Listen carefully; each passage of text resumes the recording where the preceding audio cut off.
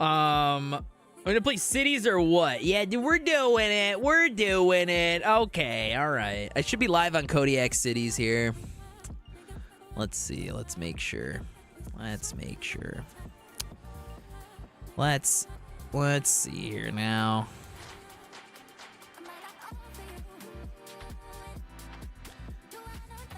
Yes, I am. There we go. All right, I'm also live on the YouTube channel.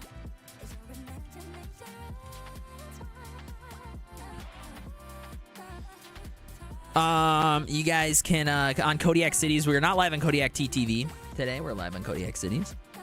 Just got the YouTube notification. Nice, dude. And again, if you guys haven't taken a look at my newest video, please do. I think it's the time. I think it's because I'm uploading at 6 a.m. But the videos have not been doing super hot on the past two because I uploaded them both at 6 a.m. when the embargo lifted. So, I think in the future, I'm not going to do that. I mean, I had to this time, but, in the future, not going to be doing that. I don't think I'm going to be doing that. Nope. No siree. Not for me.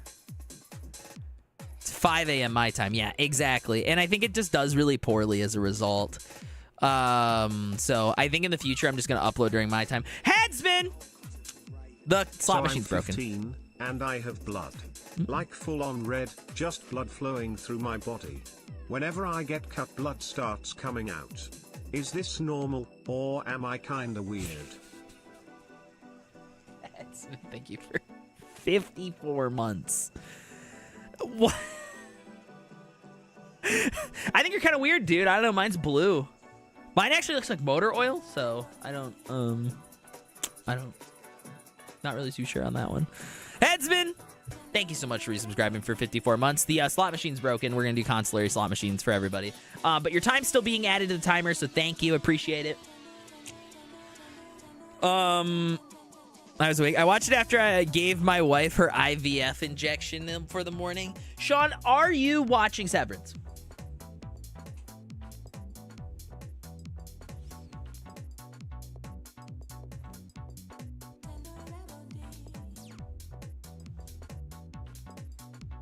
Not yet.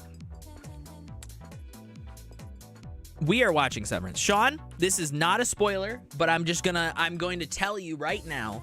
Season 2, Episode 7. When you get there, maybe an emotional episode for you. Okay? I'm just going to throw that out there. All right? So just be prepared for that episode when you get there. Write it down. Trust me.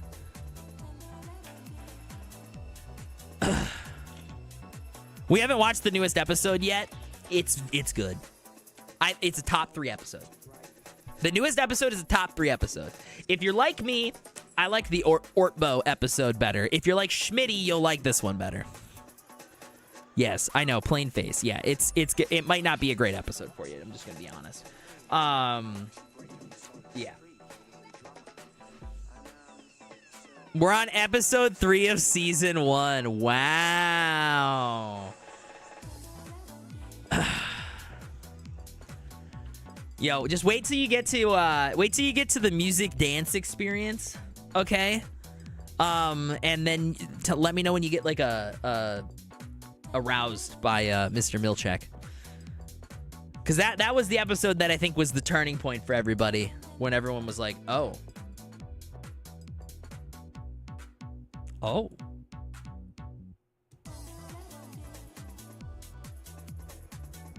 I don't bat for that team, but I'd let him top me. That's all I'm saying, dude. That's all I'm saying. Seems pretty cool. I hope he's okay.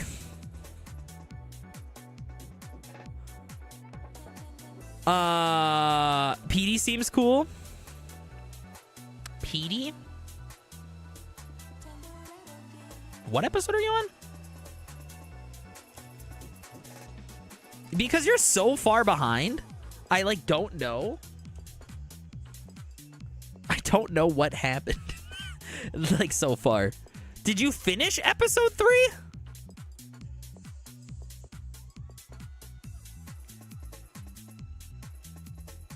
No. So, oh, you've only watched the first 2 episodes. So you haven't been introduced to Bert yet, aka Christopher Walken.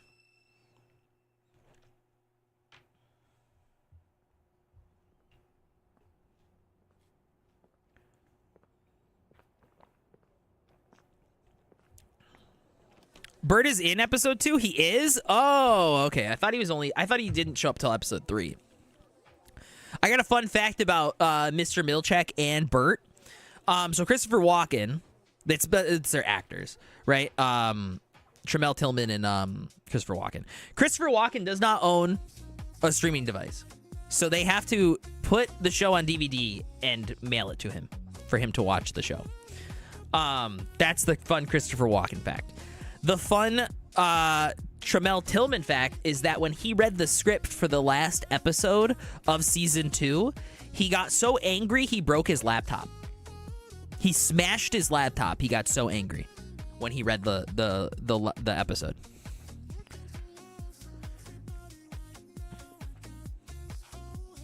Of season 2. So,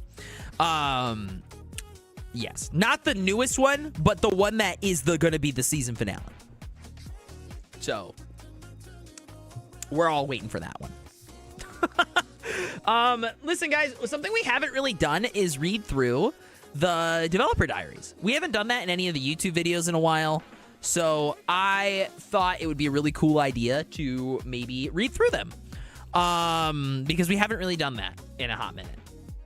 So, I want to do that for the 2 NA packs. There's a lot of cool stuff and info and background into like how they made these packs.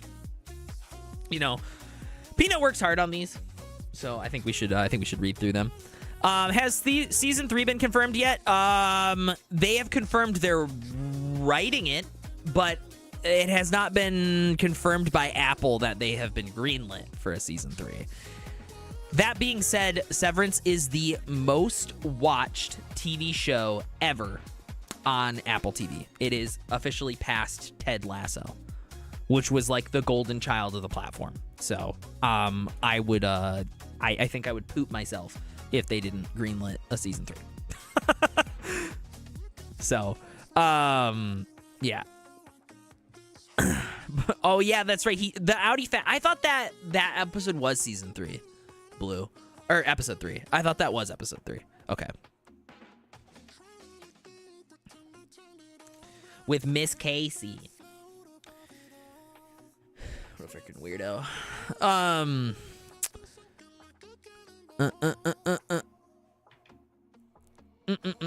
So yeah, anyways. But anyways, let's read through these before we start diving into the game. Hi everyone, and welcome to this week's Dev Diary for the US Southwest Pack. Again, this is from the Southwest Pack, and then we're going to read the Northeast Pack. Figured we should just do them all together because they're kind of like one homogenous US Pack. BadPeanut here reporting for duty. No, Peanut's probably sleeping. Actually, I don't know where Peanut is. It's a little early for Peanut to be sleeping. Probably like mentally clocking out after all these packs are out now. Let's take a look behind the scenes at the creation of this exciting new pack. As I will be writing the final 2 dev diaries for both Southwest and Northeast packs, you may have noticed some content overlap between them.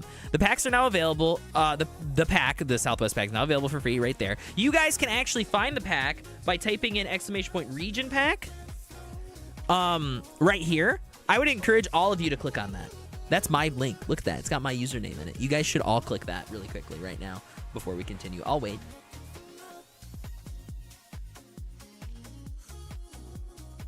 I'll wait.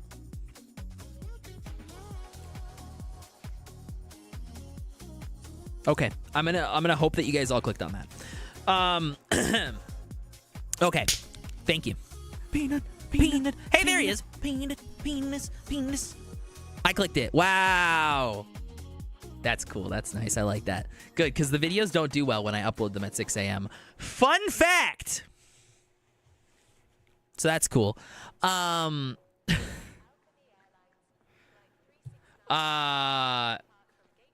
Anyways. Peanut, welcome in. We're reading through your dev diaries on the NA packs before we dive into the game. Did we start the dev diary? Yes, we did. I got to the part where it said the pack is now available. This is the Southwest pack. We're reading through both of them. Because really, I know they're separate packs, but like, it's basically the same people working on both. They're basically one pack, you know? They're basically one big NA pack. The creators, the big team of creators that came together to make these packs happen. Our primary team for the Southwest packs consists of... Now, how do they pronounce their name? I know I met them in Finland, I think, but I don't remember. Like, is it... I know it's supposed to be Bad Idea, but is it like Bad Idea? Or... I actually don't know. Bad Idea. Okay, good. Just checking. Bad Idea, BadPeanut. Wow, you have a twin. Bsquiklehausen, Darf, Gèze, Gruny, King Leno, and Smilies. Bad Idea. You know Bad Idea from various community projects, particularly their game-changing parking lot roads, which allowed us to create realistic parking options. Alongside a wealth of clever network-based assets, Bad Idea has worked on industrial assets such as the oil refinery collaboration with other well-known community creators. BadPeanut. You all know me from my various train stations, stadiums, and vehicle releases over the years on my workshop for Cities Skylines, as well as 2 content creator packs I released, train station and sports venues. That's when I met Peanut. Bsquiklehausen. Needing no introduction, but getting one anyway, Bsquiklehausen is renowned for creating highly detailed transit-related models, typically inspired by real-life American infrastructure. In 2022, they created the epic content creator pack Vehicles of the World, which features an impressive array of vehicles. Bsquiklehausen narrates the trailers for both the USA region packs and maintains a YouTube channel dedicated to city skylines, transportation, and occasional LEGO videos. Darf's contribution to the City Skylines community focuses on creating extremely accurate and highly detailed buildings, often based on real examples from the United States. Whether you're recreating a bustling downtown or a historic city center, Darf has you covered. Gruny is Groomy? Gruny? Rhymes with loony? Oh, really? Gruny? Oh. Okay.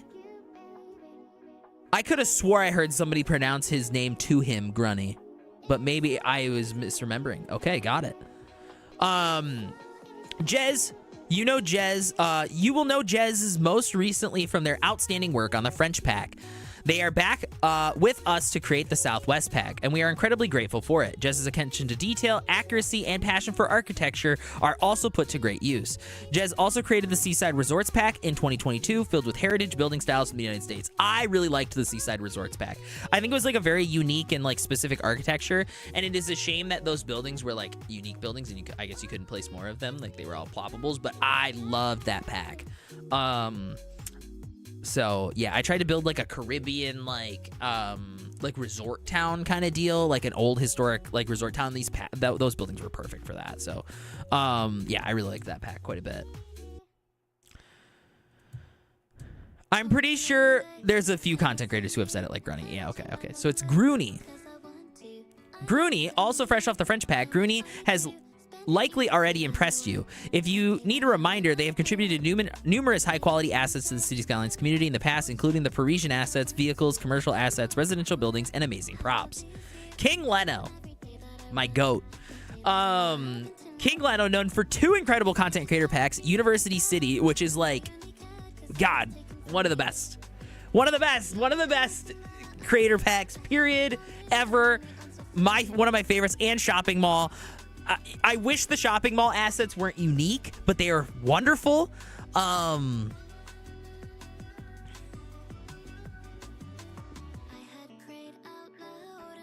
You're what? His name is, dude, he's King Leno, so I called him my king, dude. He's my king. Like his name, you know. You're my peanut. Oh, did I say goat? Yeah, dude. Well, I mean, you know. What do I build? NA builds, especially rule, rundown. What does he make? Rule, kind of, rundown, American assets.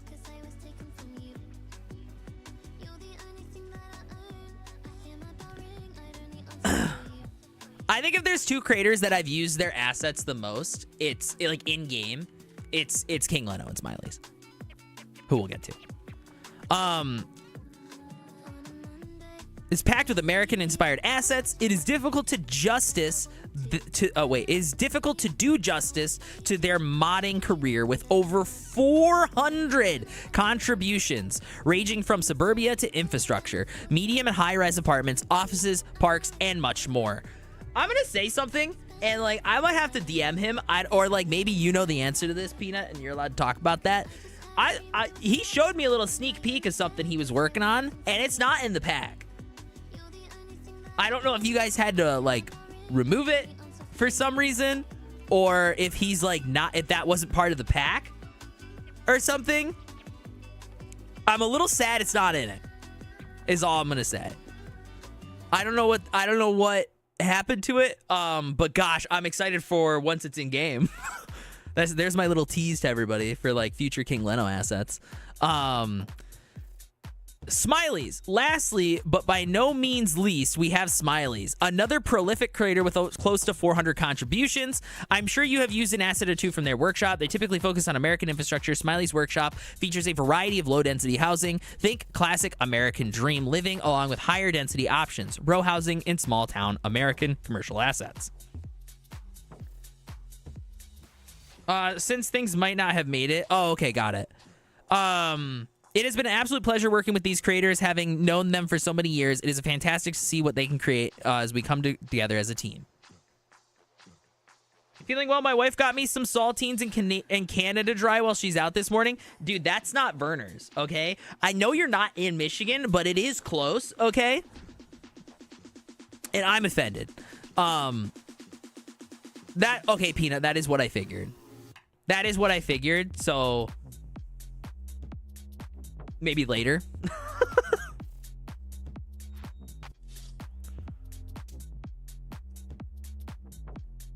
Good Wife, The Good Wife, the TV show.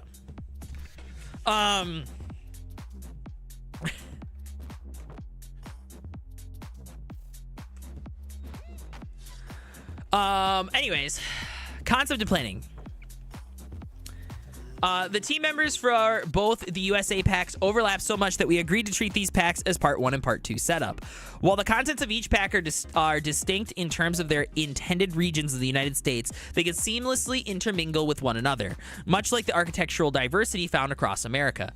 This decision to create 2 packs for the United States, given its vast diversity, was made to avoid limitations of a single pack. By splitting them into 2, we were able to increase the overall number of assets included in both packs, allowing us to better capture the distinct regional differences.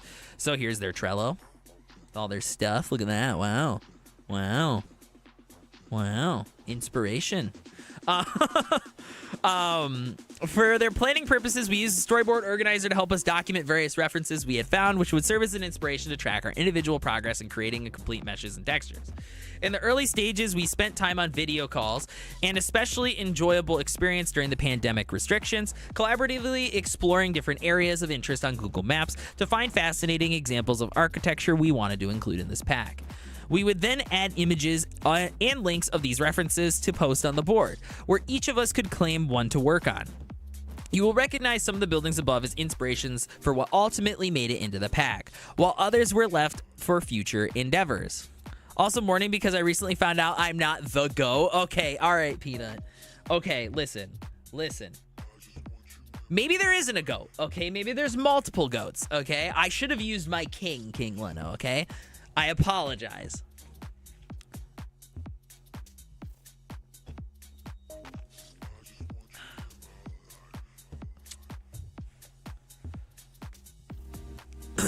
Or maybe I should have been more specific. You know, he's the GOAT of American architecture in the Cities Skylines 1 workshop, okay? Maybe that. You have so much more to provide, though. Your depth is so much wider. Does that make you feel better?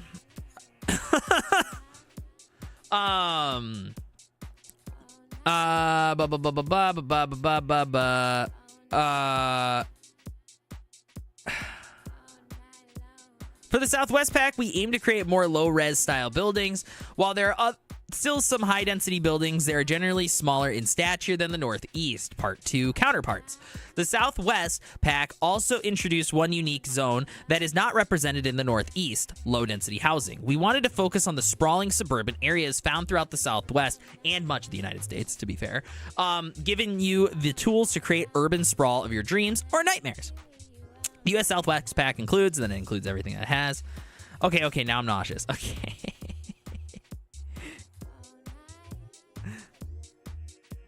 We gotta wait for the editor. Yeah, I know, Sag. I know. We were discussing the editor in our hopes that it will be out sometime this year. Okay. Making the assets. Below, I've added a fellow team members to share their firsthand experience creating some of the assets they personally chose to work on for the pack. Please keep in mind that some of these assets are still work in progress when I requested their input. So not all of them may made it into the final pack. And if not, hopefully we can look forward to seeing them in the future. Maybe on their own workshop page. Still for free. Bad idea. I've been doing IT consulting for many years and have worked at many offices throughout the United States. Because of this, I decided to contribute 5 styles of offices to the U.S. Southwest Region Pack. Starting small, the first office is inspired by a combo bistro office building. I can imagine the employees running down and grabbing lunch and eating at their desks while they work on spreadsheets. Yeah, looks great. I love the second these are some of my favorite because these look like so many offices in the Midwest. Like so many offices that were built during this like 90s to like early 2000 era look like this. They're like this brick style building, maybe even late 80s. They all kind of have this like same brick looking style throughout the entire United States. Yeah. Second office is gotta be the spinning image of every bank branch I have ever seen. Fucking nailed it, dude.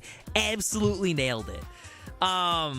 This rounded front theme will be seen as an office later and are reasonably common throughout the West Coast and into the Rockies, even into the Midwest. I don't know how familiar they are with the rest of the U.S. I don't know what parts of the U.S. Bad Idea lives in, but this is like even into the Midwest. Like this is incredibly common throughout like an overwhelming majority of the United States. Same with this one right here as well.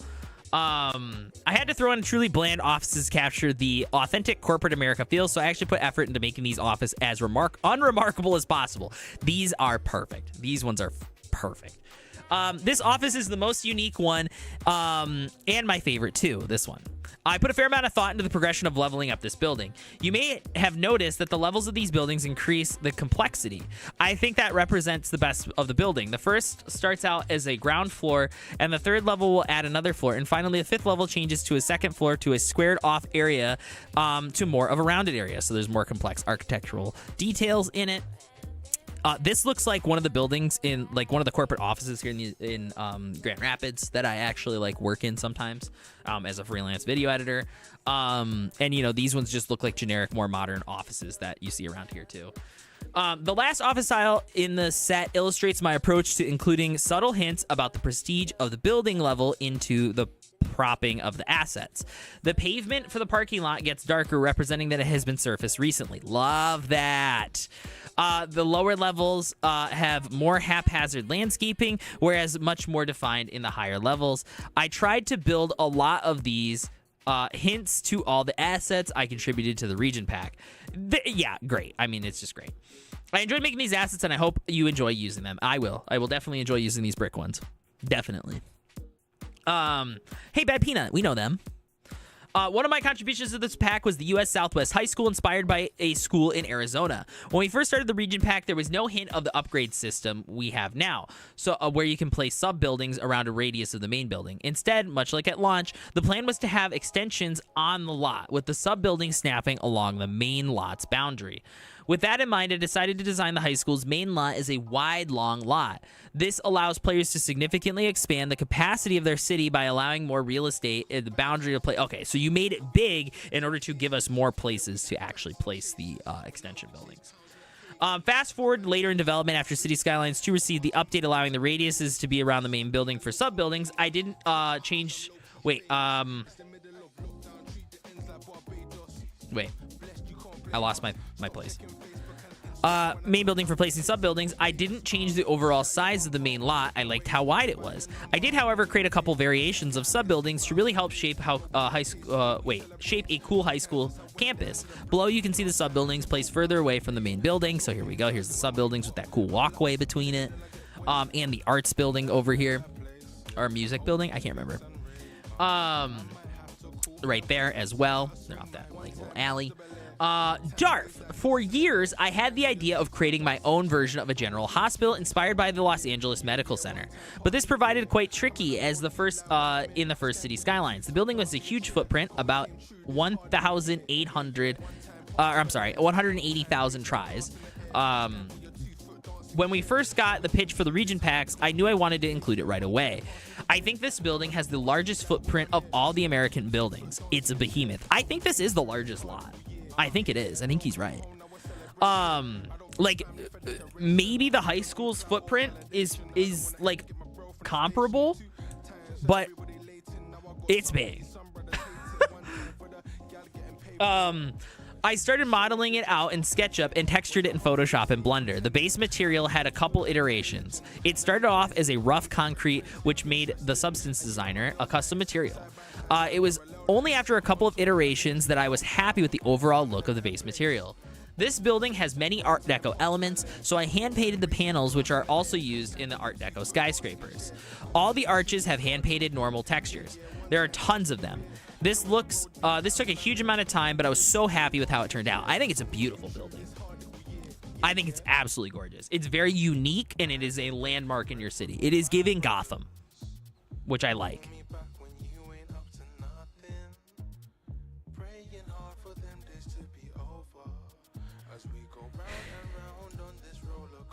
Hold on a second.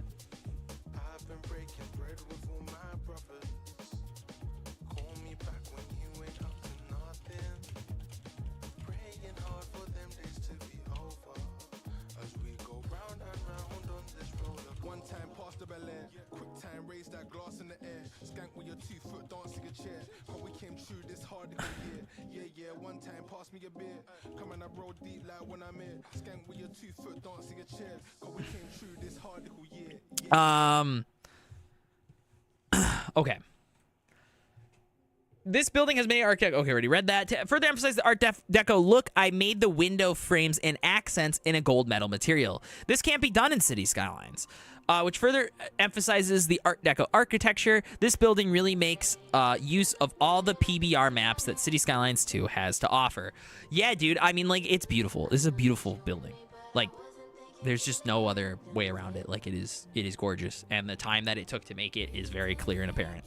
The propping of this game was quite a challenge because of the extensions. However, I actually learned a lot about propping this building, such as how networks work. It has many props because there are so many air conditioning bays. Yeah, that makes sense too. Look, there's like so many ledges too. Oh my God. I don't know how much time it took. I only finished the model for this building in 2023, and it was during a 2-week modeling session. I really hope you all enjoy the effort I put into modeling this. There we go. Gèze. I love Gèze. After I finished the French pack, I worked on both USA packs for the US Southwest. I was assigned only a single mixed residential building, which limited my building choices, but it didn't really hinder my progress in asset creation. The textures I created for this pack all come with a degree of possible recoloring, which should help mixing and matching them with other assets in the game. That's nice that to know that, like, you know, I take a look at this in every single one of my pack breakdown videos, but like, it was nice and refreshing to see that there were some buildings, at least in this pack, that you could use recolor. I'm really hopeful that future packs, future region packs, if they ever choose to do them, will all contain like recolor options, because, like, you know, that is an intended feature that maybe the developers added. So it'd be really cool that, like, now that, like, it's a fleshed out feature and everybody knows that it exists, that asset creators will continue to use them. Right.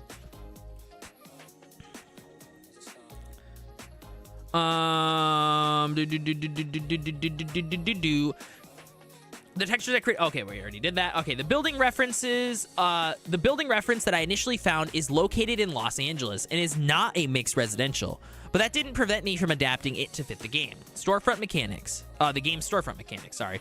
I adjusted the ground floor height, element spacing, decor, and the general building shape. This is like a really unique building. I love the little like peak architecture up here.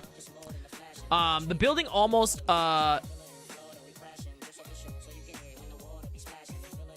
A sewer? I don't think I've ever seen that word in my life. I don't know what that means. Art Deco facade is broken up with the fire escape ladder, which is very common element of facades on the West Coast. I decided to also include proper curvature. Okay, there it is. Proper curvature of the roof to the detail that not many people might have noticed at first, but made the building feel more authentic to me. Yeah, dude. So like the water can flow off. That's actually super sick. Because there's always like roofs in the U.S. at least. I'm sure it's common elsewhere in the world, but like when we have all these flat roofs here in the States, they all have like some kind of slight slope to wherever the drain is. So I love that. Time left until what? We are currently doing a streamathon over on Twitch. Which you can take a look at if you come over to the Twitch page down in the description of the live stream, where you can add time to the timer every weekday throughout until I guess the timer ends. I will be live here on the channel or until I'm no longer furloughed. Cuddles, thank you for following. Welcome in. Until I'm no longer furloughed by my employer. We'll be live here on Twitch.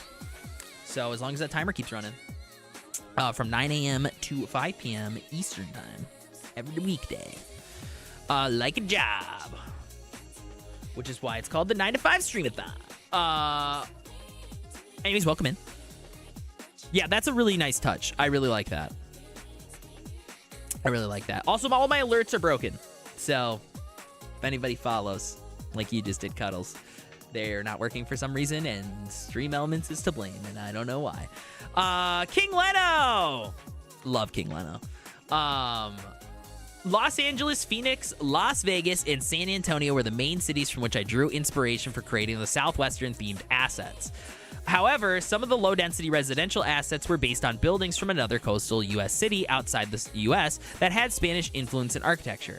Houses with features such as stucco walls and terracotta roofs can be found all over the Southwest and really work well with the theme of the regional pack. I wanted to choose houses that can be seen in desert, tropical, and urban settings.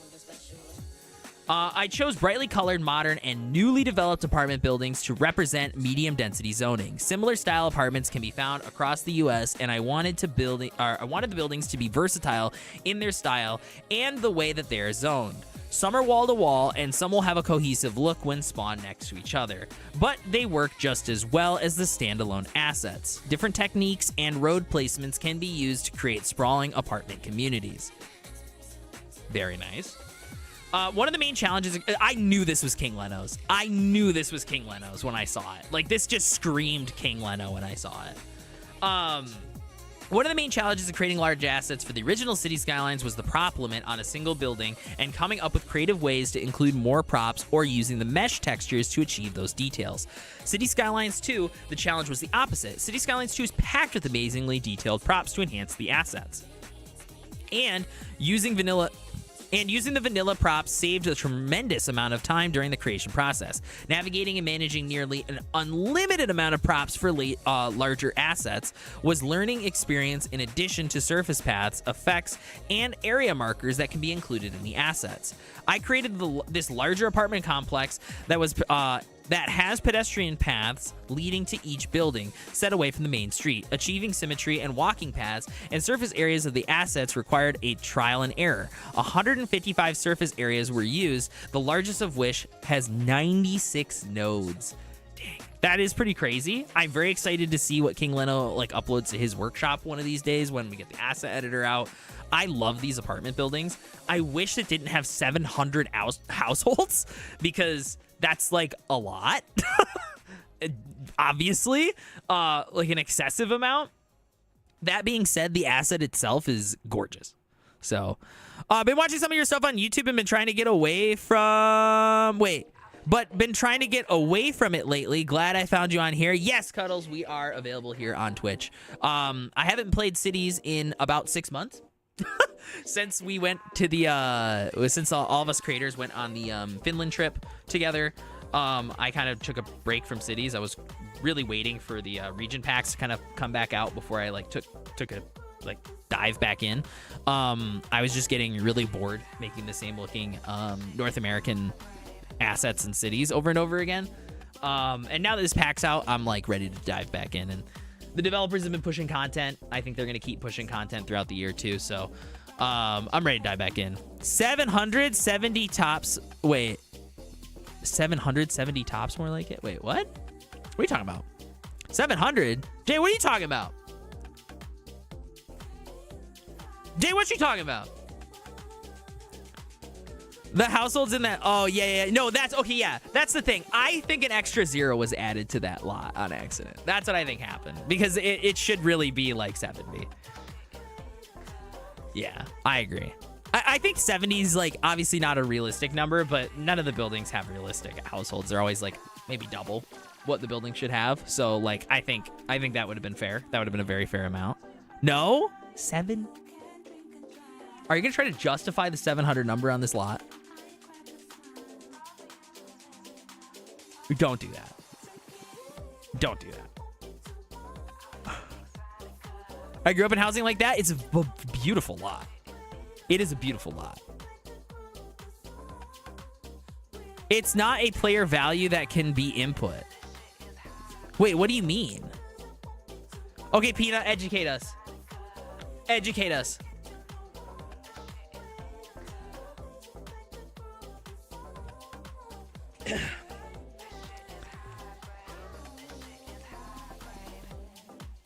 Yeah, they actually just slammed 700 families in. Sounds about right for public housing, I guess.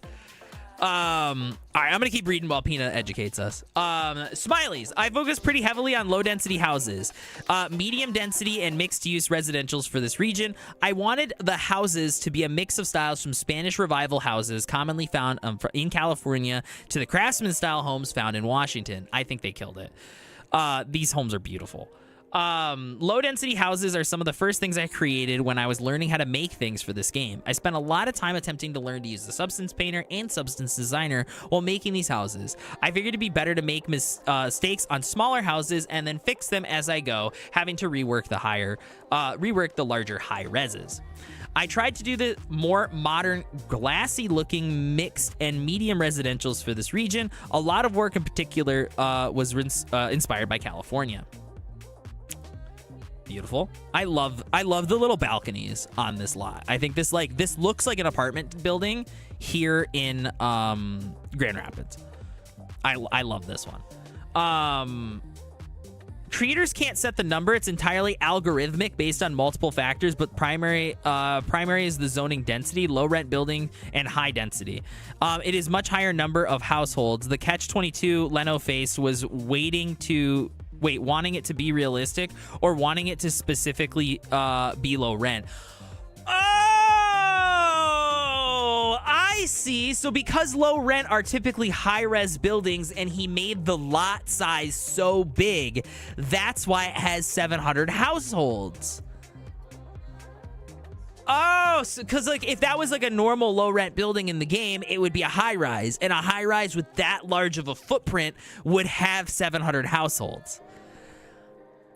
I get it. I get why that happened. That's really unfortunate that it is built that way, however. Yeah, that is really unfortunate. Is there my lot size and another number? Yeah, that is actually really unfortunate that it is set up that way, but it totally makes sense on why that happened then. Yeah, dang. It's a shame that there is that limitation. I mean, it's a beautiful lot regardless. I will definitely have a hard time potentially placing it in my cities unless there is a mod that allows me to change the number of households that are in it, sadly. But dang, that is crazy. Yeah, lot size not according to the yard space, common area parking not etc. Yeah. I mean, yeah, I guess shoot. So like his alternative would had to have made it low density instead. Oh man. Dang. All right. I get it though. I get it. I get why. Knowing what assets King Leno makes and knowing here, I'll put this on screen while we're talking about it.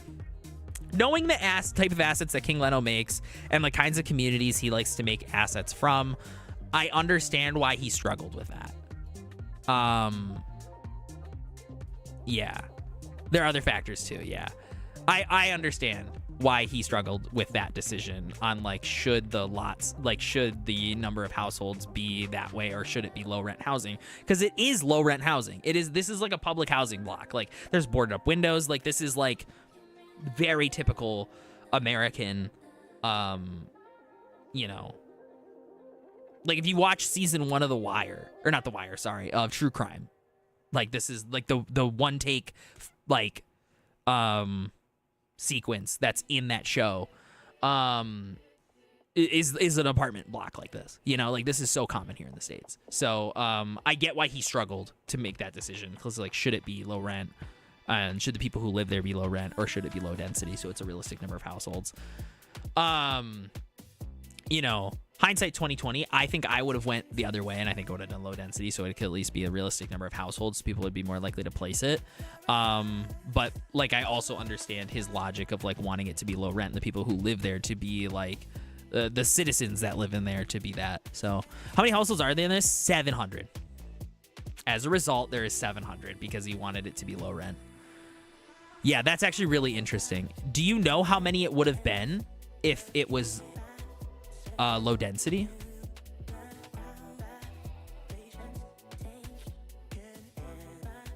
Maybe medium density would have been beneficial for low economic families. Yeah. I mean, it's a shame that it's so like rigid in that way, but yeah, that's quite a few. Yeah. That is quite a few. But I also wouldn't want a rich family living in here either. Like somebody who works like a really good job in the game to like live here from like a micro perspective. So I get it. I get why he made that decision. If low density, there's... Oh, right. Yeah. Okay. Because then it'll only start scaling when you include like medium or high density, right? Or mixed, I guess. I get what you're saying. Yeah. Okay. So he would have had to do medium. I think medium maybe would have been the better choice. But yeah, then there could have been like, you know, rich people living here, and that would have been weird too. Huh. Unfortunate, that one.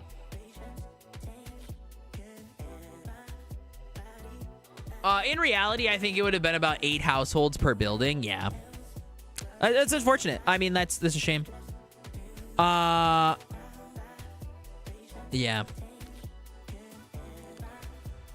That's unfortunate. Yeah, there's a massive underground complex. Trust me, bro. There's a deep bunker underneath it. There's a fallout shelter actually underneath it. The low density houses, medium and mixed buildings were all designed to take full advantage of the new color variation mechanic. Good, love that. And we'll have dozens of different paint schemes. Not everything is as clean, modern, and glassy as a building though. Here's the mixed. I love the mixed buildings. I think they looked great. Rise to the finish line. BadPeanut here once again, and we've reached the end of this week's Dev Diary. Fear not, though, as I will be back along with our creators to continue the behind-the-scenes journey into the U.S. Northeast Pack, which will be released next Monday. Hey, that's today, March 3rd, 2025. Until then, I hope you enjoy the U.S. Southwest Pack, available now on Paradox Mods. Remember, guys, if you guys want to take a look at the packs, you guys can take a look at them right here. Please click on my link. You can pick your individual pack and then download it straight from there. Please do that. Greatly appreciate it. City Rat, I'm thinking about getting back into the game as well. I think it's time, dude. I think it's time to start diving back in, man. I really do. I think I'm gonna start dipping my toes in, you know, and maybe I take a step back again. I know I'll be full swing back in as soon as the asset editor is done and ready to go, because I think creators will start getting the ball rolling. So many of them have their stuff already made and ready for when the creators set. And then there's, I'm sure, some work to be done once it's out fully to get their stuff ready to actually be uploaded, right? But there's a lot of them that have stuff pre-cocked and loaded, so yeah, usually some empty units too, high turnovers, and when people gone, they're usually spend 2 months to cover the unit is more work. Yeah, me too, fully agree. Hello, it's been a while. Yes, it has. Okay, all right. Next, we're gonna read the U.S. Northeast Pack after I use the bathroom. after I use the bathroom. I have to use the bathroom. Remember, guys, we're live on Kodiak Cities YouTube channel today as well. We're on both streams. If you guys are watching either stream, we are doing a 9 to 5 streamathon every day throughout until it ends, I guess, as of right now. We're going to be live as long as this timer is running from 9 a.m. to 5 p.m. Eastern time every weekday. Just like a job. That's the theme of the thon. Today's supposed to be Meeting Monday, where I dress business casual. I chose not to do that today as a result of the packs coming out. I just wanted to be comfy cozy and be able to like kind of dive back in. Tomorrow we will be continuing our normal schedule, though, as it will be PNG Tuber Tuesday. Wednesday is CEO Chat Wednesday. We'll probably be playing some more Sims with crowd control, or maybe a different game with crowd control. Some kind of backseat mod will be included on Wednesday. Thursday is supposed to be work from home Thursday, which is just supposed to be like kind of a normal home stream. However, those are going to be cooking streams from here on out. So every Thursday we will be doing cooking streams. This Thursday, I think I'm going to make my beef stew. And then in the in-betweens, we'll be playing Cities on Thursdays. And then Friday is Casual Friday, where I'll be in the bear onesie, and we'll just kind of be playing whatever. We might dive back into Avowed on Friday. I'm not really too sure what we'll be doing, but we'll be having lots of fun this Friday. So thank you guys for watching. I appreciate it. The stream is not over. I'm going to give you guys words on stream. If you're on Twitch, you guys can play along. YouTube, sorry, can't do both. Can't do both at the same time. Also, if you're on YouTube, you guys can listen to some tunes over here on Twitch. Twitch is a by far better viewing experience. Just to let you guys know, the YouTube stream is more or less a courtesy for those of you who can't watch on Twitch. And also a place for the VOD to live on forever. So there is music in the background playing. You guys can't hear it, probably because you're on YouTube. So come on over, listen to some tunes. Enjoy the community on over here. Otherwise, I will BRB. I'm gonna go use the potty, and then when I come back, we're gonna read through the Northeast pack, and then finally dive into the game. All right, BRB. You best believe I never saw that hairstyle again. Head tie on his right hand, give me the lights, give me the set band. Plays a bit of Marvin Gaye on repeat. Run the blisters on his feet. Head tie on his right hand, oh, head tie on his right hand. He's a change man, he's a change man, and that's all because of me.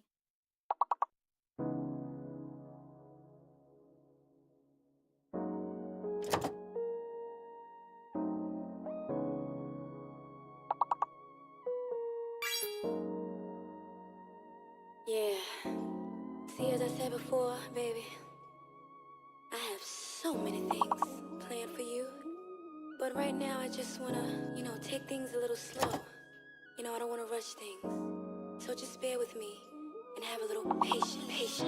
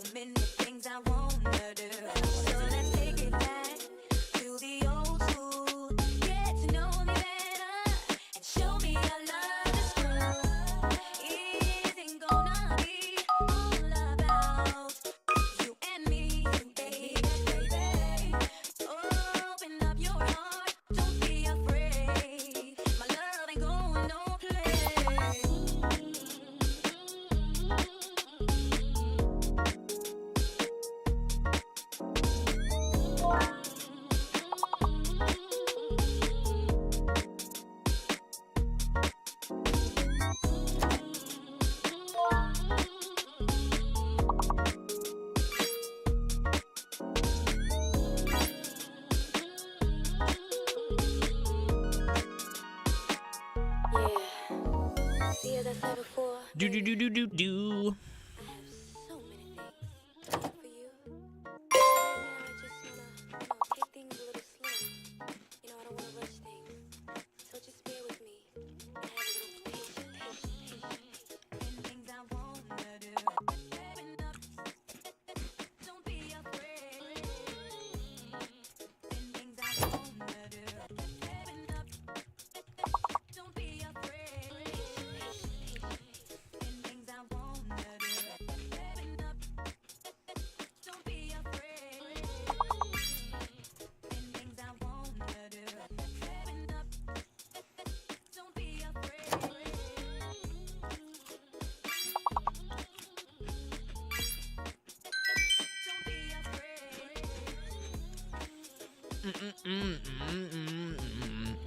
All right. Perfect. Congratulations, guys. Good job. My mom makes these like little oyster cracker things where it's like these little oyster crackers, these little things that you put in soup with like olive oil and like ranch seasoning, like the packets that you can buy, and then she like bakes them, and they're super good.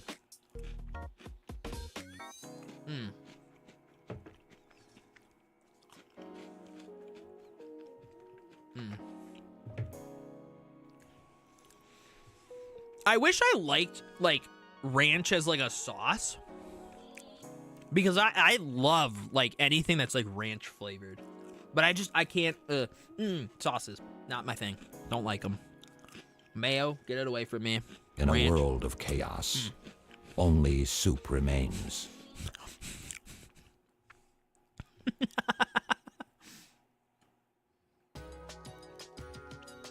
It's good with lemon pepper seasoning too. Ooh.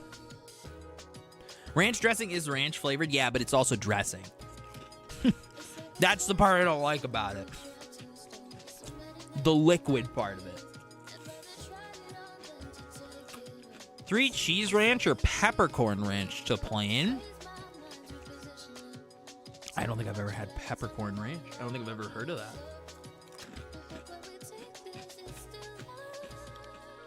Oh, so you just want the ranch flavor platter? Yeah, just like Cool Ranch Doritos. Ooh, dude. Have you guys ever had a Mississippi pot roast? It's just a pot roast. Put it in your slow cooker, right? Get some ranch seasoning packets. Sprinkle that on top, okay? Then you get like the au jus, like powder packet. Sprinkle that on top. Then you get some peppercini peppers. And then you put that in there with a little bit of the juice, and then you just let it slow cook for 8 hours. So good. So good. The best way to make a pot roast. That sounds bomb. Headsman, you gotta try it. It's so good. It's the only way I make pot roast.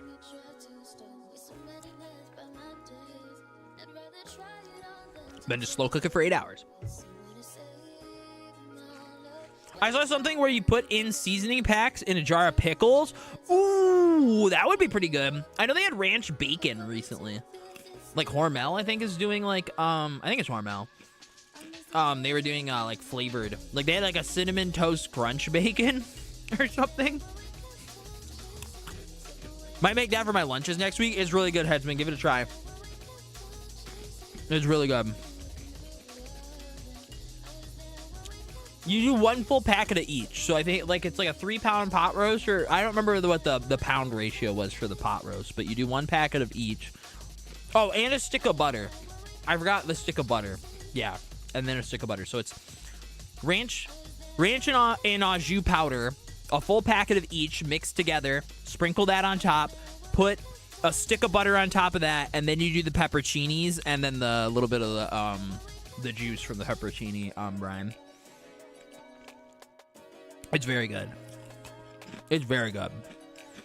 I forgot how much I don't miss being in LA. The traffic is so terrible. Are you in LA right now? Back to the freeway? All right. Drive safely. The video I saw for the pickles was with a packet of taco seasoning and you have taco flavored pickles. That sounds disgusting. That genuinely sounds disgusting. I keep getting this guy on my TikTok where he's trying to pickle everything. Like he's pickling strawberries, he's pickling grapes, he's pickling pears, pickling celery. I'm down for all of it. I'm down to try it all. I love pickled beets. Oh, pickled beets. Woo! So good. Hey, Darf, you ever here for a court hearing? Oh, okay. Stop to use the restroom. Got it. All right. Take a swig of water here. I bought some new protein powder. Very good. The ISO Fruity Pebbles. Very good. I could just eat that shit straight. I don't even need to mix it with anything.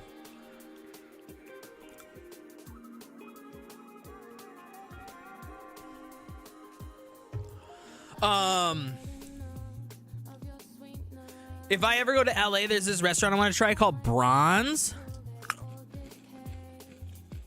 Oh yeah, that's actually true.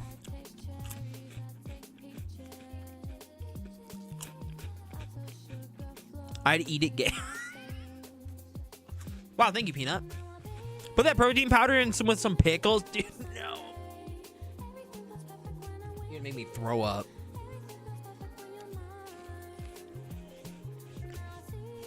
You're gonna make me throw up, Headsman. This one's disgusting.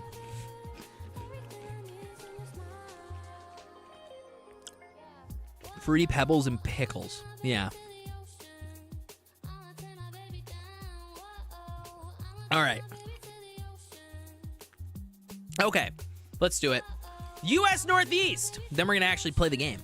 Hello, and welcome back to this week's Dev Diary for the U.S. Northeast Pack. BadPeanut is back again to give you a look behind the scenes of the creation of the final region pack. This pack is available now for free on Paradox Mods. Don't click that link. Click my link. And if you're on YouTube, it's in the description of the YouTube live stream. Click that one. Cityskylines.com/CodiakTheKodiak. All right. We don't need muscular pickles. They're already too powerful.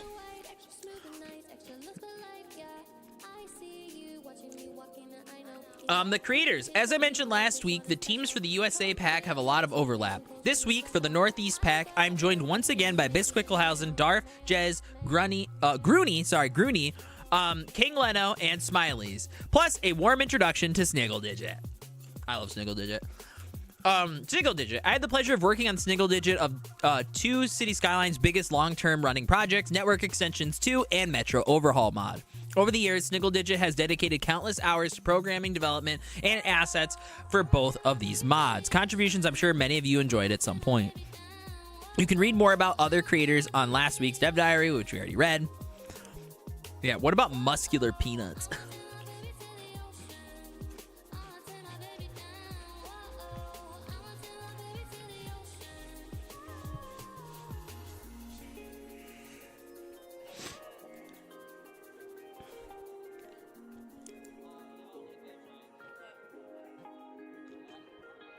All right. Below, you can see newly curated... Oh, wait. As last week mentioned, both packs overlap quite a bit, so you'll see recognize our approach to selecting buildings of inspiration. Below, you can see the newly created storyboard dedicated to the Northeast pack.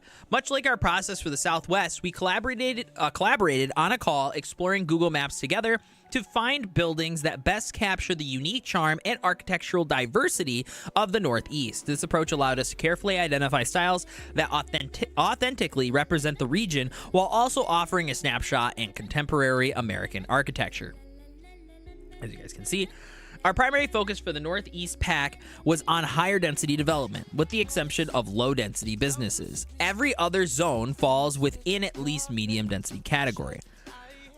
This emphasis on more dense zones reflects the urban landscape of the Northeast, where cities are often characterized by compact, walkable neighborhoods, where development has favored vertical growth over urban sprawl.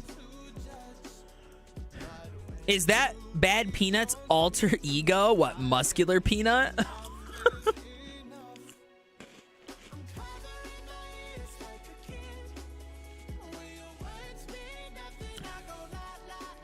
That's his superhero, yeah. It's good legumes, thank you.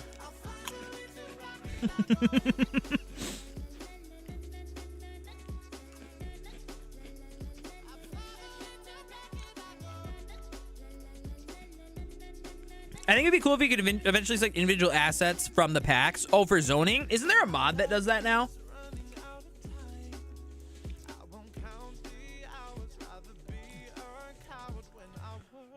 Maybe I'm wrong, but I thought there was a mod that does that now.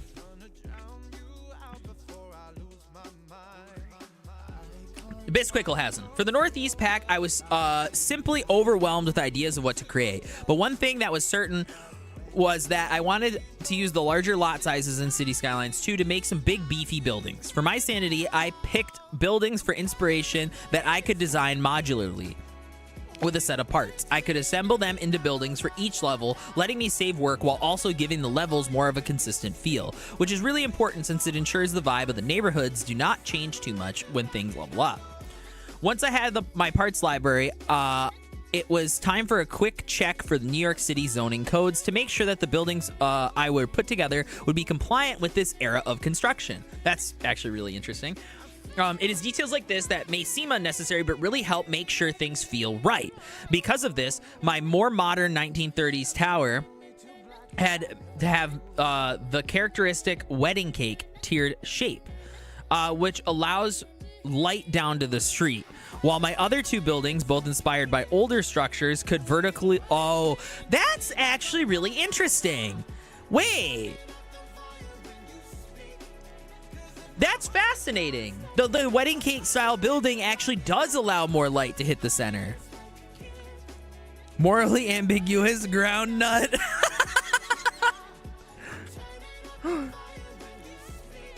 Yes. I meant to download it from Paradox Mods. We have it. I'm going to take a look at it today. Skyve lets you pick assets from the pack. Wait, what? Empanada! Welcome in. I don't think that's what Riri means, Brucey. I think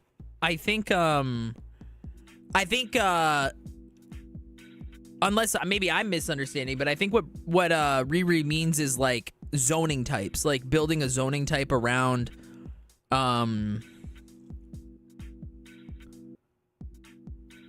yeah, without breaking VT. Yeah.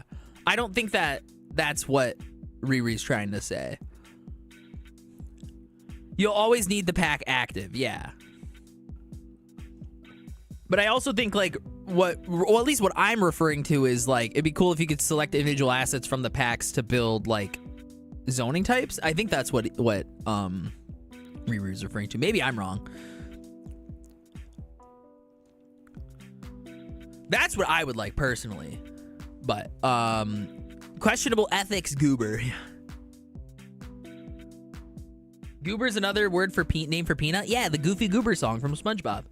You're a goofy goober.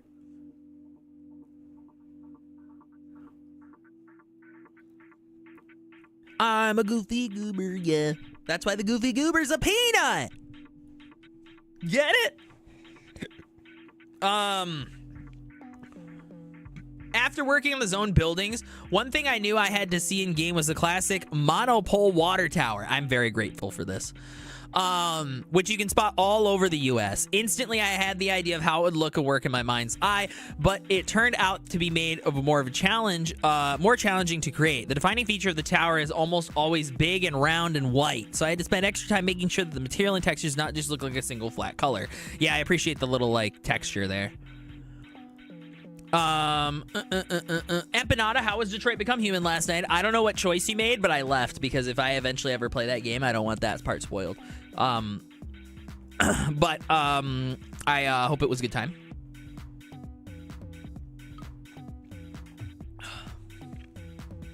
I hope you made the right decision. I'm sure there was no right decision there. Oh yeah, it was stressful, but a good ending. Okay.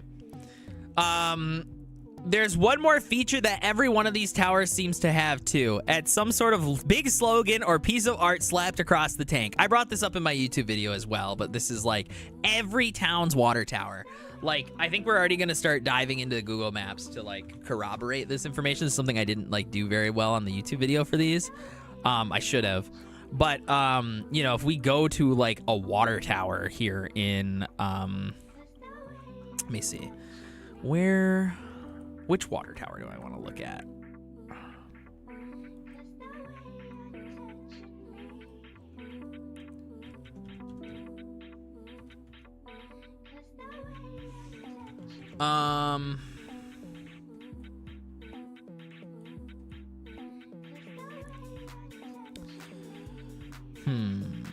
I'm trying to think of like which water tower in my hometown I want to like take a look at.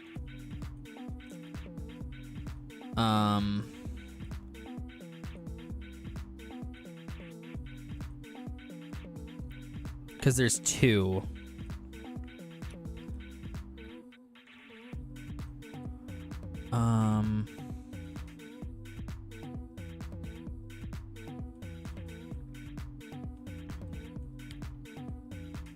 We'll look at it later. I think. The one's got a big like town slogan on it, basically. That's all I was trying to show you guys, but I was struggling to remember which one it was. That has it. A real old wooden decrepit water tower. Oh yeah, dude, those are the best.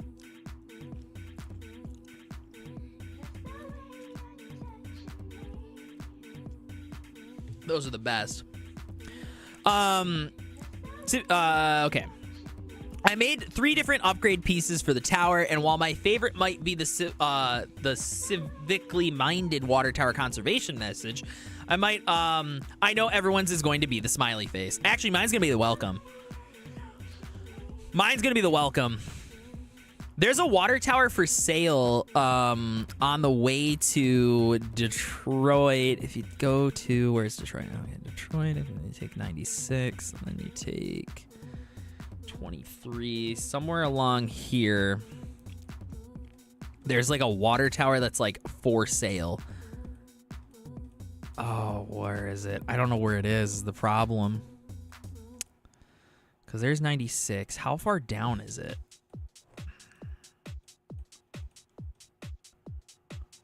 It's like super close to the freeway. It's in a more urban packed section. And it's like along a bend like that. There it is. For sale. You can't see it very well in this picture.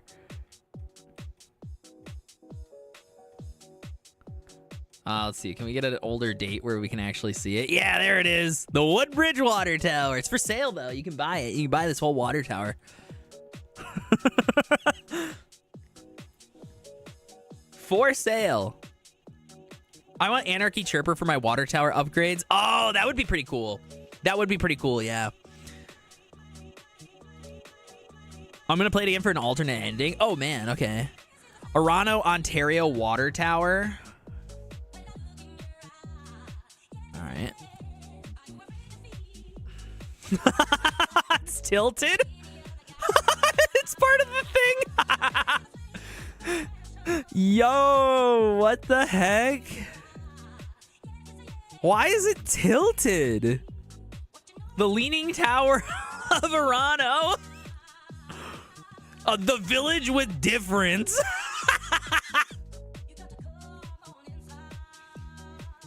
They can't tear it down because it's historical, but they can't afford to fix it. That's so funny, dude.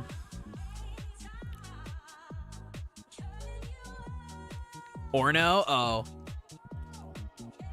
So the middle O is silent? Stupid. Dumb. BadPeanut. Now, as an Australian, I relied on knowledge and expertise from my American friends on the team to guide me in choosing the right inspiration for the pack. Fortunately, Bsquiklehausen introduced me to a fascinating piece of American history, an over 100-year-old building that was never completed as originally designed. While shorter and cut-off version of the structure stands today, this pack is full. This pack brings its full ambitious vision to life.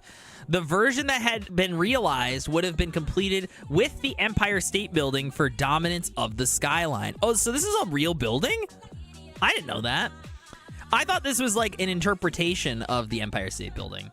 Of course, I wanted to acknowledge the Empire State Building and the rivalry that once surrounded its construction as a nod to both. I named the signature building the Imperial State Building, a fun tribute to not only the historical competition, but also to one of my favorite streamers, Imperial Jedi. Wow. I gave Imperial Jedi a really big hug in Finland, and it's one of my fondest memories.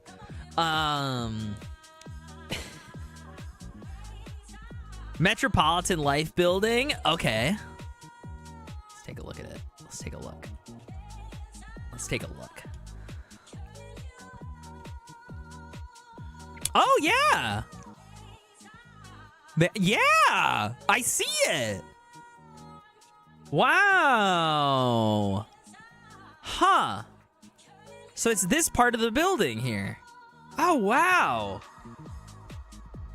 So this is what it was supposed to look like. Wow, dude, that would have been real weird. I don't think I like that. I'm actually kind of glad it's not that tall. I'm kind of glad that they didn't build that.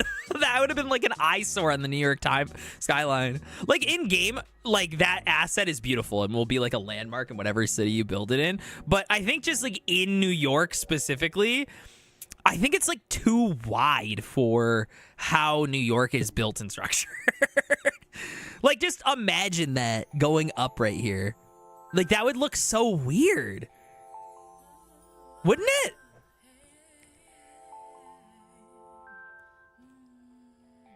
Huh.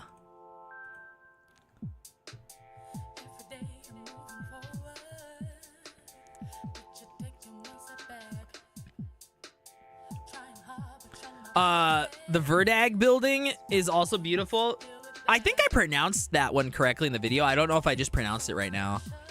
Yeah, it's shaped like it would collapse in on itself. Yeah. Yeah. Like, I think in-game, like, this looks like a landmark. You know what I mean? Like, it looks good.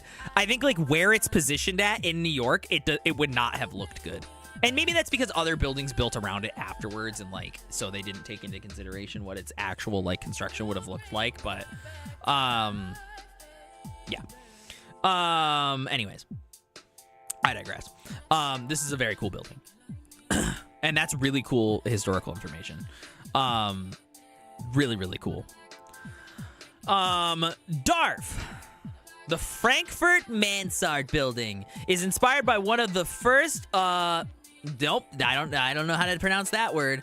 Art skyscrapers in New York. It consists of many so-called cake layers. Yeah, I can see that. Always first model of the general shape of the building in SketchUp. Then I divide that shape into layers, and those get divided into elements. The elements are linked and modeled out. Bose Arts? Okay. When done modeling, this building had about 45,000 elements, which imported into Blender. In Blender, I matched the texture, which I would draw by hand in Photoshop, with elements in the end. With the elements. In the end, the elements are combined to create the model. Next, the building is imported into the game. Color maps, markers, and props are added. And you end up making a few adjustments because the game always looks different than Blender. There are so many details in this building that the Cities Skylines 2015 would have had to divide it into 4 parts just to import it. The textures and materials used also allow more freedom to how it's modeled. Wow, that's pretty cool.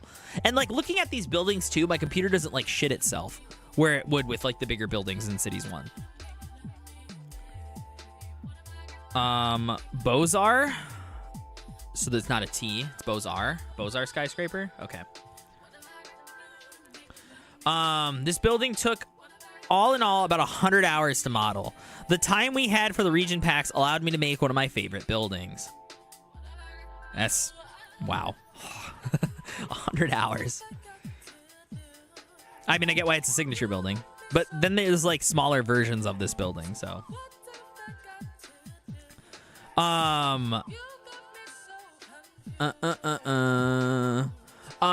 Gèze, for the US packs, I created 3 different assets in 2 different categories, high density housing and high density offices. All of these assets share the same file textures, as well as many mesh elements, which makes them as optimized as possible. It also makes it possible to reuse the same materials across all of them to make full use of color variations. For high density office, I scouted a building that originally was a bank and thought would be a perfect fit. Mixed materials to make the facade slightly more interesting, and the marble trims around the top floors to build a bit of flair to the otherwise boring side and back walls of this building. Did you make an asset of the Shannon building in New York City? Which one is that one? Which one is that one, Jones? Oh, okay. I do recognize this building. I do recognize the lot. Like somebody did make a building inspired by this.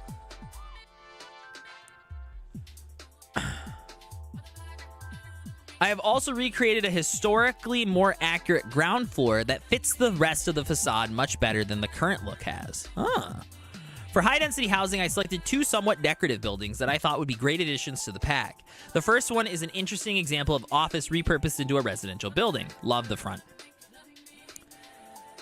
It includes a larger decorative, I know this is like this area, but I don't know what that is, with a fish scale detailing, as well as the square insert columns with the Corinthian-inspired capitals. The light shining on the green glazed tiles, as well as the flaunting of the columns, really brings out the details in the ground floor. Love that. Love that. It's across the street from the Chrysler building, and it gets no love, but it's pretty epic to see the Art Deco in person.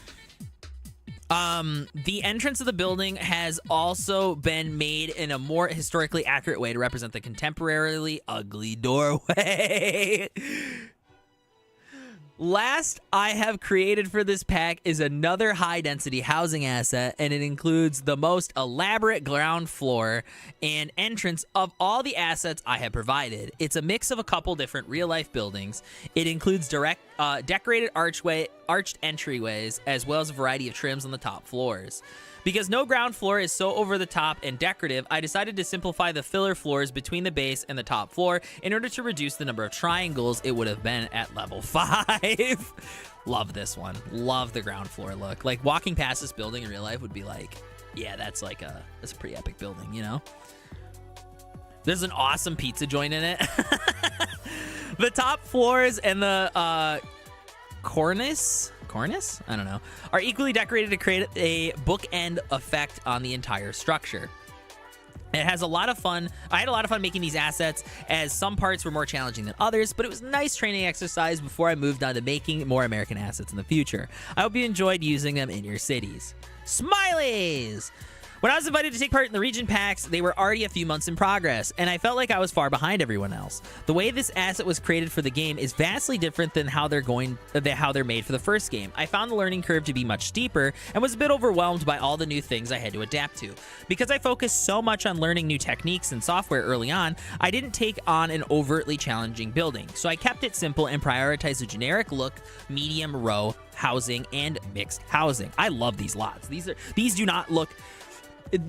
are some of what visually look like some of the more unique buildings in the pack, which is crazy. Like, look at those balconies, dude. Those look awesome. And in-game, they look awesome. And the row houses are so nice. Row housing assets are inspired by older brick stone houses found in the northeast cities. I also try to take advantage of the color matching so that these particular buildings have a lot of different paint variations. I don't know if Smilies just worked on row homes or if somebody else worked on them, but I feel like without the row homes, the pack would not have emulated the Northeast enough. The Northeast has so many, especially the Eastern Seaboard in general. Cracker stuck in my throat. Has so many row houses. And I feel like there's a row house from like what feels like every city on the Eastern Seaboard. Like from Philly to Boston to New York. Like, nailed each city's individual unique style of row home. Love it. Love it. Love it. I didn't really want any of my buildings to look distinctly like any particular Northeast city. I just wanted them to have a vaguely East Coast look that could fit into any city, which is why I feel like the row homes were so good, because it felt like it was an encapsulation of the entire... That's so awesome that he put that in there, because that like is exactly what I'm trying to say. Like, it looks like every U.S. city is like incorporated into these row homes. Like, genuinely. Like, it felt like there was inspiration from all of them. And I talked about that in my YouTube video. If you guys haven't seen the YouTube video, it's pinned. I like show real life examples. I put stock footage in it. You guys should watch it. I didn't really want my buildings to look too distinctly any particular New York City. I just wanted to have a huge East Coast feel that could fit in any city. I also wanted them to not look too out of place when 4 out of 5 of the same building grow within a few blocks of each other. So I avoided anything super ornately detailed or any complex looking building that stands out. The mixed housing buildings are a mixture of modern style condos and older brick mid-rises, as well as low-rise wall-to-wall buildings. Yeah, love these, dude. Sniggledigit. Lending from my basic experience in the building out models and texturing from Cities Skylines 2015, I was at least somewhat prepared to embark on what has become a 5-year source of creativity, frustration, innovation, and reflection. Most of my buildings have been overhauled several times or redone altogether as my technical knowledge and creative experience increased. These are 3 works that have evolved over time and serve as representation of my journey. Yeah, love these brick buildings. I think they look really nice. The Romanesque mixed-use apartment building started as nothing more than a simple box in 3ds Max. It stayed a box for a very long time as I researched some design styles and design styles I grew up around in my native Boston. Level 1 through 4 are clad in colorful siding, while level 5, pictured above, matures into a more permanent looking fixture of the city. Slay! Hey, is that Slay who played Marvel Rivals last night and didn't invite me again? And Ned. Now Ned's on my shit list too, don't worry. Don't worry.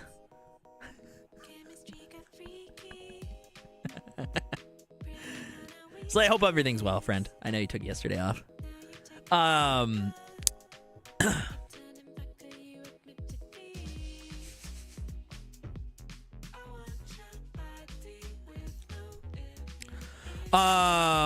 You just gotta show up. Brother, there was like 10 people in that fucking Discord. I ain't popping in there. Are you crazy?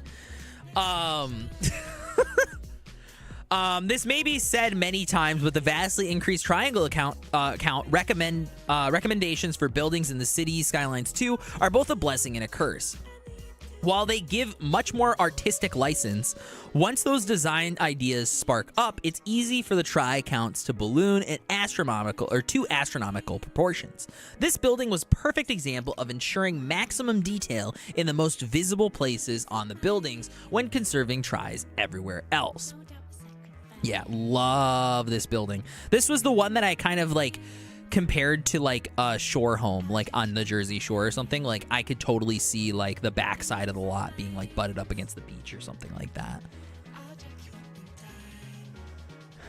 We did have a full stack for a bit yesterday. Every entire time I looked in the Discord, there was like more than 6 people in there. So I was like, yeah, I'm out. More than 3 people and Kodiak will leave. It's true. He left my stream once because we had 4 viewers. This is true, dude. I get overwhelmed. Unless they're my viewers, I can't. It's like unless it's my kid, I fucking hate kids, you know? It's kind of like that. This cute Victorian house is another example of a common building style found in the greater Boston area and is somewhat reminiscent of the home I grew up in. This is also the first asset I worked on for this project over 5 years ago. The benefit of being the first asset is that it received the most updates of all the assets. This asset truly exemplifies that. In contrast to Cities Skylines 2015, if you can imagine it, you can build it. The downside of being the first asset, however, is the sheer number of critiques I had to make as I gained experience. One such critique was figuring out how to handle the back porch. Originally, we were allowed to take complex structure and design them as, or designate them as decorations, and thus they wouldn't count towards the triangle counts of the building. However, after doing away with the decorations and just relying on props, I was poised Yeah, poise. With a simplifying the porch, which at this point contained tens of thousands of triangles. While maintaining the charm and appearance, though, this was a daunting task. The silver lining in the stories like this is that optimization in itself can be a source of creativity and innovation. Oh, that was really nice. I also love this building. This is like one of my favorite buildings in the entire Northeast pack. I absolutely love whatever's going on with these windows down here. You don't have kids? No, I don't. It's crazy. I have a dog. I will love your dog. Kid, though? Anyways. Finally, this classic mixed-use apartment is based on a similar building I found on Google Maps. The building was picked out because it had the most charming ground-level shops reminiscent of a Parisian storefront. Yeah, dude, I can see that. The rest of the building was rather nondescript, and after lingering for a while, I decided to scrap my efforts and turn to another building I found in Baltimore, Maryland. This building has big glass windows on the front, and the style was very familiar with mixed-use buildings I grew up around. Unfortunately, I forgot to save the location, and as soon as I found this gem, I lost it.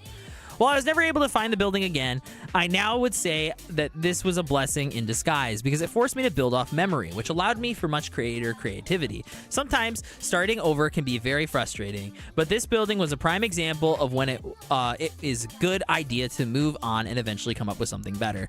I loved actually his writing, I think, the most. I think of everybody else's. I think that was really insightful, all of those. And that's a wrap. BadPeanut here, back in the driver's seat again. And with that, we've reached the end of our dev diary for the U.S. Northeast pack. Thank you all for reading and being part of this journey. We hope to you enjoy this latest pack as much as we enjoyed bringing it to life, and that it helps add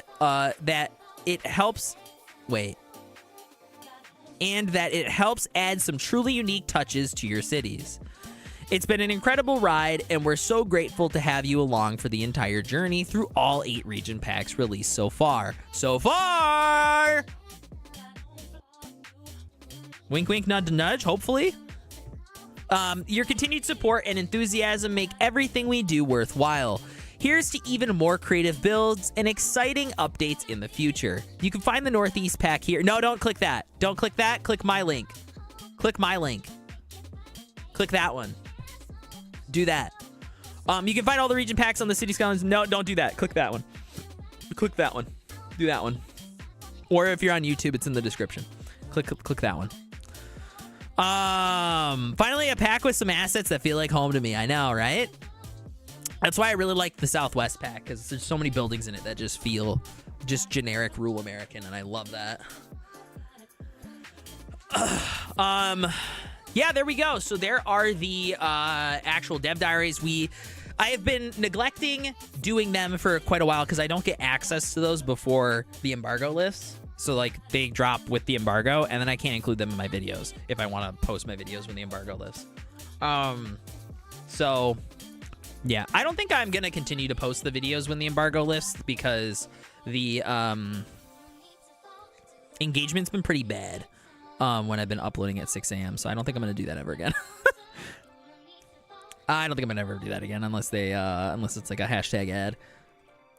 Unless it's a hashtag ad, not doing that again. I built a city for that trailer. Oh, yeah, that's right. Hey, guys, Slay forgot to mention to literally everybody that the U.S. Southwest Pack trailer was made by him with the city in it.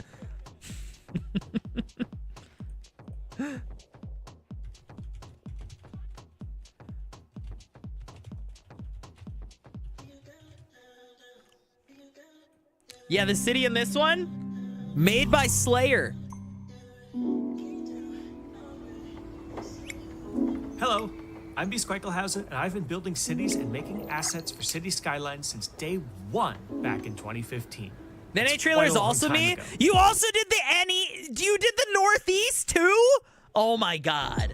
But I'm not here to reminisce on old times, because today we have the release of the first region pack from the United States. Wow. The US pack is split in 2 for a couple reasons. First, gives you more assets for your city.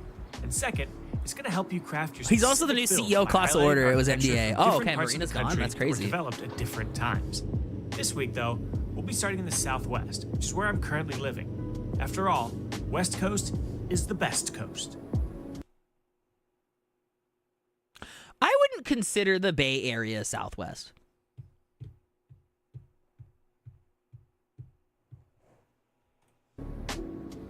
By now, you probably already know what a region pack is, but if you're new around here, they're sets of buildings from different areas of the world, and they're creator-made. That's a sign it's made by love from people like me. I'll probably be Cities disappeared for this, yeah. and they're Where's free Peanut to download confirm? Paradox mods. Okay, you've all waited long enough. Let's take a closer look. FBI can't do shit to me. This guy clearly doesn't know the power of the FBI or the CIA. When we created this pack, we wanted to make It don't sure matter that where we you live, captured feller. What makes Western It cities don't in the matter. US unique from older East Coast ones. That means a very different set of materials, architectural styles, and building massings from what you'd see back east. So let's talk details. For new zones, you'll find all the low, medium, and high-density housing you'd expect. You know how many South American governments are CIA destabilized? It don't matter where you live, feller. Also find medium-density row housing, mixed housing, low-density offices, and low-density businesses. They're based on buildings and architecture from everywhere from the Rocky Mountains to the California coast, making them flexible enough to use easily while being specific enough to be unique. There's also the new service and signature buildings. I love Bad Idea's fantastic emergency service buildings, including these Oh, that really was impressive his? ones. This might be one of my favorite buildings I've ever seen, like in terms of roof details. Like the roof details on this police building are insane if you haven't taken a look at it. We'll take a Ideas look at it today, but easily while being specific enough oh to my be unique. god, the roof There's detailing also is the new crazy. Service and signature buildings. I love Bad Idea's fantastic emergency service buildings, including these really impressive ones. The police headquarters The and police the fire headquarters station. is so good, dude. I personally Oh, I love the little working on chirper on the fire department. I didn't notice that. some of the low-density commercial buildings. They may not be the most noticeable structures. Yeah, but there's that's something 'cause about the seeing a video big showed nothing, wide I road know. lined with them that I mean, just like the building itself is really cool. Like the curved building is also really cool, but the roof details are insane. commercial buildings. They may not be Insane. the most noticeable structures, but there's something about seeing a big wide road lined with them that just makes it feel like home. True. The team working on the West Coast pack was me, Bad Idea, BadPeanut, Darf, Gèze, and Gruny, and then King Leno and Smilies too. Find more information about us creators and links to where you can find more of what we've made in the description below. And I'll talk to you again next week when we're headed east. Yes, I thought that was J15. I'm part of both packs. Couldn't help myself. Stay tuned, and don't forget to subscribe to the Cities Skylines 2 YouTube channel for updates.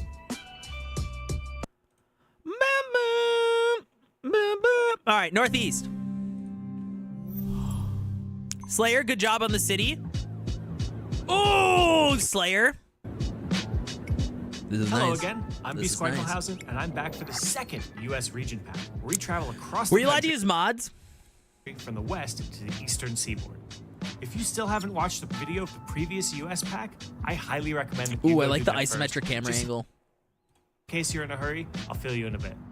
The US pack is split into two, so that we can capture Vanilla? more styles of architecture and the very different vibes More of cities impressive, I across the guess. continent. Important to realize how big the US is. California alone is bigger than Germany. The pack is split into Northeast and Southwest. And this video is about the East. I'd recommend watching both, but maybe I'm a bit biased. These region packs are all creator made. It's sort of a stamp that highlights that it's cool stuff coming from the community. Did you do it Creators with involved in the unlimited pack. money and unlock all? We're all paid, but thanks to Paradox, every single region pack is totally free to download. All right, enough. Did he prelude. want a Let's see what's challenge? in the All pack. right. We thought a bit differently with this one compared to the West Coast pack. In order to keep them both distinct, but compatible with each other, we aimed for an older, more historic vibe. Houses are more charming, concrete and stucco are traded for stone and brick, and windows are smaller than their West Coast counterparts to help keep those frigid temperatures out. And now, onto the nitty-gritty. For new zones, you'll find medium and high-density housing, medium-density row housing, and mixed housing, as well as new high-density office and low-density business zones. There's also new service and signature buildings. I personally loved working on my New York City-inspired high-density buildings. Getting the historic tripartite facades looking right in the new Cities 2 graphics engine was so satisfying. My favorite part of the whole pack, though, is probably the Enthusiasm. enormous Imperial State Building. It's the perfect centerpiece tower for any city that just needs that deco touch. There's only 2 buildings in the whole game that are as tall or taller than it. It's this building right here, the Watanabe Tower, I think is what it is. I think it's the Watanabe Tower and the one in the China pack. Some of the creators working on this pack you already know from the West Coast. BadPeanut, Darf, Gèze, Gruny, King Leno, Smilies, and myself. I sent some screenshots. All right, we'll take a look. Hold on. We were joined by Sniggledigit, who took his expertise from living all over the Northeast to make some fantastic buildings.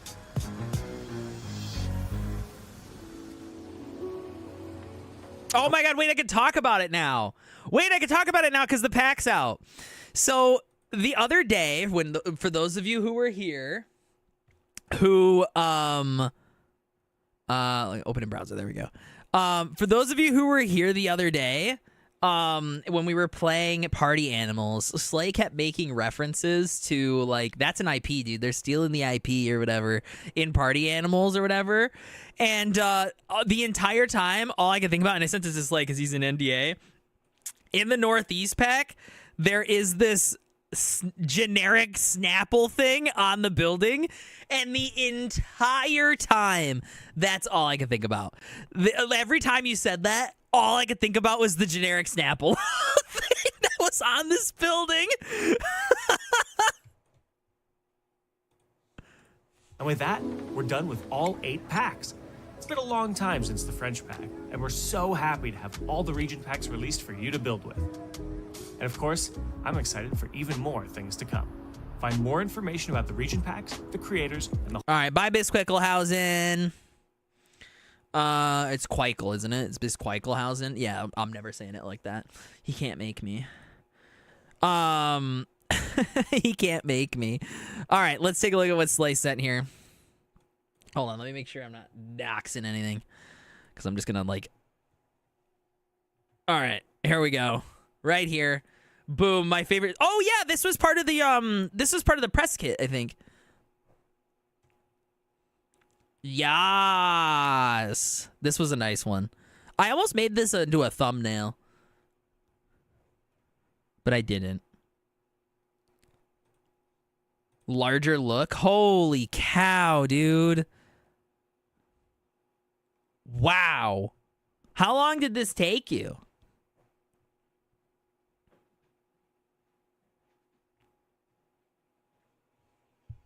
Too damn long. This is why this guy's been taking off stream time. I just wanted it to have depth. Well, it's probably a lot nicer for the production guys too. So they have like more of a city to film with, you know? To make sense for the scale of the Northeast side, yeah. Well, it gives depth too when they're like taking screenshots. They have like a nice, unique background too to work with. So, yeah, that's impressive. Impressive, actually, how much you ended up building there. Super sick. We're gonna finally dive into the game, guys. We're finally diving in. We're finally actually gonna boot the game up. We're gonna do it. We're gonna do it.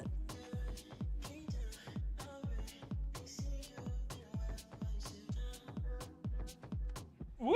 No way? Yes way. We're actually playing the game. It's crazy. It's been 6 months since the last time I played Cities. Last time I played Cities, like actually played the game, was like instead of just building for the videos, was before I went to Finland. So 2 that hours was later. Oh no, it's been more than that. It's been 3 hours. It's been 3 hours since we started the stream. Thank you. Thank you. We still have 5 hours on the stream to go, though, folks. It's only noon. This is a 9 to 5 stream-a-thon. We're going to be live all day today until 5 p.m. and the same thing tomorrow, except tomorrow we're PNG-tubing, so you won't see my face. 3 hours later. There it is. Moving along, a whole lot of time cards. Yes, thank you, Patrick. I don't, Peanut. We're good. The Northeast was the last one.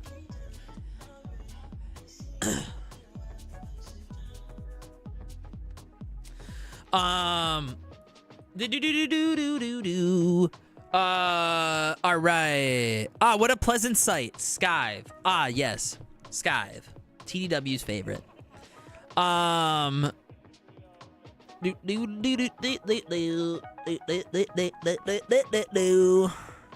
We're gonna go, I think. I don't think I have anything else that you know, has any issues. These all have like warnings and stuff, and like these are all like prop dependencies that I'm not using extra asset importer, so that should be good. Going to lay down for a little bit. Sean, dude, I hope you feel better. I don't know if you got anything sick. I guess I haven't talked about it before, but Taylor's sister, who's the same age as me, we graduated the same day. It was very cool. She was in a different school though, so Taylor didn't come to my graduation. It was very cool. But her husband's dad just like beat like a real late stage, I think it was prostate cancer, which when you get to late stage, like prostate cancer is like one of the most aggressive, like terrible cancers that you can get in terms of like survival rate, and he fucking beat it. Okay, and we were all like, what, how? Like it was everywhere. It spread through his whole body. They thought he was gone, and he beat it. And so miracle, right? He just got COVID and now he's intubated in the hospital. You know, stay safe. COVID's still a real threat. So is everything else. You know, if you get COVID with something else, like you're cooked. So stay safe, stay healthy, everybody. That's my warning to you all. Oh, for fuck's sake, I'm so sorry, dude. Jesus, yeah, it's not great.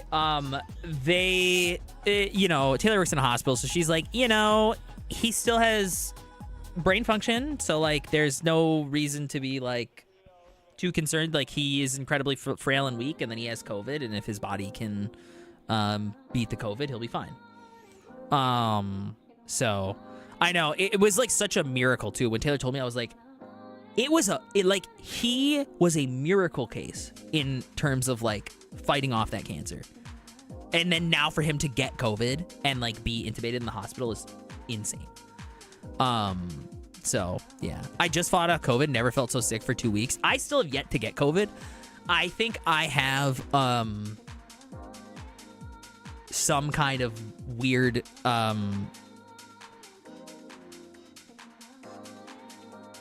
thing where I am like I am asymptomatic or something, because my wife's gotten it like 5 times.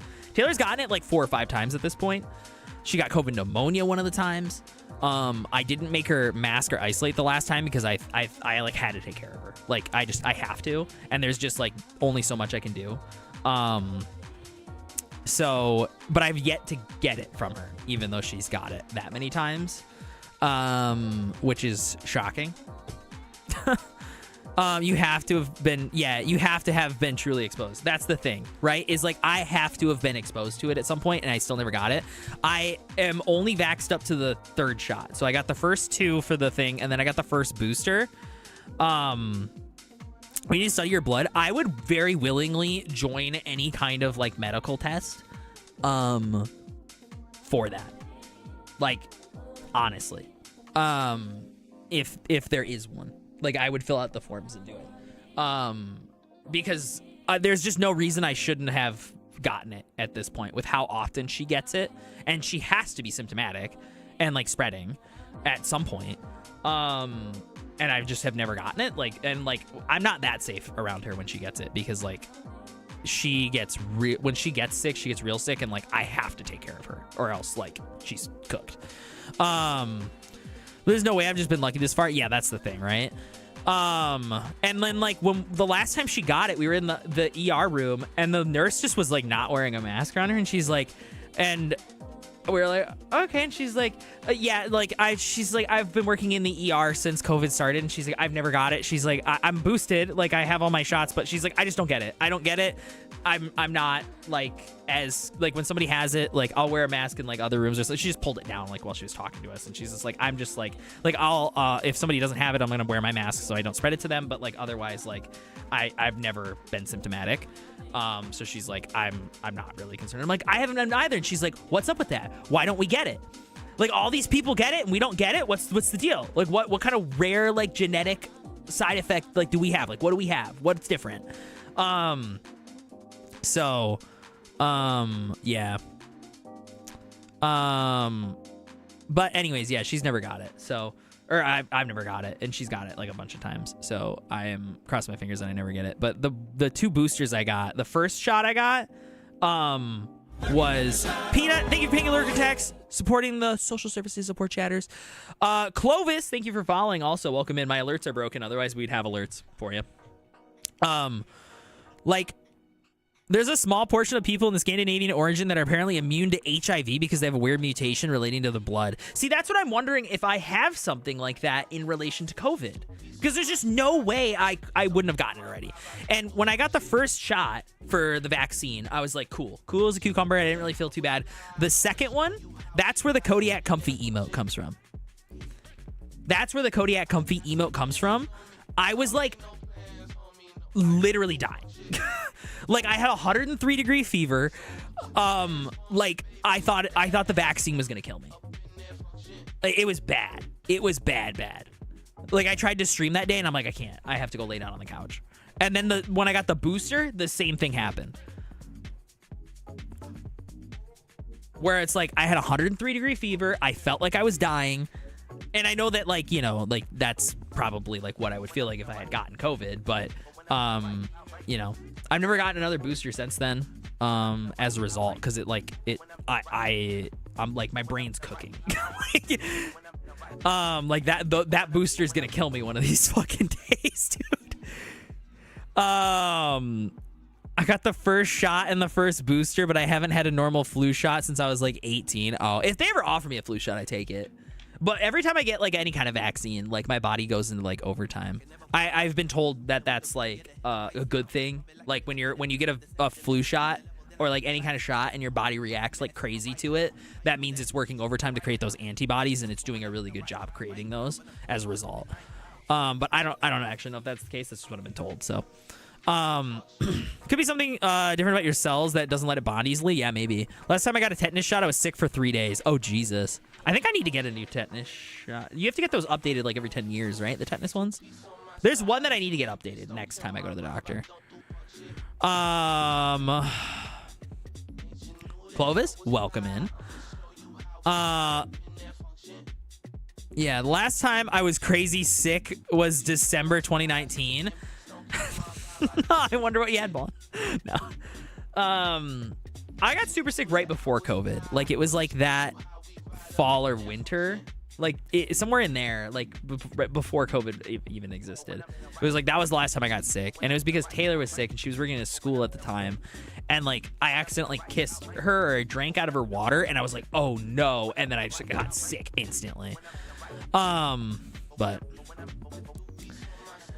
these packs just download into the game. I don't see them in the store. You can actually download them online. So if you click this link that I just put in chat, cityskylines.com/CodiakTheKodiak, I'll pull it up. You should just be able to scroll down here, pick whatever pack you want. So if you just want the Northeast pack, you hit download for free. It'll bring you over to the Paradox mods. You just log in with your Paradox account and then just hit add to latest version right here. And it'll give you like your different play sets, and you just pick the play set you want to add it to, and then you're good to go. You can also do it in game. Usually the day that they are uploaded, I have struggled to access them.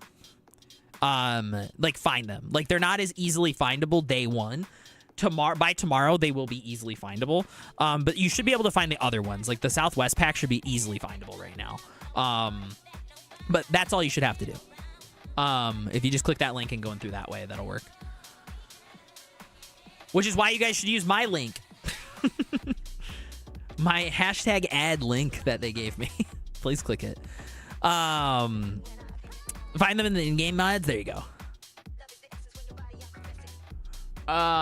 If you guys are looking for a radio mod, make sure to download my mod and Moonbeam Radio. This still works, right? I don't think this broke or anything like that. But we got a royalty-free radio station right here called Moonbeam Radio that I made. Feel free to download it and use it for all of your content creation needs.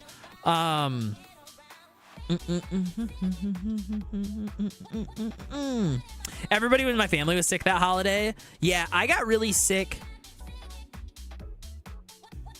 Was it that holiday? I think I did get... Actually, that was the holiday I got really sick.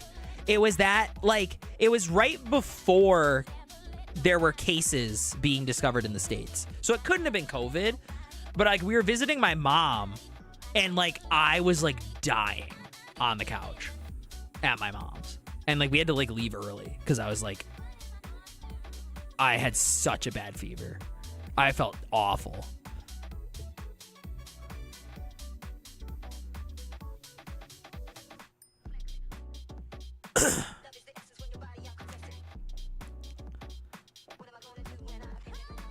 It absolutely could have been COVID. Early January in rural Michigan? I don't know, man. And like no one else around me got sick. I don't know. I don't believe that it was. The symptoms were also not typical of the original strain.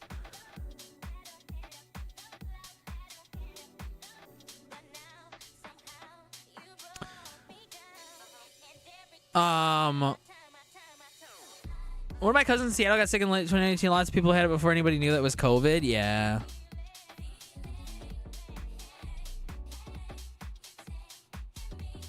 Well, because that's the path that made it into the U.S., right? It was through the West Coast, right?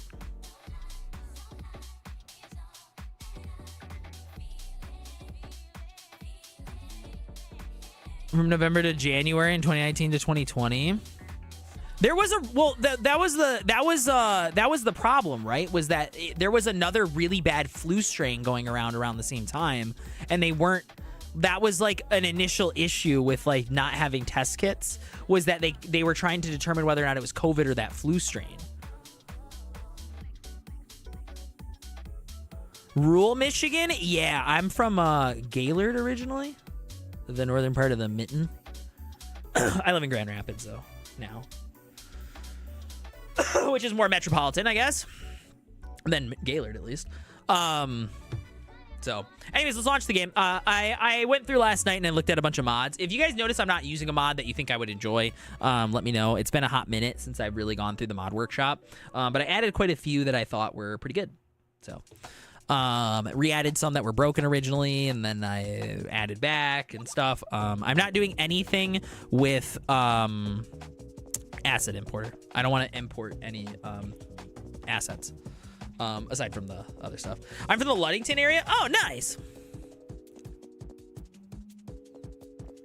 The last time I went to Ludington was when there was that big shooting that happened, and we were staying at an Airbnb like a street away.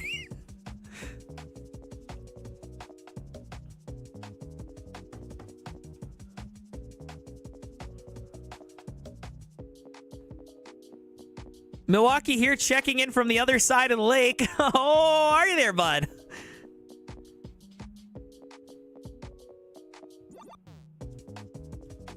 Oh, are you there, bud?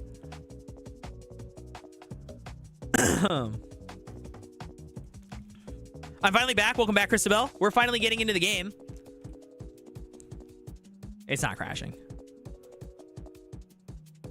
Don't worry. It's fine. This day has been crazy. Classic Monday.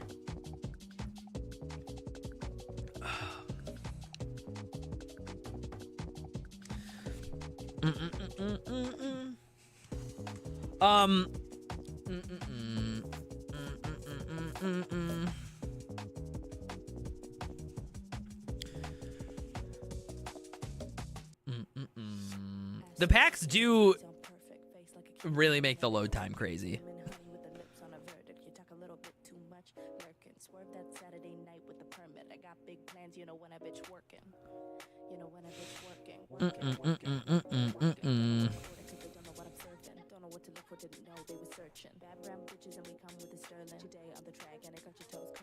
See? She's doing the thing. She's doing the thing. She wants to go outside. I might have to get up and take her out. All right, Molly. I'll do it. All right, while the game's loading in, guys, we're going to go on a BRB real quick here, okay? I'm going to let my doggy outside, okay? I know, stalling. More stalling, I know. But I promise we're diving into the game after I get back. I'm going to let her outside real quick. I'll let her run around in the backyard for a minute. And then when I come back, I'm going to come back with a protein shake. Yeah, that's that. All right, cool. BRB. I'm going to give you guys, let's do rave radio today. Feeling rave radio a lot more lately.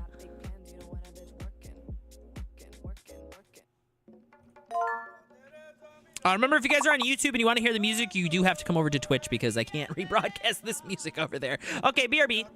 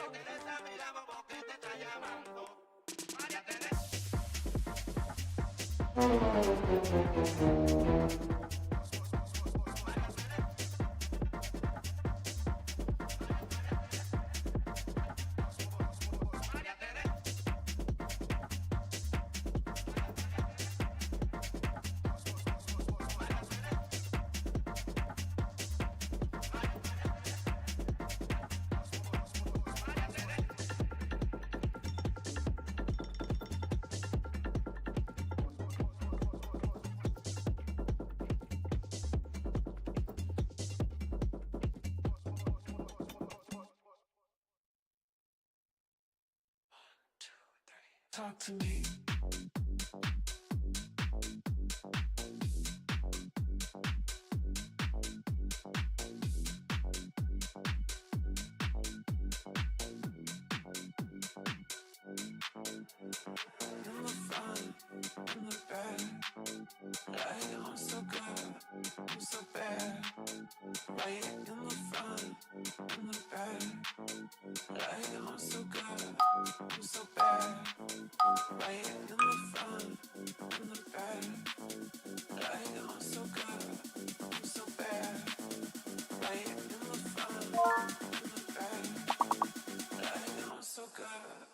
So bad. Talk to me.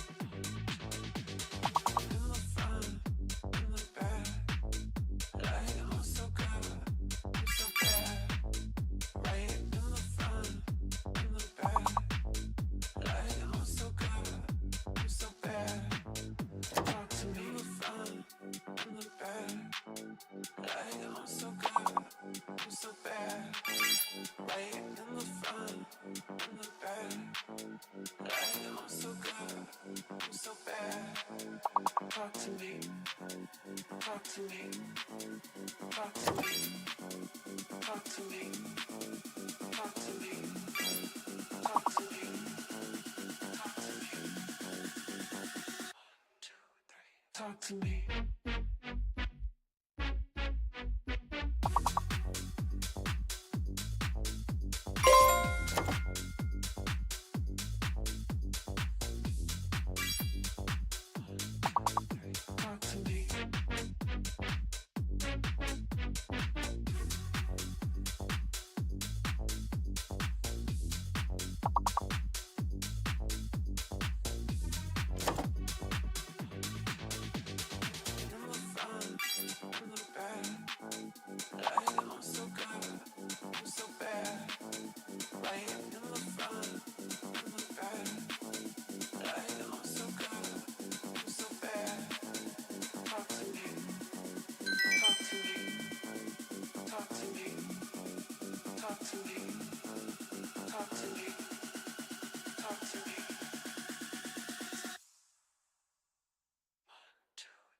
talk to me.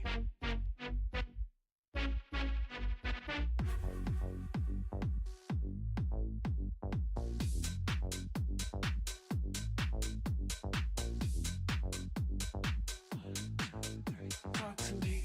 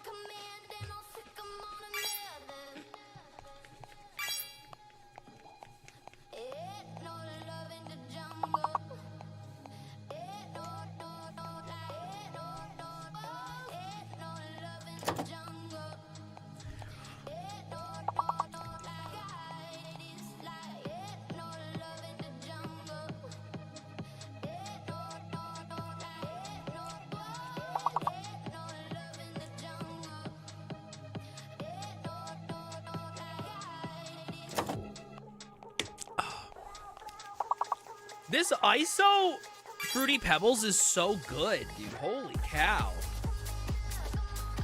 I've been able to go to the gym in a week because Taylor's been sick and she doesn't like it when I leave the house when she's sleeping. So she like comes home, I take care of her for like 3 hours and she just goes straight to sleep.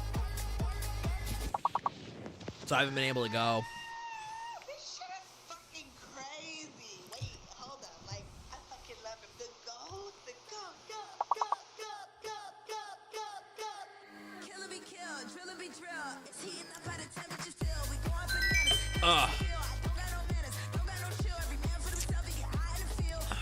So we're going tonight. All right, congratulations, guys. Hey, Guy Bud. What the heck? There's a Hey Guy Bud sighting? Holy cow. All right, let's take a look here at the, let's start off with the Southwest pack. We're just gonna do like a quick little flyover of the Southwest pack. We're gonna do 2. Yeah, 2's the one. Then we'll do a quick little flyover of the Northeast pack. Tam! Tam, the alerts are broken. Your time's still being added, though. Bradley for my sub gift. Yes. Thank you to Brad. The alert's broken, but the timers are flyover state DLC. Anyways, here we go. Here's let's actually do a different radio. Let's do you know, let's do what's something a little bit more like funky. Let's do this one.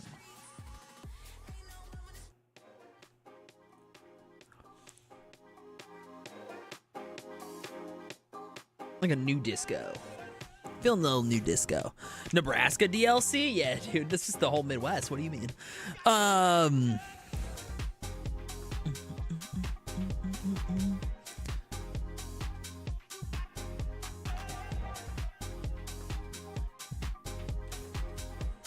Tam, you, what's your protein drink of choice?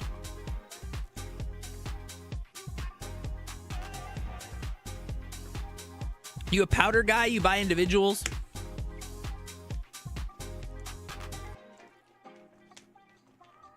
I really need to blend these, but I don't feel like dirtying my blender. I'm too lazy.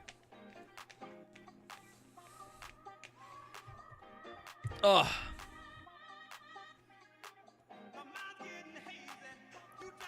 I get a workout just mixing it, though. There we go, that's better. All right. Alrighty. Here we are, guys. Here is the Southwest pack. if you guys have looked at my YouTube videos before, you can see the newest one for the Northeast pack in the comments or in the pinned message in chat right now. Please go look at that. The algorithm wasn't super kind to it because I uploaded it super early in the day, so the click-through rate was pretty bad. So if you guys would not mind going to look at that, I would greatly appreciate it.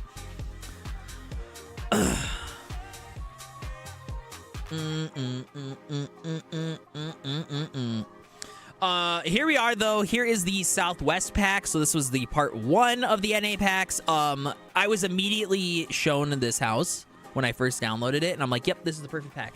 This is the perfect pack. This is exactly what I wanted. This is exactly what the NA homes should have looked like from the get-go. This is amazing, you know? Like, this is it. This is an NA lot. Look, I mean, just, oh, God, dude, just look at it.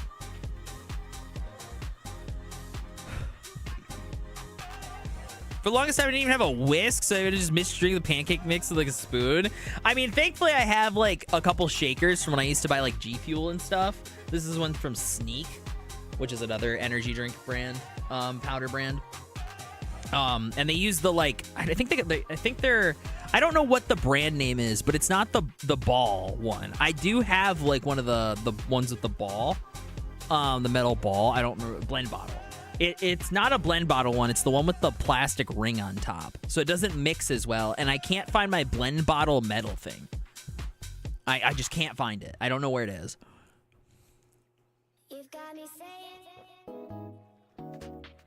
I recently started adding cottage cheese to recipes to add more protein. I have been seeing so many people like starting to work cottage cheese into their diet.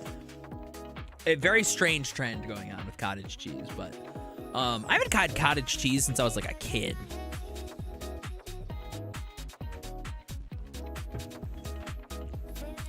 It's been a really long time.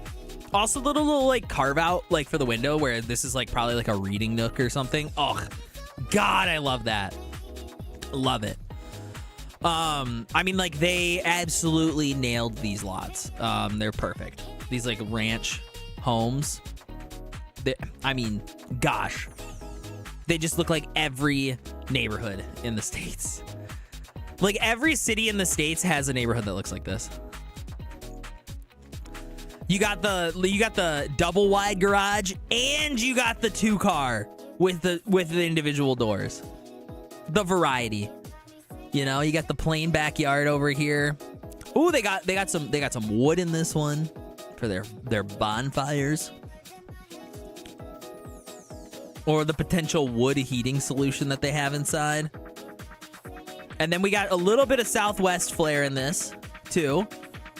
A little hot tub. Here as well. The colors maybe don't match, but the style of this home, like if you could tan this one up a little bit.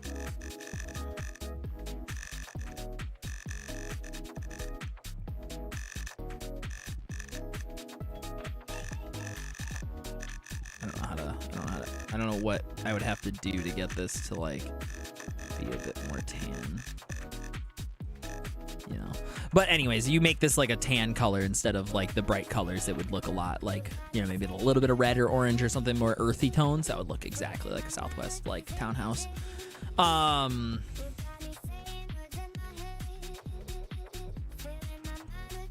Yeah, they honestly don't look out of place on the East Coast. No, well, that's why, you know, we did a lot of, like, before you came in here, Steel Airship, we were doing a lot of, like, looking at the dev diary and, like, watching the videos and stuff like that. And even the people who made the pack said that, like, they really just wanted to break up the USA pack into 2 parts, and they felt like it made the most sense to do, like, a Northeast that was more of the urban, like, assets, and then a Southwest that was more of like the rural assets, because those were the ones that they felt like could encapsulate the whole US better if they broke it up that way. So it makes sense. Like, I get it. I get why they did it the way they did it after hearing that. But I think they did a good job, like, making stuff that felt regional. I agree. It would have been nice if the Northeast pack maybe had that. But listening to them say we wanted to break up the USA pack so it wasn't just one massive pack into 2 packs, so we decided to throw all the urban stuff into the Northeast, that made sense. That made sense to me. I get why we didn't get a lot of that now, you know. So, and you know, a lot of those creators make a lot of assets like that for Cities 1, and there is a possibility that they just like up-res them and scale them into Cities 2 when the asset editor's out. So now we need a Northwest and a Southeast pack. Yeah, I'd love a nice Florida pack. That would actually be pretty sick. Pools with screened-in patios. You know, you guys know what I'm talking about, right? We're already on maps. Hold on. You guys know what I'm talking about. Like, go down here to the Rotunda. Where is it? Where's the neighborhood? Yeah. Right over here. You know what I mean. Over here, these homes. You know, they have like the screened-in porch with the pool. See, is there a street view here? Yeah, dude. Oh, what the heck is that? Why is there a cube in it? What was that? Butter? That's butter? Ugh.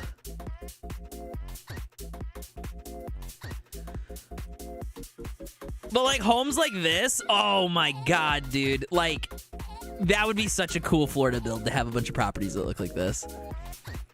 You know? The Rotunda's a really weird place, by the way. If you guys don't know about the Rotunda, it's this like round subdivision neighborhood where like each one kind of has like a golf course in it. Not all of them do, but this is like the association is. But like then there's like a golf course here and a golf course here. It's this really weird like community here down in Florida, designed by somebody from Michigan. Fun fact, I can't remember where they're from. I think East Jordan. I could be wrong.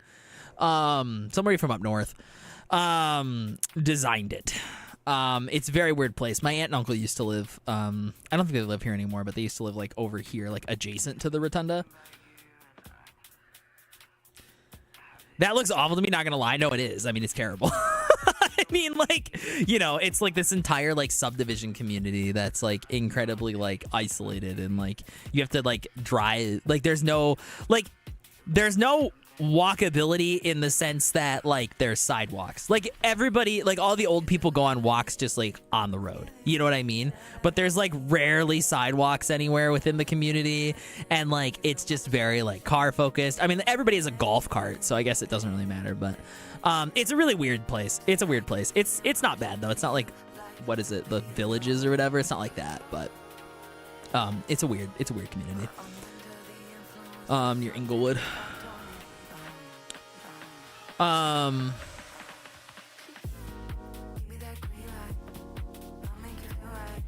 Tim Meister did? In one of his... Wait, he did?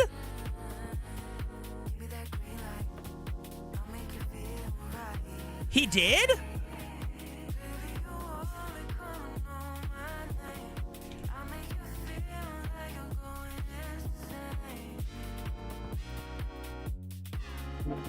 Oh my God, he did! No, this is Picana. I don't know how to pronounce their name. I think they're Brazilian, right?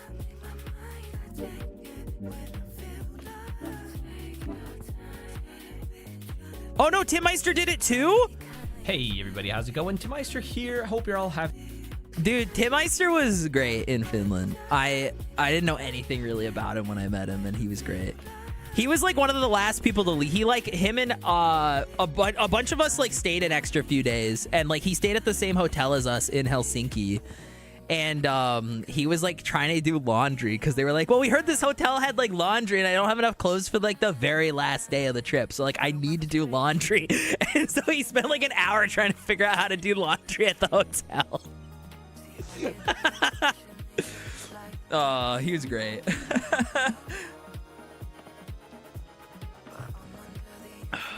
Wow, so they both did it. Oh, wow. Yeah. His is like more like detailed, I guess. Like it actually has like the golf courses in it and stuff. He did a full complete Rotunda though. Wow, that's interesting. Huh, I'm interested in that. I might watch his video later. I'm gonna leave that tab open. It's a walkable custom cemetery. Oh, this is a, yeah, this is, oh, so they put a cemetery in the middle. Oh, wow.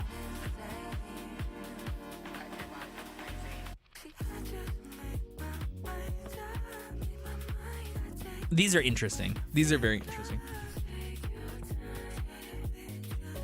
Ponderosa, dude, Ponderosa. I think we're gonna do our new build on one of your maps. I think so. I mean, we're gonna look at some other ones, but I'm leaning towards Caribou. We gotta look at your new map though, but I'm leaning towards Caribou.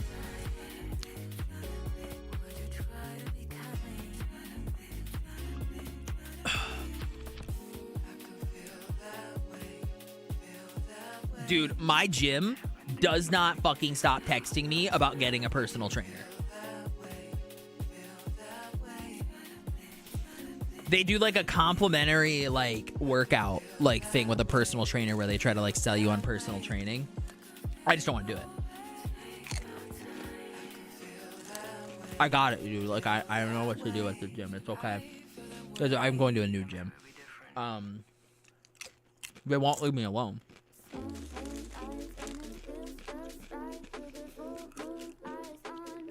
I dropped a new map today. Yes, we gotta look at that. I know. I saw that.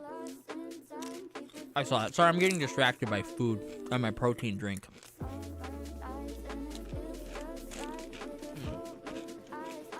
I found a new protein powder I really like, and it's yummy. Not that it's a new powder or anything, but it's new to me. So yeah, you know, you guys can watch my videos breaking down all these packs, but we're going to be utilizing these ranch homes pretty much exclusively in these builds, as well as the tier 2 and tier 3 homes for like newer developments and stuff like that. I think this is going to be, this is going to open the door to so much cool, NA developments and builds, with the packs. And this one has recolor, which is super cool. So, and then you get the, you know, they got the West Coast row homes. This one could easily fit in with the East Coast because it just kind of looks like generic siding. So aside from the fences on the back, like it feels very, it feels East Coast too. I mean, maybe the steps would not fly on the East Coast because you would slip and fall from the snow and kill yourself, but I digress. And same with this one. This one you could probably see on the East Coast as well. Just because it's like that generic siding. I think they did a good job like having some regional flair, but making a lot of good generic American stuff in both of the packs.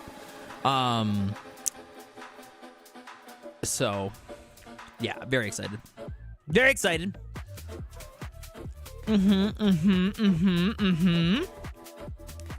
So anyways, the thing I really wanted to highlight in this pack is the commercial. The commercial is going to be, we're going to utilize the shit out of the West Coast, the Southwest commercial lots, as well as the East Coast. I think the East Coast and West Coast commercial are both great, and they both very equally represent a large portion of the US's commercial developments. You know, you have more of like your chains in this pack, and then you have a lot more of like your repurposed commercial industrial buildings in the East pack. They're distinctly West Coast, specifically San Francisco, because the garages and style. I mean, like, I agree with you that they are, but I guarantee you that there's row homes that look exactly like this in the East. Like, there's row homes that look like this in Michigan. Like, very specifically, these two. These ones not. But very specifically, these two look like buildings I would see here. Like, I've seen a building that looks exactly like this here.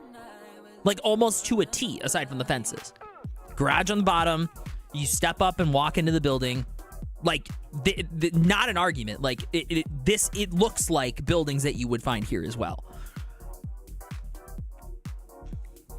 I understand that, like, it was inspired by the San Francisco Bay Area, and that these two also are very prominent and a lot more common on the West Coast.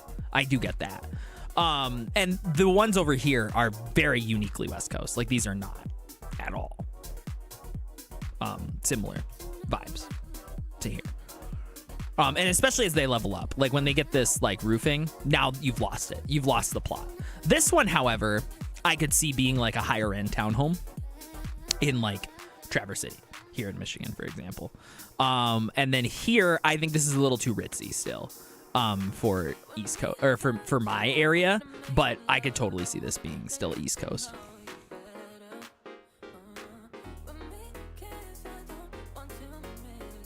Use packs sorely missing from the base game somehow. We need proper Strody commercial and main commercials. Yeah, I agree. And that's why I really like this pack specifically. Both packs do it so well, but this one specifically really highlights that the chains, right? Like you have your strip mall chains in this pack, and then the hotels, obviously, which are badly needed. But you have your actual like commercial businesses. Like one of the things that I think that the game is sorely missing from, to use your word, in terms of like North America is your big box stores. Like we don't have anything like that. And like in order to get that in Cities 1, you had to get that King Leno's, was it King Leno's pack that did the shopping venues? That was a King Leno pack, right? Or was it Smile? I can't remember who made that one. We literally just read a dev diary where they brought it up, but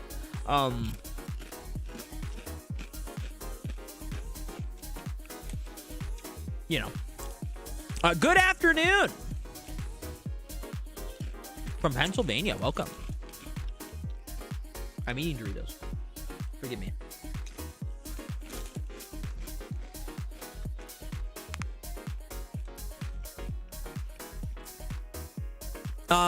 Is Scottish. Oh, he is? Oh, shit. Why did I think he was Brazilian? Why did I think he was Brazilian? That's crazy, actually. And these brick buildings, we read the dev diary, but Bad Idea was really, inspired by the buildings that he works in, but really wanted to make sure that they were generic enough to be placed all across the U.S. And that these ones with the rounded fronts were more inspired by West Coast office buildings, but that these ones, specifically with the darker like brownstone, were explicitly designed to be as generically American as possible, to be as generically boring and American as possible, so that they would fit anywhere in the United States. And I think he nailed it. I think he absolutely nailed it. Like, I mean, this, I can tell you like 30 buildings that look like this here in Grand Rapids, exactly like this. Like,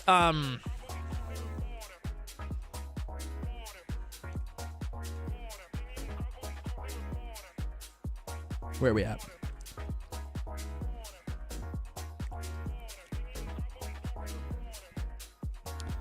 Every single building along this like strip right here looks exactly like one of those buildings. Maybe with like a little bit more like flair and style to it, but like, I mean, come on. That's it. Every single building on this road is like that on the right side. All these offices,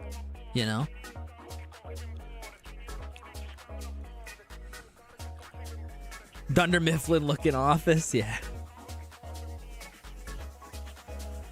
So, yeah, this was something that was like deeply missing from building like authentic looking American commercial. And this looks like a corporate headquarters like building, like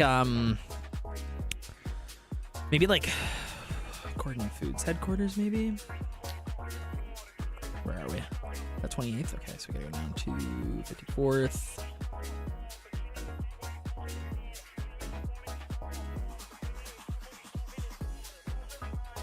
Where are we at? There we go.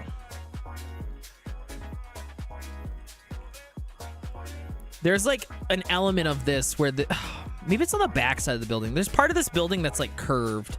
I think it's over here. You just can't see it. It's behind the trees, but where that really reminds me of their headquarters. And so the offices are just so perfect in this pack. And then obviously King Leno's Imperial Heights Apartments. It is a shame about the issue with the households, but as we learned, it's an algorithm issue. So the way that these buildings are built, you basically pick which type of zoning it is. So because these are technically because these are, I also have a mod that changes the pack region things to be colors, or to be country flags, I guess. I downloaded that because I wanted the bear flag for the CA, the California bear flag. I feel like that's fitting for the channel. I'm not loving it for the Europe one, the Eastern Europe one, because it's Ukraine, but like I feel like that pack represents a lot more than Ukraine, so it does make me question whether or not I want to keep that mod. As a result. And the Northeast pack, I don't even know what flag that is. Yeah, so yeah, Peanut was in here. BadPeanut, who's like kind of like the person working on all these packs. And Peanut explained that it is like there's multiple factors, but the main one that caused the issue for King Leno was he really wanted these to be low rent. And as a result, low rent calculates households based on lot size. And because low rent buildings are all like high res, right? In the game, it gave an absorbently high amount of households. So that's the reason why there's so many households. I thought there was just an extra 0 accidentally placed onto the end of it, but it's because of that. He really wanted these to be low rent, not medium density or something like that. If these would have been medium density, it probably would have been like a more reasonable number. As a result, but kind of unfortunate. Hopefully in a future update they change that to allow creators to maybe like manually select how many households, and maybe they will with the asset editor, and that's just like a coming feature. That's just not ready yet, so hopefully that'll be changed at some point, because I'd like to place this lot, but I just can't justify it with 720 households. Those are in every suburban office park. Exactly. Whose headquarters is that? This one? This is Gordon Food Service's headquarters. We have a lot of like food service headquarters here in Grand Rapids. So like Gordon Food Service is here. There's another chain called Spartan Nash. I think that their headquarters is further south though. I think it's in Byron Center, but I don't actually know where that one is. Meijer, which is like a Target and Walmart competitor, is somewhere up over here.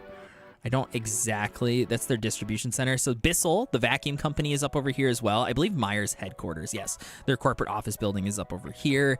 And then, who else is there? We have Herman Miller and Steelcase. Herman Miller's out over here in Holland, though. But Steelcase used to have this weird pyramid building, which is now a company called Snap-on, I think. So now it's the Snap-on pyramid. Where is it? Where am I? Up over here. Here it is. Is that what it is? A Snap-on? Switch. It's Switch. That's what it is. It's this massive, weird pyramid building. This used to be the Steelcase building. If you guys have ever like sat in like a big corporate office's office furniture, it's probably Herman Miller or Steelcase usually. And then their headquarters now is over. Where is it? Where am I at? Oh, where are we? Right here. Here's their new Steelcase headquarters.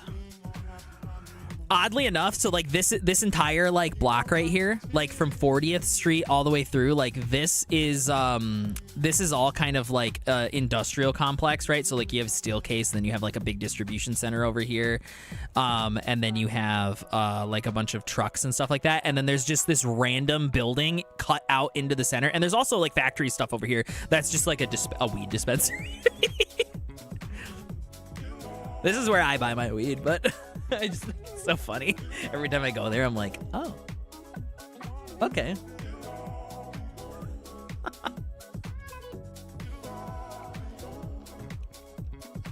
We have other headquarters here too, as you just brought up there, that Amway's headquarters is over here. It's basically like the main thing in Ada. Like, it takes up so much of it along the river here. Fun fact, the first settlement in the entire area, the first like colonist, I guess, settlement, or like European settlement here, was a guy who started a trading post here with his wife, who was a Native American, and then some drunk guy from her tribe came and killed him one day. And then yeah, there's like a whole story about it. Anyways,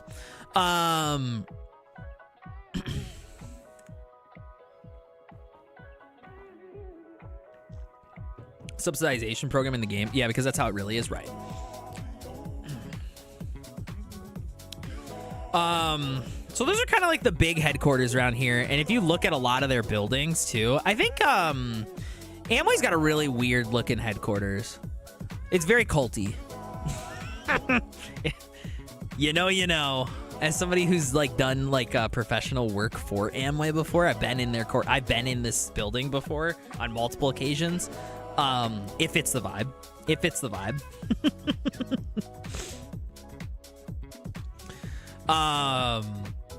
So, but I actually filmed a video where some guy was like running down through this.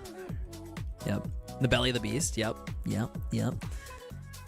And then, I don't know if he still has it, but like I did a video of a guy who has the corner office right here. Right up here. It's like actually like a multi-working space. So there's like 4 offices here, like 4 desk spaces here. And like the 2 people who were there with him got promoted out. And so then it was just him. So he just took over the whole corner. And then he's like, this is my office now.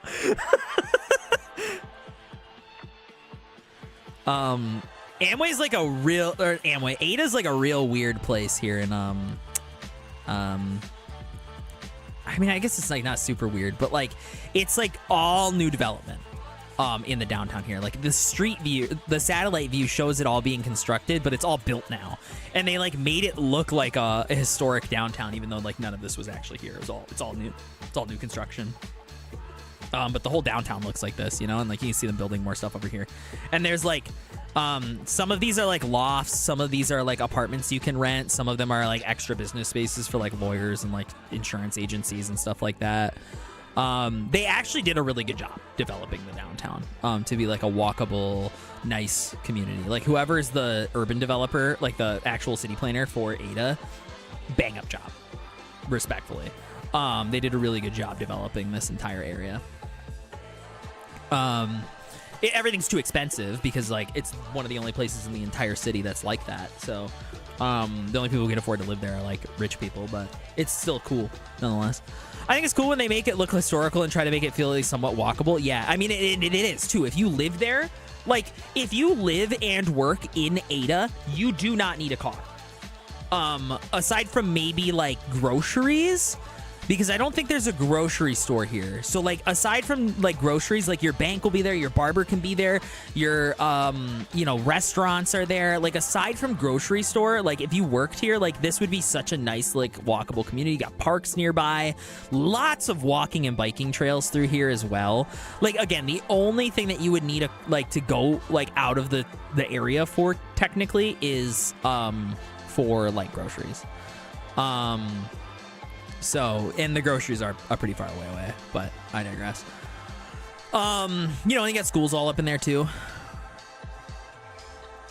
It is a cool place. I mean, I guess it's very gentrified, but kind of comes with it. Yep, in the shadow of Amway. Yep, in the shadow of Amway. Yes.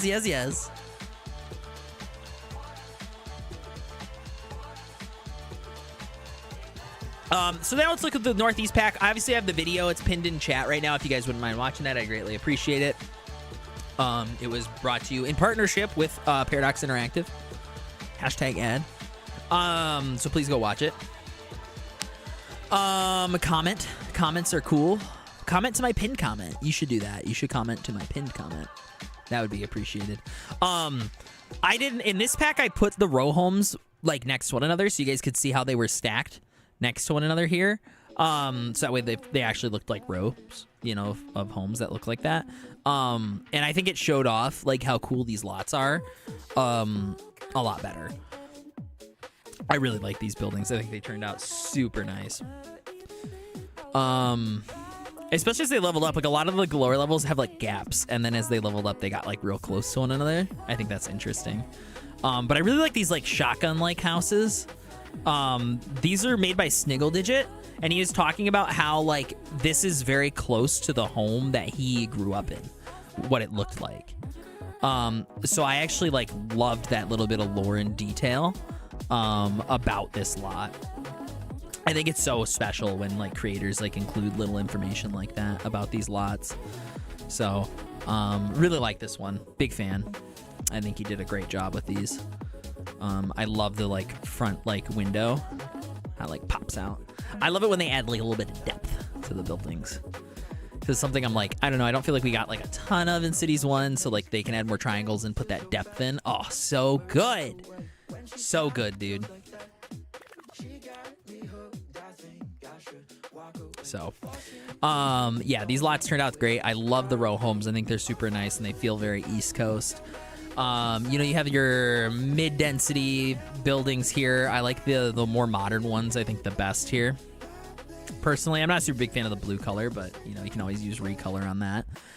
And then as we move up a little bit more, we get into these mixed-use buildings, and these are going to be perfect for emulating exactly what, you know, Ada was trying to do here with their downtown in terms of making it feel like an old downtown, right? Like you have a business that looks like this, and then we go back into game and we look at like a building that looks like this. Like you can see the inspiration for what they were trying to go for here, and it feels authentic, right? Like I think this building is a prime example of it. This looks very similar to this building.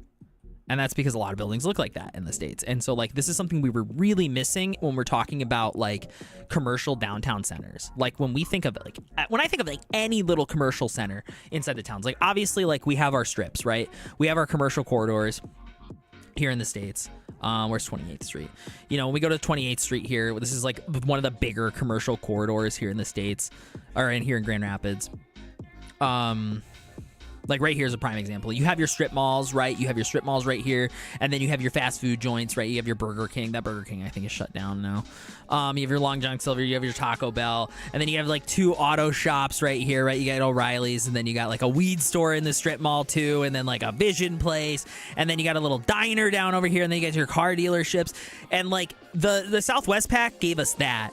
And what the Northeast Pack gave us is some of the more historic centers.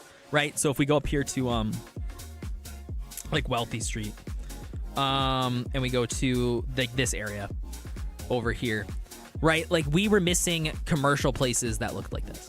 I think this is now a Italian restaurant. Who is that? Somebody standing on the road? Yeah. You know, you got your little corner bar here. You know, and then you have like little coffee shops, like places like this we were missing, and now we have that. And so I feel like now we're really able to really build America just from that alone.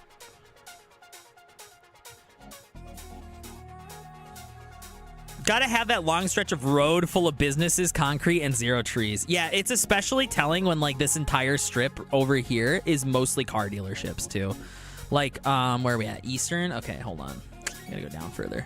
All right, ready? So, okay, so car dealership, car dealership, car dealership, car dealership, car dealership, okay? All right, now you get your strip malls, strip malls, strip malls, regular mall, okay, big regular mall. You know, strip malls through here. This one's my favorite. This one's my favorite strip mall in the city. So, first off, oh, no, wait a minute, hold on.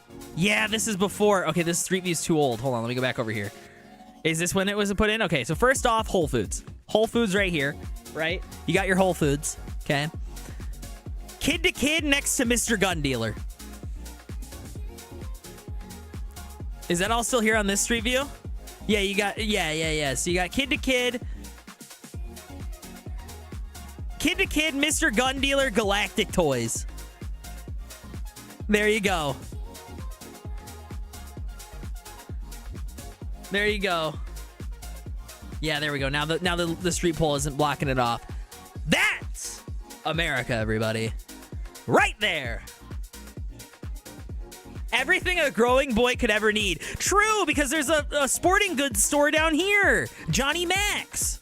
Actually, I don't think Johnny Max is open anymore. I think it closed down, but, you know, close enough. And then there's a non-covered bus stop that you have to stand out in the rain for.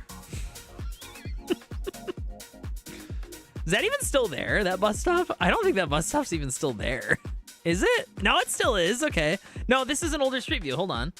Where's the tropical smoothie? Hold on. Give me the newest date. Is that bus stop even still there? They got rid of that bus stop. No, it's still there. It's still there. So, Kid to Kid, Galactic Toys, Lake Kebab, Pro Logistics, Resource MFG, Mr. Gun Dealer. Yeah, and then you got the barbecue place and the Whole Foods, you know. You got an Arby's, Dollar General. See, we even got Dollar General. You're not a town in America if you don't have a Dollar General, especially in the Midwest. You gotta have a Dollar General. You gotta have a Dollar General. What are you doing if you don't have a Dollar General? You know? Then you get your Panda Express. Okay, but I was showing that off because it was like car dealership, right? But then as soon as you cross this road, car dealership, car dealership right here. So you have your Fox Ford right there. And then, oh, where's the other car dealerships? Yeah, okay, so then they're down over here. So then you have Fox Honda, Fox Mazda, okay? And then, and then I think you have to go down further. Yeah, and then this is Fox Hyundai. And then you go down a little further here, and then this was CarMax, used car dealership, okay? And then you go down a little, nope, I went too far. Yeah, and then this is Fox Nissan, and then this is Fox Shine and Detail and Appearance Center. This used to be their, like, auto body dealership here. And then, if you go down further this way, you got Fox Subaru. And I thought there was one more dealership down over here. This is a dealership too, right? Fox Audi. Yeah, Audi. Yep. I sold my car to that CarMax when I moved away from Grand Rapids. Oh, really? I don't know if it's still I think it's still there. Was CarMax the one that shut down? I can't remember. Or was Carvana? I'm thinking of Carvana. Carvana shut down. Carvana's the one that shut down. Where's the Olive Garden? Oh, right here. It's all on this road.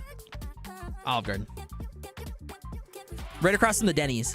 So you got Olive Garden, Smoke and Liquor Shop, and Cash Advance. Cigars, Cigarillas, Rise Smoke Shop, right? And then you got a random mattress, like, money laundering front, and then a Denny's, and then a Red Lobster. Oh, and a Wendy's and a Wingstop. This is also where my, that poutine place is, the shawarma poutine place. That's right here. Yeah. Oh, and this was the travel agent that we went through for our wedding. Right here, Breton Travel. Shouts out. You can't see it through the trees, but yeah, there it is, Breton Travel. I went to PetSmart. Don't forget the PetSmart. Yep, Shell gas station too. Yep. Like, we were missing the ability to make stuff like this. Car wash. You know? Panera Bread, there's a Texas Roadhouse right here. And now with the Southwest Pack, we're actually able to make something like this. Do you know what I mean?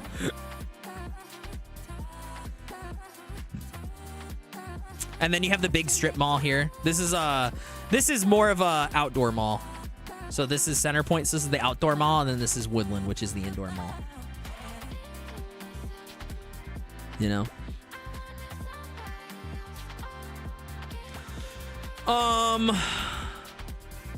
Chipotle, Jersey Mike's, Red Lobster. Yep, that's the Midwest. Yeah, dude, there's Chipotle's right here. Okay. Yep, you got the Chipotle. Don't worry. Yep, you got Chipotle, you got FedEx. This used to be some kind of shoe store, and now I think it's a Red Wing Shoes. I could be wrong. I don't know what it is now. It was called VA Shoes, but it's called something else now. It's another shoe store, I'm pretty sure. You got Five Guys right there on the right. There's a Crumble Cookie in here as well. That's where Taylor's sister used to work. And then the Jersey Mike's is right here. Yep, there's our Jersey Mike's. Next to iMart. Yep, and Jared. Yep. And then there's the Chick-fil-A. This is gone now. This was the Toys R Us. This is now a BJ's, if you guys know BJ's. Yeah, there's the line for Chick-fil-A. Yep. They changed it now. You have to come in from this way, I think. No. It just comes out to here, and they don't let the cars line up that far back. Yeah. Aw, Toys R Us rip. Yeah, I know, dude. Yep. Ooh, the Saucy Crab. That place is closed down. Dude, we went there when they first opened. We went to this place when they first opened. They wouldn't give us anything to even crack our crabs. Like, they wouldn't give us the crackers to crack the crab or silverware because they were like, yeah, people keep stealing them, so we're not allowed to give them to customers anymore. And we're like, how the fuck are we supposed to open our crab? And they were just like, with your hands, I guess. I don't know. I can't. I'm like, I'm just a waitress. I can't. I don't know. And I was like, and so I left them a 1-star review on Yelp, and then they closed down. So $1 General, we have like 10. Oh, that's just like the one right there. Yeah, no, don't worry. There's a bunch. There's a bunch. Don't worry. That's just the one right there. Is that a Woodman's? No, we don't have Woodman's. I know of Woodman's because Sean talks about it all the time, but we don't have a Woodman's, no. You need like 10 different Catch Advance stores. Yes, we do. Yeah, don't worry, we have them. Yeah, don't worry. There's a Raising Cane's near me that always backs up into the traffic. Yeah, that's the line. Yep, this is the line. Yeah, dude, Chick-fil-A is like so fucking popular here.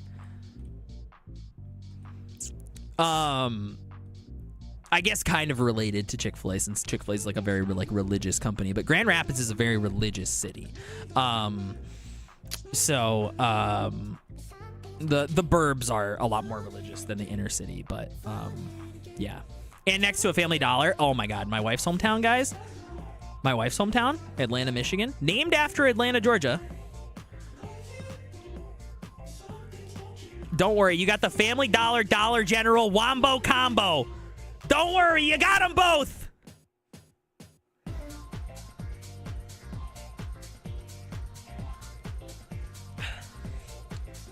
You got them both. No Dollar Tree, though.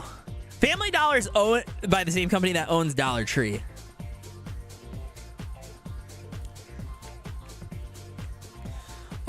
So Dollar Tree and Family Dollar are kind of the same thing, and then Dollar General's their competitor.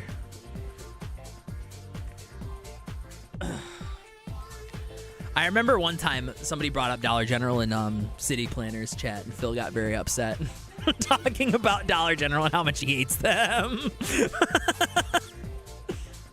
Dollar Tree is when you're wanting to buy like Dollar Tree is when you're wanting to feel a little bit more bougie. Wait, what do you mean? Dollar Tree's cheaper. Dollar Tree's like the place you go to when you're like looking for party decorations, right? That's why Party City's gone, you know? Oh my God, JD's is back. Oh. This was like, dude, oh God. This is like the little pizza shack. This place was like, this is the pizza place in Taylor's hometown. They shut down and then they like turned away. They turned into this like chicken place, but now they're reopening. Dude, I just when we first started dating, we would go here and get pizza back in high school. God, that was like over 10 years ago. Jesus Christ. Oh, I'm so fucking old now. I know all of you are going to be like, I know I'm older than you. Let me go through this on my own, okay?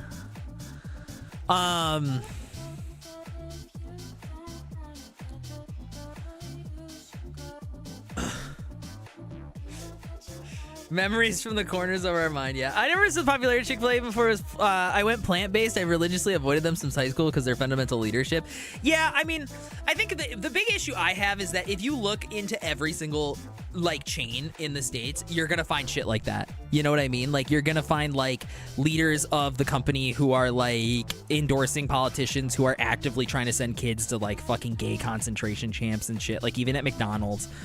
And like I know Chick-fil-A is like an egregious example of it, but like I personally don't I find it hard to just like say that it's justifiable to boycott that but not like other chain restaurants, and it's nearly impossible to do that here in the States to some degree. So unless you make enough money where you can like actually afford to like eat at the good places, but those places cost more money, and I find it hard to justifiably avoid places like that. Like, we all need our treats to make capitalism work, and I'm just gonna fucking take my treats and shut the fuck up, you know?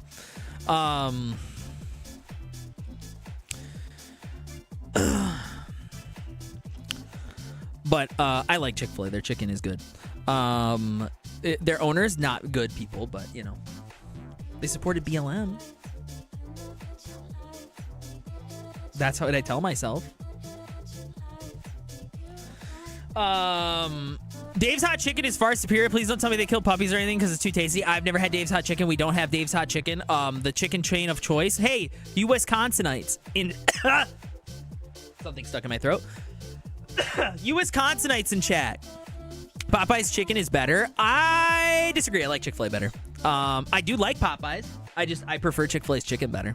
I just do. Go Lions. Oh, hey. Oh, that's not Phil. I need to raise the volume of that. Slick, enjoy the 10 second. Enjoy the 10 second. Thank you for making Phil say Go Lions.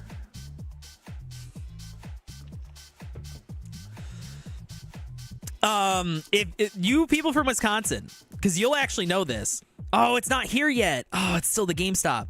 Mad Chicken. What the fuck? Why is this picture of this kid? You guys have Mad Chicken. We got Mad Chicken. I fucking love Mad Chicken. Mad Chicken's so good. I don't think there's a street view of Mad Chicken anywhere because the only other one we have is in Woodland. But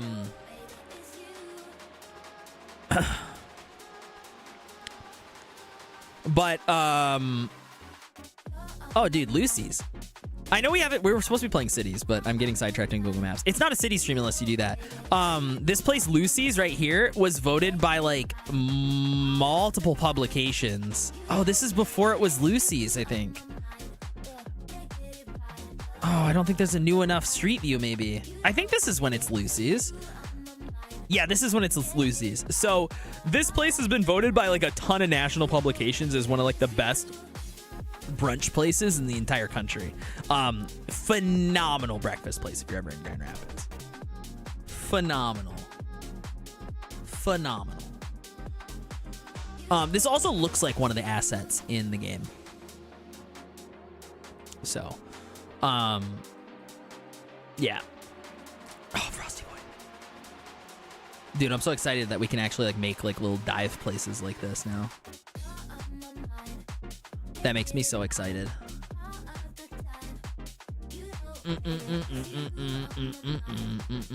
I love creating shopping centers with surrounding strip malls using like the highways without sidewalks. Gives like a realist car-centric look. Yeah. I want to try to do somewhere in this build that we're going to start a Michigan left road.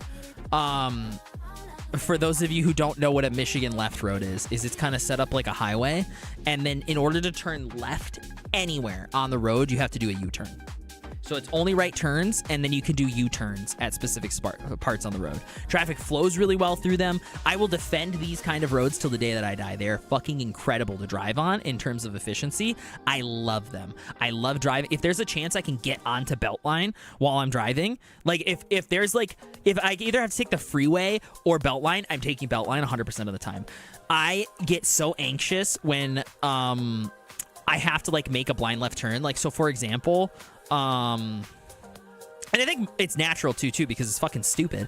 Like this corner, for example, right here, right? So because the road bends to the right here, you can't see past the turning lane if a car is coming on this turning light.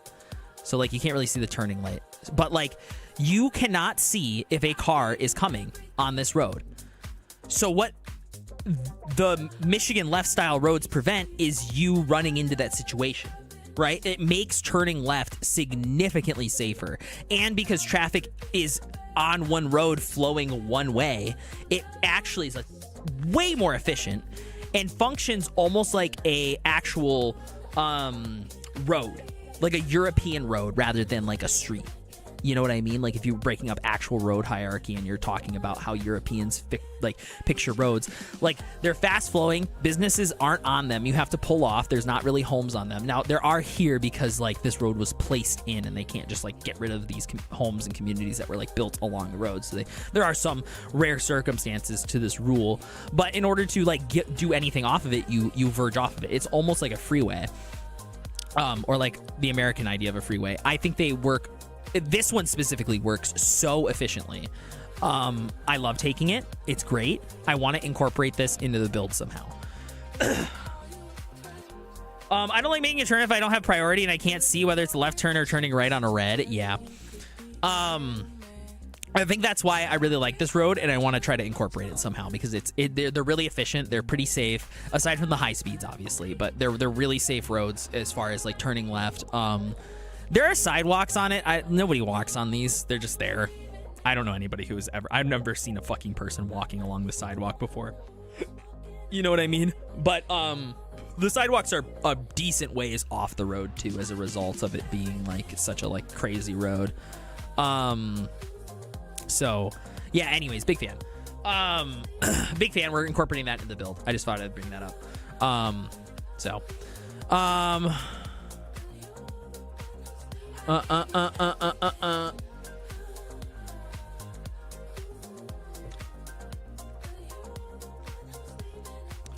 So very excited. And then obviously we have the Northeast skyscrapers and buildings and stuff. We're going to be definitely taking advantage of it. Some of the buildings even use recolor mod surfaces that we're put into the game. Stuff like this. Like this almost kind of reminds me of Lucy's a little bit, or like places. I showed it off in the YouTube video, which again is pinned in chat. But this building especially reminds me of like a nice little hybrid of the Fulton Street Market, which is our farmer market, and our downtown European-esque market called the Downtown Market. Where am I? Okay. Here's the Fulton Street Market. So it's this really long building that you can see right here. That's our farmer's market. But the front end of this building, this thing right here, like this just looks like this building. Like it's just like there's a angled thing right here. It's like hard to see, but I saw it and I'm like, that looks like that building. It just felt right. It felt uniquely like an adapted American industrial building that was adapted to fit like something like this, where maybe there's a fishmonger. You guys can see the market in here. So like this is the farmer's market. It's huge. It's super long. But yeah, this is like super sick. I loved that. And then it also kind of reminds me a little bit of our downtown market over here. Which is more of like a modern repurposed industrial building that has like a fishmonger and stuff in it. And it just kind of reminded me of that a little bit. Like I would imagine that the businesses that are inside of here would be inside that lot, and it looks more like the Fulton Street Market. So this is also where our Chris Kindle Mart is every year. The ones that I took pictures of and I put in the Discord. That's where those are. That's where this is every year. It's in this parking lot. So they put a bunch of like wooden like shacks in here, and they have like a bunch of Christmas stalls and stuff. It's very cute. If you guys know Roll for Sandwich, he's a TikToker who does like rolls a D&D dice to make sandwiches every day. He's from Grand Rapids, and he's done a couple videos in the market if you guys are interested. I don't know where they're at on his page, but they're there. It's crazy how many people will honk at you to make a blind right or red when you can't see what the fuck is coming. Yeah, dude, I know. That one turn that I showed you guys, that's like the blind turn. Every time I'm up there, it's like somebody just gets pissed that you're not going. It's like interesting too. Grand Rapids is like a fucking shithole to drive in, because like Burton Street's a really good example of this. If you are anywhere east of the 131 here on Burton, the speed limit's like 35, I think. Let me see what it is over here. I'm pretty sure it's either gonna be 25 right here or 35. If I could see a speed limit sign.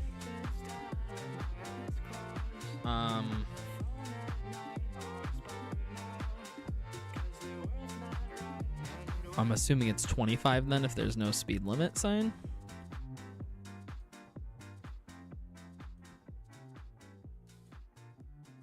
Is there like no speed limit sign? What the fuck? Maybe that's why everybody drives like a fucking maniac on this road. Yeah, great bike lane. Yeah, that's really cool. Anyways, I'm pretty confident it's 35 down this road, and everybody goes 45, 50 down this entire stretch. Especially when you get right about here into this like little plaza area. If you go the speed limit, oh, that's the wrong road. If you go the speed limit at all, people are fucking losing. And when I mean losing their mind. I was driving back over here one time.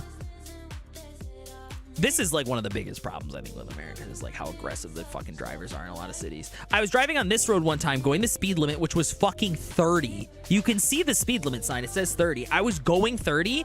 This guy was so fucking pissed that I wasn't going 45 because everybody goes 45 that he passed me in the turning lane, pulled in front of me, stopped his car, flipped me off, and then threw a pop bottle at me and then just fucking peeled it. It was like right when we moved over here, and I just froze. I was like, what the fuck just happened? I was like, what just happened? And then, so, you know, if you drive down here and you're going the speed limit, like, everyone's going to fly past you in the left lane. Like, they're just going to go, like, just, you're gone. They're gone. Like, everyone's going 45, 50 on this 30. So until you get to, not Beltline, until you get to East Paris here, and the moment you get to this part, everyone goes 10 under. The speed limit's now 45, and then everybody decides to go 35. And it's like, why does nobody know how to fucking drive? Learn to drive. Read the speed limits.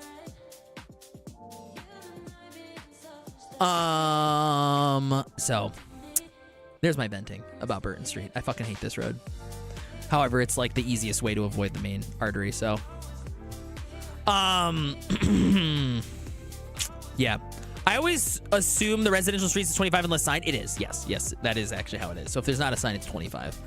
However, it's that there. But if you pull off of Plymouth right here, there's a I think you'll be able to see it from right here. Yeah, you can't see it, but there's a fucking speed limit sign right here. Hold on. You can see it when the... Yeah, it's right here. Sorry. Let me go back to here. Let me go back one. See if you can see it. What I'm talking about. Completely covered by the tree. So, like, you can't really tell because it's fall. So, like, it's obviously not, like, it's visible. Hello from the YouTube homepage. Big Kmart. Ooh. That's a fun one. God, I miss Kmart. Welcome in, friend. Yeah, if you move to, like, here, covered. They don't care. They don't give a shit what you drive. That's when I learned. Like, when they, like, didn't, like, even maintain this, like, at all for, like, years, I was like, oh, they just don't enforce it. They just don't give a shit what the fuck you drive on this road. So, yep. Anyways, let's start playing cities, shall we? Let's actually dive into a map now that I'm done venting. Anyways, if you guys haven't seen up close some of these buildings, I mean, they are incredible, the level of detail in these buildings. Like, they just look so good, especially like in the windows. I think that's like the biggest noticeable change for me from Cities 1 to Cities 2 is, especially in these like region pack assets, is the windows. Like, it feels so much more like lived in and realistic, and it feels like it has depth. And I feel like that just greatly changes how I perceive these lots. You know, oh, look at the door texture. God, look at that door texture. So good. So good. The Verdag building, I think that's how it's pronounced. I can't remember. I know I pronounced it right in the YouTube video, but I don't remember what I pronounced. I don't know what it is. I don't remember what it is. Does this have recolor? It does. Oh my God, wait, so that means I can make this look like a Holiday Inn. There we go. Now it's a fucking Holiday Inn. Let's go. I love that. I'm downloading CS2 right now after only playing sporadically every once in a while since release just to build a city with all the assets. Yeah, I think that now there's all the assets. I think people can kind of get behind it now. And hopefully once the asset editor's out, I think the game will have a big revival because it'll be like at where people wanted it to be at launch, I think, at that point. So that's part of where my name comes from. There we go. Knowing Michigan cops, they don't care. Nope, they don't. Yep, Verdag. That's how it's spelled, at least. So, all right, let's take a look at Poplar's new map. Let's take a look. Where is it? I'm gonna do a YouTube series at some point, and we're gonna do it on Bayport. Once the asset editor is out, and we actually have some like more like rural American assets, I'm gonna do a YouTube series on Bayport. Because Bayport is Bayport, Michigan. By Rafterman, one of the best map makers in the game. I think that I know that like it will be a very like nice series that I will be able to do as somebody who grew up in like rural Michigan, and like this map's like rural Michigan. It'll feel real good. Like, I'm very excited to do that one. All right, Coos Bay, Oregon. Coos Bay, Oregon, where the rugged coast beauty meets charming small town vibes. Plus, you're never far away from the great seafood feast or a surprise visit from a curious sea lion. Let's take a look. Poplar Ponderosa's newest map.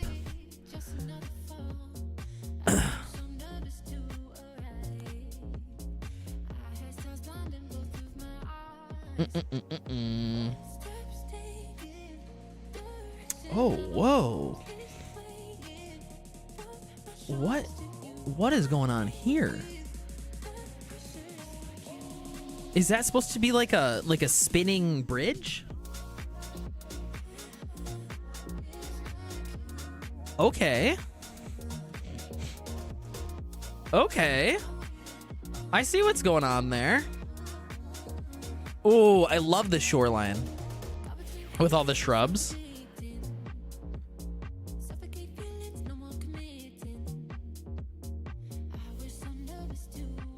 I really like that. Yeah, that's feeling kind of swampy. I kind of like that. Okay. Ooh, I kind of like this. Yeah, like the swivel bridges. Yeah. Yes, that's exactly it.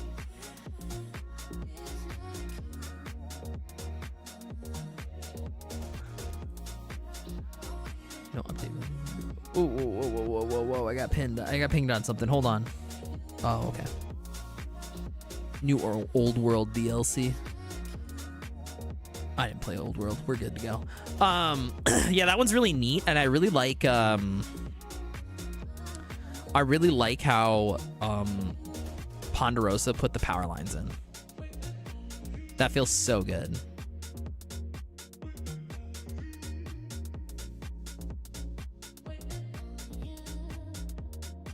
Yeah. Yeah, I like that quite a bit. And the bridge there. Ooh. Ooh, that's kind of clean. So I'm guessing this is supposed to be like the starting tile area, I'm guessing. Or maybe this is. Multiple starting tile, probably. Or maybe you can choose for like choosing, you know? Then you have this dirt road leading down here to the beach. Oh, that's actually so good.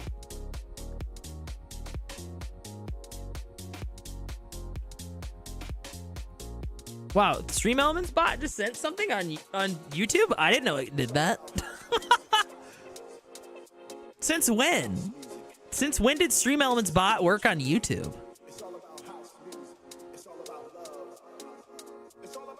Yeah, I like this. I like this quite a bit. A Dutch region pack? I would not be surprised if we get like a full Dutch DLC like region pack thing when the bikes finally come into the game. I would not be surprised if there was like a full thing that they plan on doing now that they have the time to plan for it. I would be not surprised at all. Ooh. Ocean Boulevard, a good naming. Okay. Yeah, this is cute. This is a cute map. It might be a little hillier than I want is the problem. I mean, it's nice and flat over here. We could do a lot over here, but I almost like want to like, I feel like if I was going to build on this, I would want like the urban center to be over here, right? And I think it's kind of built up for that. And then over here to maybe have this be like a resort area or maybe not even a resort area. Maybe the resort area would be up here and then have this area be like a state park.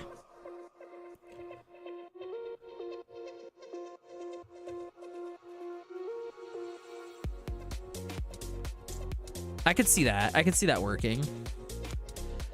And then we could have some rural communities up in this valley that's supposed to be very clearly a floodplain. Yeah, and then there's like this little enclave up here. This could be like a really nice one, actually.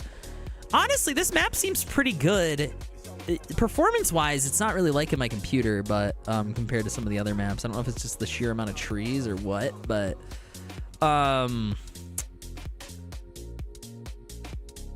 oh, yeah, this is already kind of like roaded out.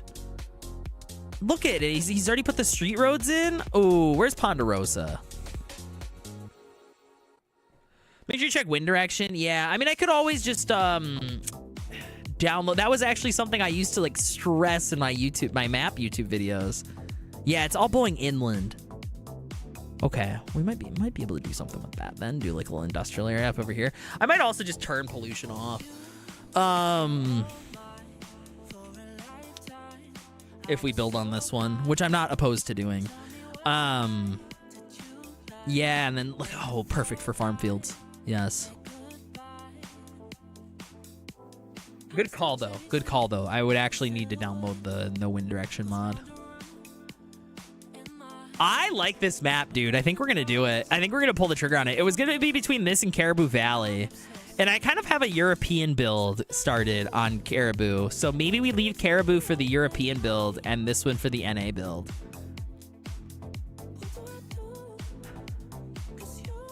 I've actually been waiting on that DLC to play as Axum. And for the natural disasters as Axum. What is Axum? Virginia Beach type area on the beach, whereas like the main city would be kind of like Norfolk. Highly specific regional reference. Oh, okay. I had like a build kind of similar to that. It was supposed to be more like a Brazil-inspired American city, I guess. So it was like American themed, but it was like Brazil-inspired in a way, and like there was like Caribbean elements with it too. I utilized the Seaside Resorts pack to build like an old like, I guess, Caribbean like trading post pirate town kind of vibe. Like that's like the old historic town. I actually drew inspiration from Mackinac Island here in Michigan. I think it's where Phil does his one of his series. I can't remember which series Phil does on Mackinac Island. But like the Seaside Resort buildings feel very much like Mackinac Island here, which is a really cool pedestrian and bike only place and like horses and stuff like that. Here in the States. It's very cool. Bit of a tourist trap, but it's a really cool, beautiful place to visit in the summer if you have the time and are in the area, which is, you're probably not going to be in the area because it is kind of remote to get up to the northern part of Michigan. Like, ain't nobody going up here, you know? Unless you're going to Sault Ste. Marie, Canada. I doubt you're going to be up here. But if you are ever up there and you're like maybe taking a tour of the beauty of northern Michigan, like Tequamanon Falls up over here in Paradise, or you know, the Pictured Rocks. If you're ever up over there, Mackinac Island is a very cool place you should visit. If I remember, they said that bikes will be free, and I believe there was something something with the animation. Yes, that's exactly what it was. I think that, I don't know if they've disclosed that actually, but if you're saying it, I will corroborate you that the animations were the hard part with bikes. They couldn't get them to cycle properly. So they and you know, the asset editor, I would argue, is more important. So they decided to pivot. I spent a lot of time as a kid near Escanaba. Oh, really? That makes sense. My sister lives in where is it? Curtis.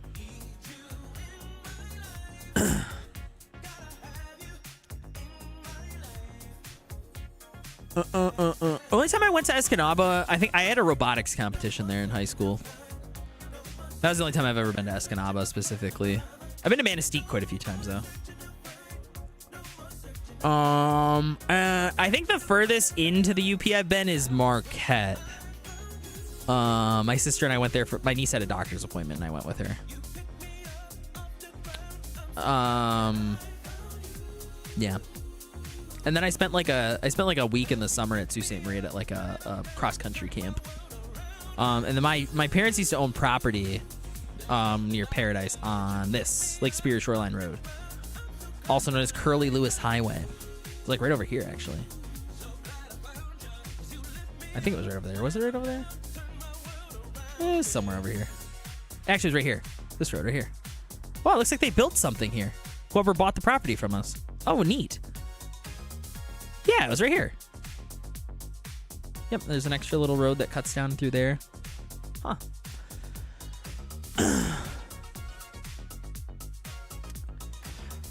Tundra Snake!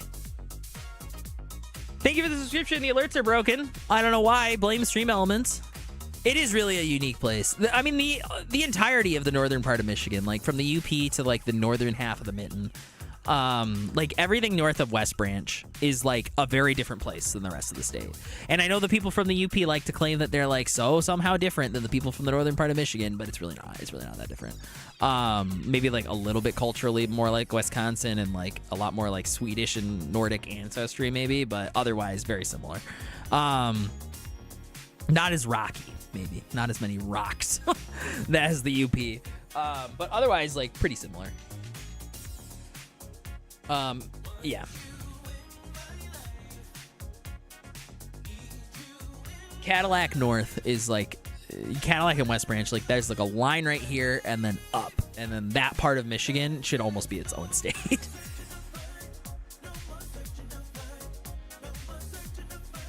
They're secretly Wisconsinites in denial. That's too bad. We fucking won a war for them, so they have to stay with us now. We'll go to war again, don't worry.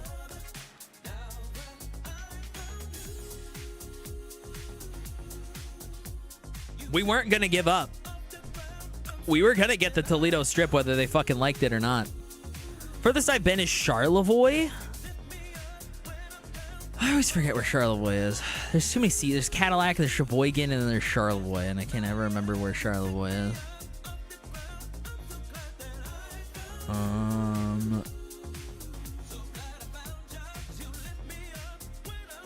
I genuinely don't remember where Charlevoix is.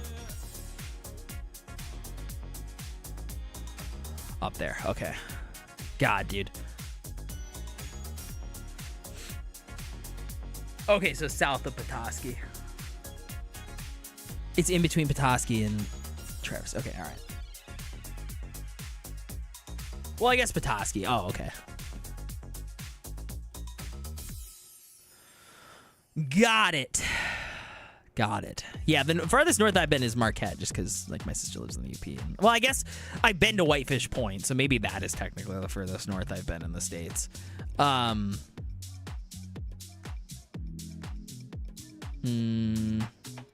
Yeah. Yeah, it's got to be Whitefish Point. Whitefish Point is the furthest I've been in the States, northwise. Yeah. Yeah, I feel confident about that answer. Furthest north I have been, though, is Tempata, where the Cities Skylines developers are based. Wow. Very cool. What was the furthest north I've actually been? If I consider the entire city of Tempata, what was the furthest north I went while we were here? Because our hotel was here. We stayed here at the Scandic. Was it? Okay, so we went up to...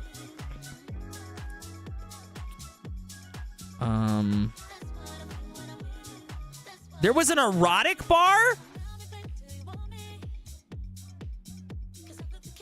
The whole time? I didn't know. Just kidding. I think it was the museum that we went to, which was up over here. Or wait, where's the dam at? No, that was across.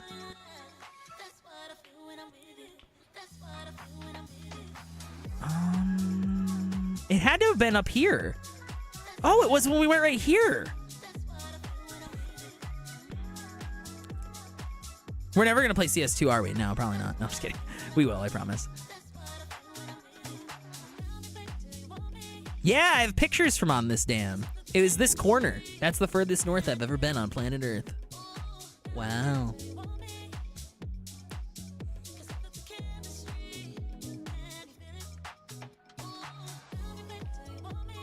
I don't remember who I walked on this with. It was Jonathan? I think Bad Idea. Was he with us?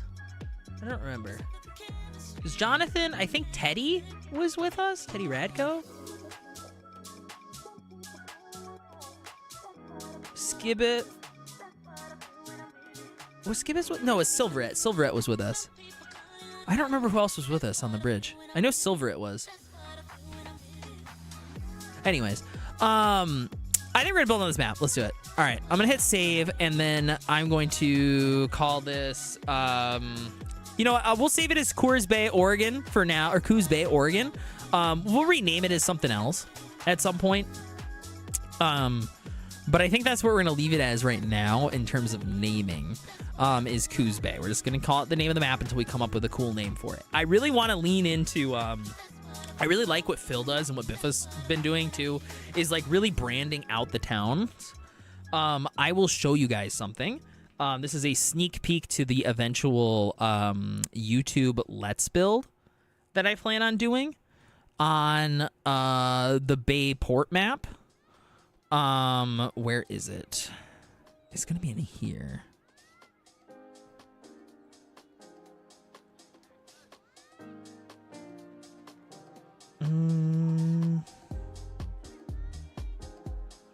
I don't, the city logo, is it in here?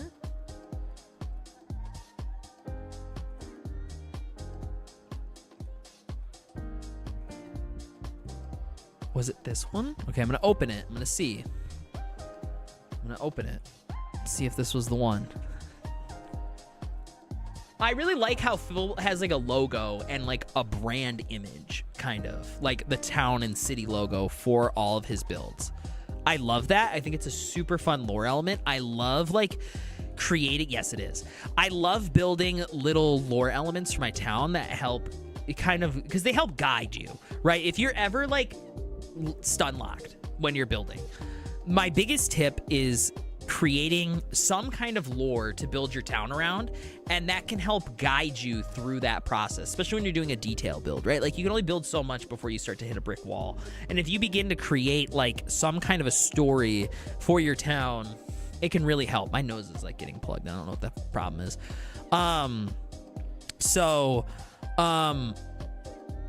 You know, this is gonna be the logo for the YouTube build right here. CodiakTheKodiak Bay, rooted in tradition. Okay. This is gonna be our little brand image for our YouTube build when I inevitably get to it. We're waiting for the asset importer. When the asset importer comes out, I will start the build. It's not out yet, so the YouTube build holds off, but it will come. And when it does, this will be the little branded logo for it. CodiakTheKodiak Bay. The CodiakTheKodiak is. Let me verify this. Let me verify this. Hold on. I just want to make sure. Yep, right here. And then if we go in here and I type in.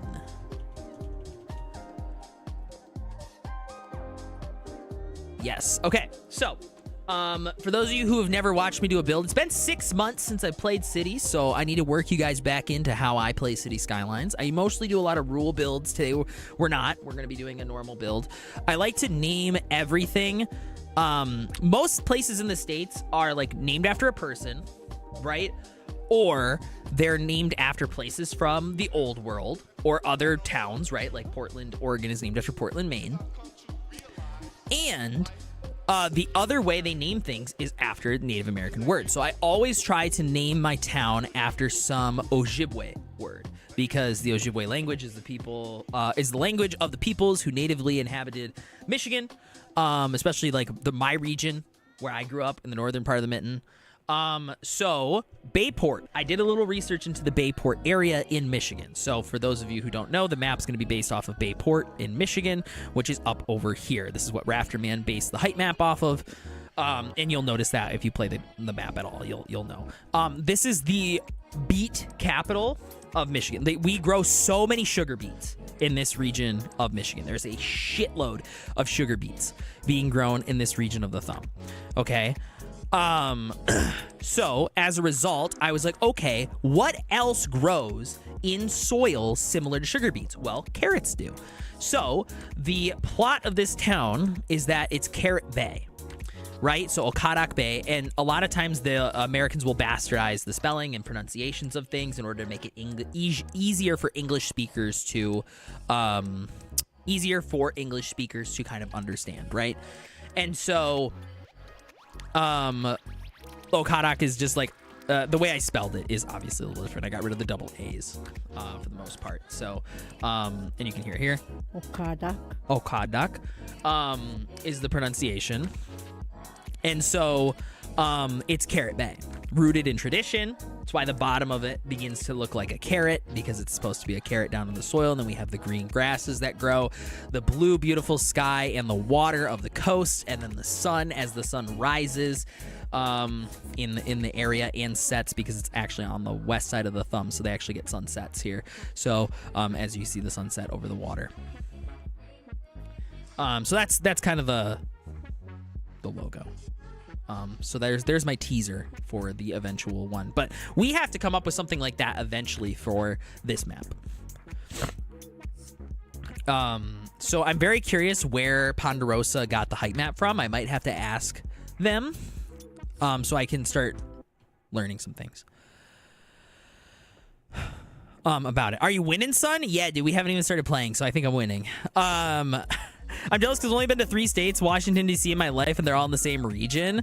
I have not done a ton of traveling in my life. Like, I know it sounds like I have. I've traveled around the state quite a bit, just as a byproduct of living here and it being like a bigger state. And I have family who lives like, you know, down in Detroit, and I live in Grand Rapids now, and then I'm from Gaylord, and my sister lives in the UP. So as a byproduct of that, I've had to do a lot of traveling as a result. But I've really not been too many places outside of Michigan. So like I went to Colorado twice, once with my wife and then once with my cousins. Went to Rocky Mountain National Park as like just like a nice trip that we took together. And then I went with my cousin snowboarding for my senior class trip because I didn't want to go with my class. I went to Florida to visit my aunt, and then I went with my wife's family to Boston and New York City, and that's it. Those are the only places I've traveled in the States. And then I went to Cancun for our wedding, and then I went to Finland for the cities trip. Which I know is sometimes, you know, it is considered more than like a lot of other people, but in the grand scheme of things, it's not a ton of traveling in terms of like modern day. I'm so glad you survived Florida. Yeah, dude, I'm me too. No gators got me. Most of my traveling has been in the past 4 to 5 years or so. Yeah, I didn't do any traveling as a kid. Like until I turned like 14, I'd never left the state, really, and I'd only been down to Detroit a couple times. Like I really like was isolated to my hometown in like the UP at that point. And then even up until I was 18, I'd only been to Florida at that point. So, yeah, a lot of my traveling I've done since I turned 18. So, oh, this song slaps. The further Houghton, Michigan, and that area was really cool. Yeah, the furthest north I've been is Skagway, Alaska. Ooh. I always draw up little towns in lore and story when I was a kid, and I used to love creating stories for my cities and building games. Yes, I love that too. Like, it's one of my favorite parts of playing games like this is actually building the lore. Like, I feel like I was destined to be like a lore writer, in reality, but I'm not as good at like telling the story. You know, I'm good at developing it, not telling it, I think. In Virginia, all place names are named after English nobility or Native American tribes. Yeah, true. That sounds about right. I learned this weekend that Battle Creek, Michigan was the capital of cereal. Thank you to Trivial Pursuit. Yes, the Quakers. It's where that's where cornflakes were invented. There's a good drunk history episode about the history of cornflakes. So, but yes, Battle Creek. That's where Kellogg's is based out of.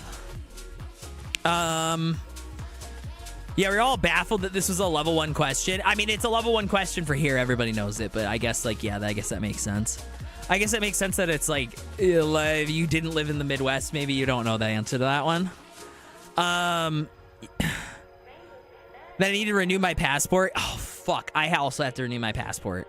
I can't travel to a lot of places starting in June because that's the 6-month window.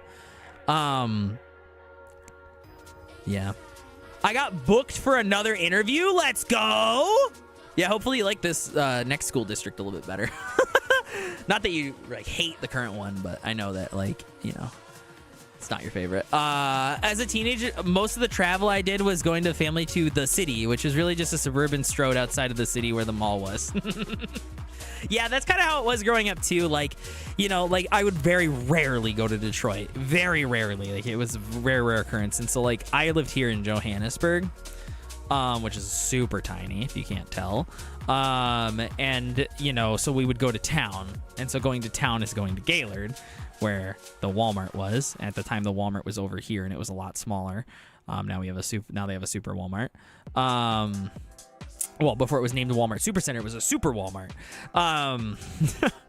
And so now there's a Meijer, and like they're getting a Costco, I guess, and they have a Menards now, and now it's a big bustling town. When I lived here, it was a shithole. So whenever we wanted to do anything or like go to like an actual chain place or something like that, we would have to go to, or like Sam's Club, or because there was no Costco's at the time, we'd have to go to Traverse City. So like that would be like the city. But Traverse City in and of itself is not very big at all. Yeah, we should renew those while we still can. Yeah, I know. I really need to get that like filed away. It's a shame it's expiring this year, but I do need to do that. Oh yeah, they just built like they built this like weird campsite here. I heard. I haven't been through here since they did it, but I guess they like built some kind of, because I don't always drive M32 out, but I guess they turned this into like a big like campground or something. Oh yeah, there it is. What the fuck? You haven't been through here in a hot minute. What the fuck? These are like glamping sites or something. Or maybe they sell. I don't think they're camping sites. I think that this is like a sale place. Like this is like where you come and look at models of them. But I don't know. My wife's mom was telling me about it, but I don't really understand it. I don't know what it is. They built a golf course here? Oh no, this is oh no, if they built the indoor golf course? Wait, what? I'm so confused. For those of you who don't know, my hometown, I've been getting these things on TikTok where there's like maps of like heat maps of golf courses. Golf course heat maps.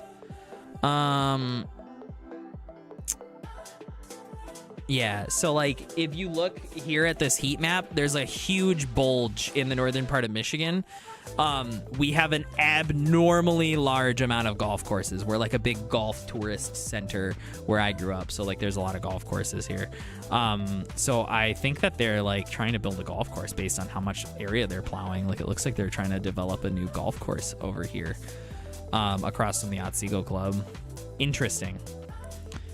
Huh. Definitely want to put a golf course in somewhere. We definitely need to do that. Shoot. All right, here's what we're gonna do. I'm gonna restart the game because it is getting a little choppy, and I don't know if that's because we loaded in from another map or if that's just a byproduct of the map. I'm also gonna message Ponderosa.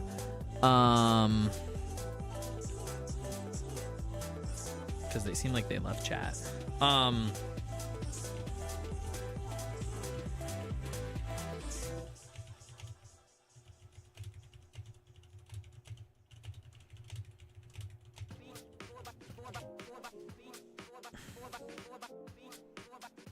So we'll see what Ponderosa says.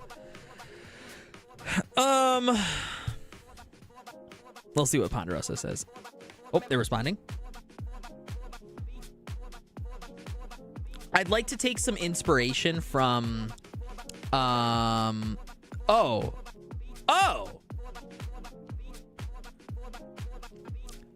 that's a real place? That's a real place? I didn't know that was a real place. Oh god, this is the buttfuck nowhere part of Oregon. Okay. This between like Eugene and California, there's just like nothing. It's just like no man's land, you know?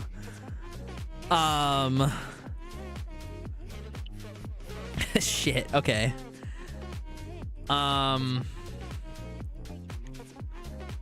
Okay, all right, I gotta do some research. So Ponderosa, how dare you? You know it's fucking true, Mr. Weed Man.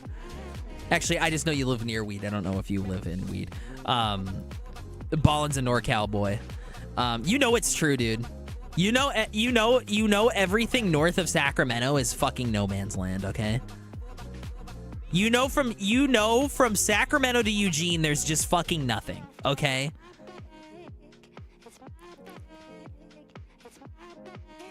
The great state of Jefferson.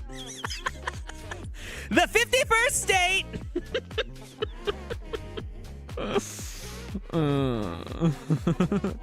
Isn't the coast empty there because there isn't any good natural harbors in inland areas, relative arid or with poor soil? I don't know the history. I don't know the history of why it's so desolate. I know that the valley is so populated because it's like good farmland, and like relatively like good climate. But I don't know why. I would assume so. I mean, it doesn't look like there's any good natural harbors anywhere because there's not a lot of big rivers that run through here aside from here. But even at that, like, you know, they would have had to carve this whole spillway out. And back in the day, I don't know how possible that would have been.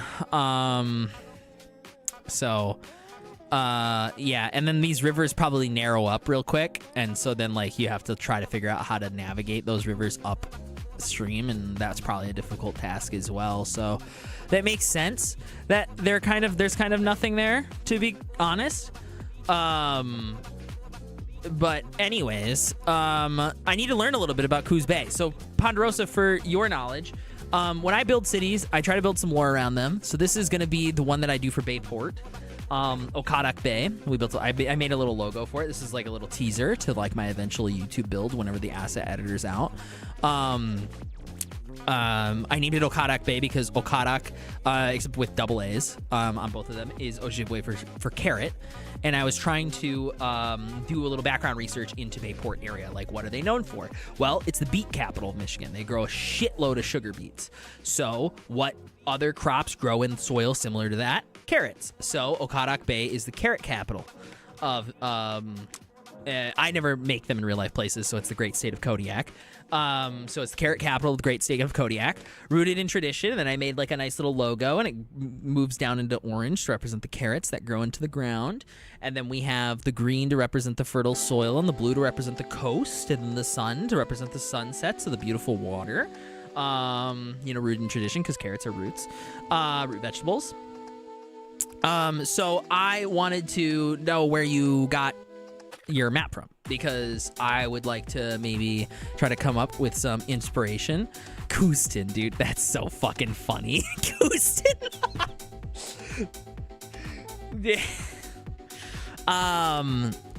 I wanted to learn a little bit about the area, and so I can inspire. That's why I was asking.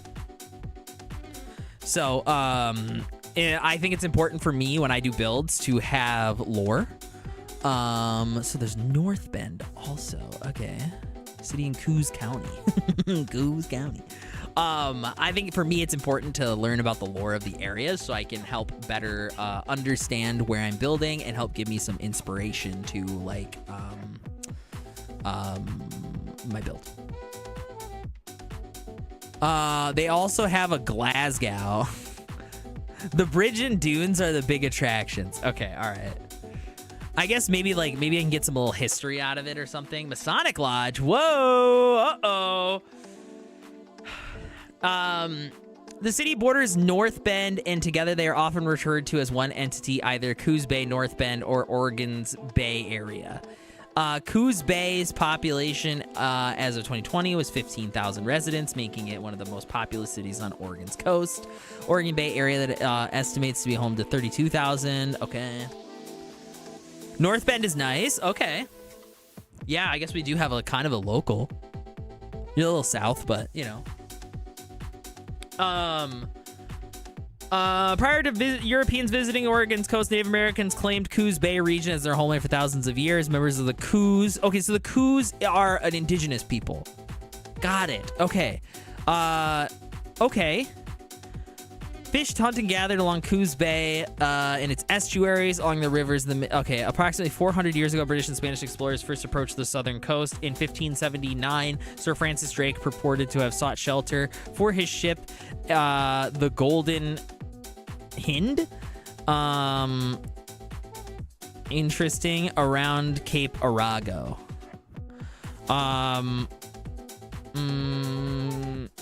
The earliest settlement of European Americans in the area was Captain Lincoln's Shipwreck Company, Camp Castaway. Okay. Let's see. Industry. Prior to the 1915 Coos region was largely isolated from the rest of Oregon due to difficulties in crossing the coastal range. and the fording rivers, and the Pacific Ocean was used to link people to other areas, including San Francisco, which was an easier 2-day trip compared to traveling inland over rugged terrain. In 1916, the rail line was completed that linked the region to the interior settlements and towns, which increased commercial trade and tourism. Significant urban growth occurred in the 1920s.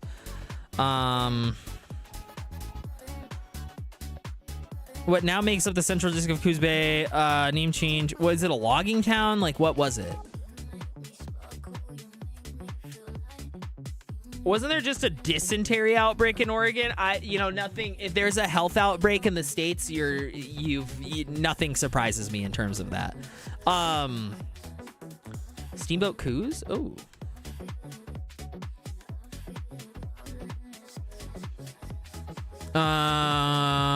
A Japanese ship ran aground.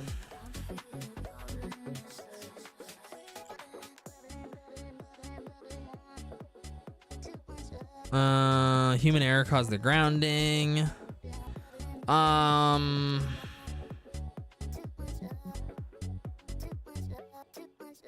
guess what was the industry though? Several votes to consolidate and merge the cities of Coos Bay.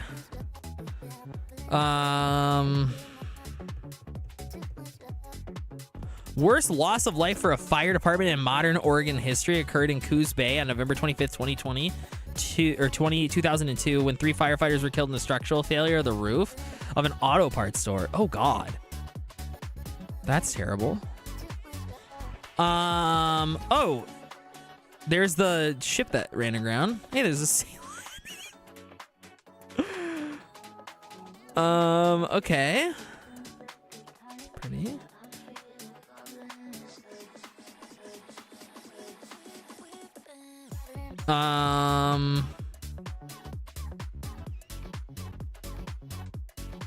Okay, I don't really have a good idea of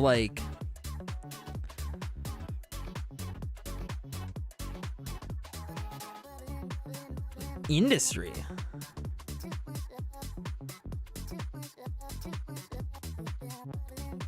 What was it? I understand that the town's been there, but what did they do? What was their primary industrial thing here? Coos Bay has the largest concentration of healthcare facilities. Oh. Well, we could maybe work that in.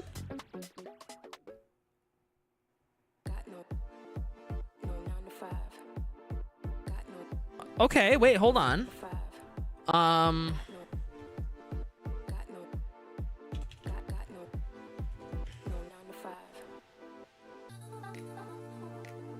Medicine.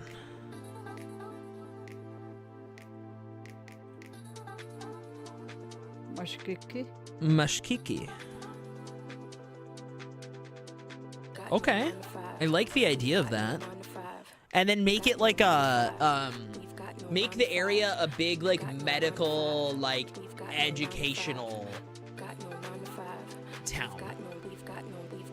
You know what I mean? The town is built around it being this place that was developed as it's a college town that grew due to its ability and drive from the university and the local area to encourage medical education. And as a result, people who want to teach and they need higher end stuff, and so the town grew exponentially with the wealth of the area from all of the doctor teachers and the doctoral educators and things like that. And so we could call it Mashkiki Bay or something. That's Rochester, Minnesota, and the Mayo Clinic. Yeah, something like that. That's a good one. I'm adding that as a thing. There's a big reef there. Okay. All right. Okay. Other facilities in the city include the North Bend Medical Center. That's exactly what I'm looking for. Something that makes this place unique, you know?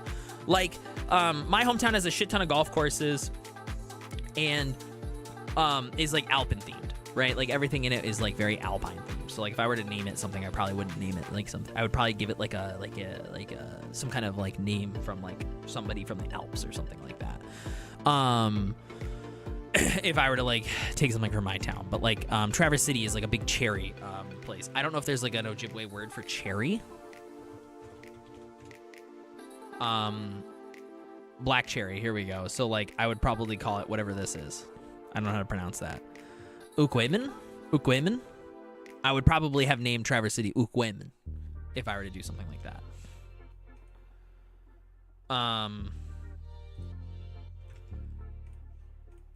For reference, and that's how I develop every single build that I do. Oregon Recreational Airport, intercity bus. Okay, all right, that's infrastructure. And then you have your radio stations. Then you have a newspaper. Notable people. Not as interested in the notable people, I think.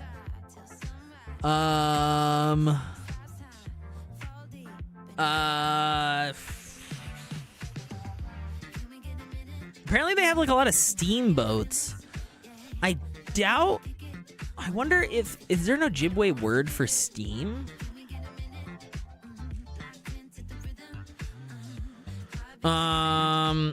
It steams. Okay, steam. Okay, and then what about a boat? A canoe. Okay. G-man. Okay. What about a steamboat? Is there an Ojibwe word for steamboat? Sometimes there is. You'd be surprised. Steamboat. Here we go. Ishkode G-man. Oh, okay. So Ishkode, Ishkode is, I think fire? Or fire is Kode, I think. Ishkode. Yeah, so it's fireboat. Because they're lighting Ishkode. Dude, it's weird that I know as much about Ojibwe now. I feel like I know Ojibwe better than I know Spanish. Yeah, so Ishkode is fire. So then it's Ishkode Jiman is steamboat. I feel like that's like too long. Ishkode Jiman is like too long of a word. So I feel like the English speakers would bastardize the fuck out of it.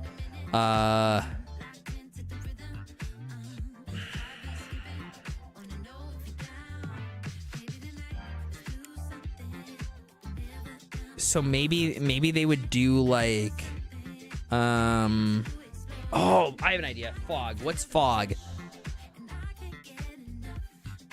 Awan? Awan Bay? What is bay in Ojibwe?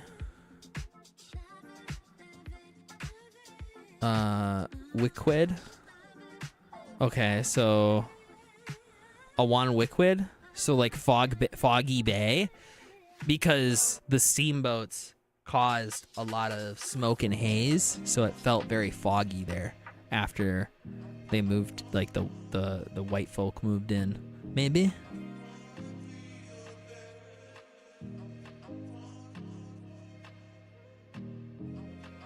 That would be a cool one, because then we could use some like weather stuff.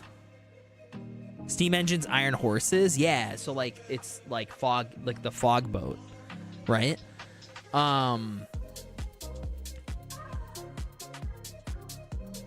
That's kind of what I'm thinking.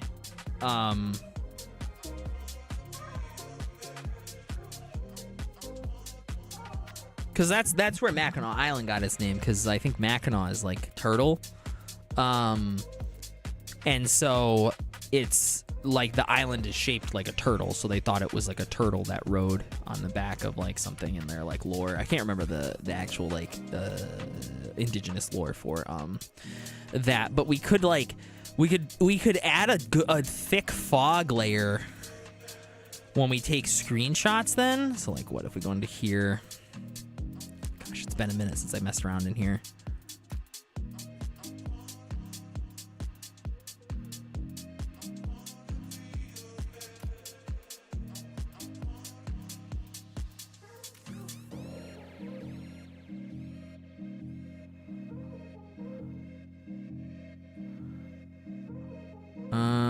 See, the problem is I really want this to be like a low-lying fog, and I need to figure out how to do that.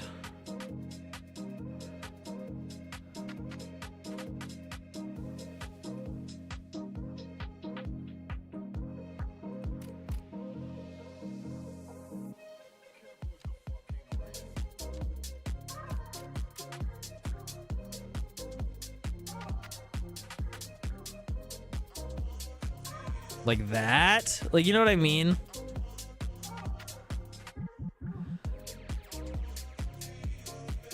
The fog kind of kills itself. I need to like redo my graphic settings in this game. I think that's part of the problem too, is that like I don't have good graphic settings, but like, you know what I mean? Like we could do kind of like that Twin Cities kind of deal where like one part could be, one part could be like, I'm gonna write these down so I don't forget them.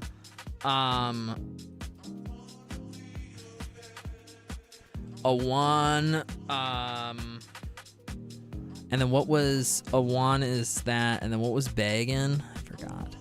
Wickwed.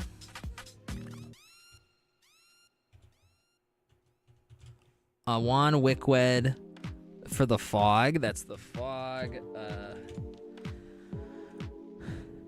And then, and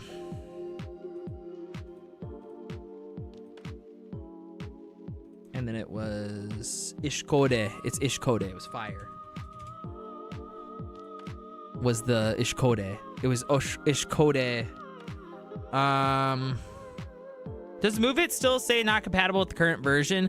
Yes, but it does work.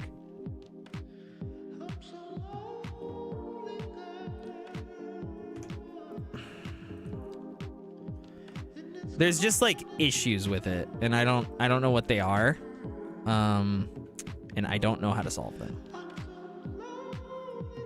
Oh, interesting. Is this part of the problem? No, let me just drop it. Yeah. Yes. So there is, but I don't know what the issue is. And as far as I understand it, Q also doesn't know what the issue is, and he is IRL busy right now. And so he has his own limitations. But I think he put the code up on GitHub if anybody's interested and knows like a thing or two to like trying to problem solve it. But it seems like even he's struggling with it right now. So, but it does work. I don't know what the problems are though. Okay, so Ishkode Awan. I think I want it to be Ishkode Awan, not Wickwed. Maybe Smoke. What is smoke? Oh, that's a lot. These are big words. I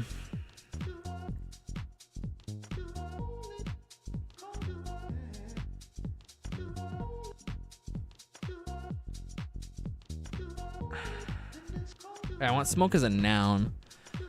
Black smoke. I mean, I guess that's what it is.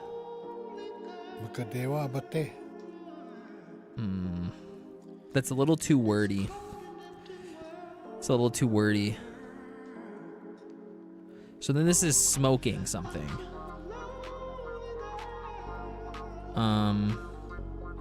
Geekanabasan.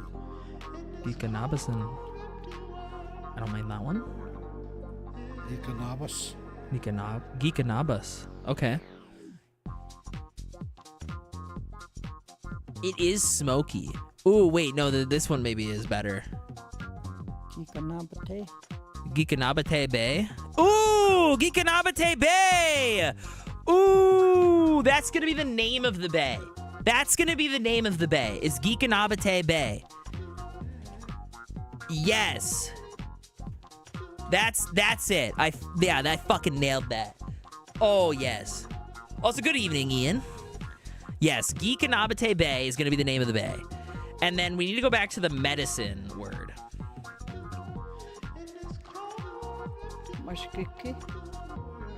Mashkiki. I think Mashkiki is going to be the name of the town. Like that's actually going to be the name of the town.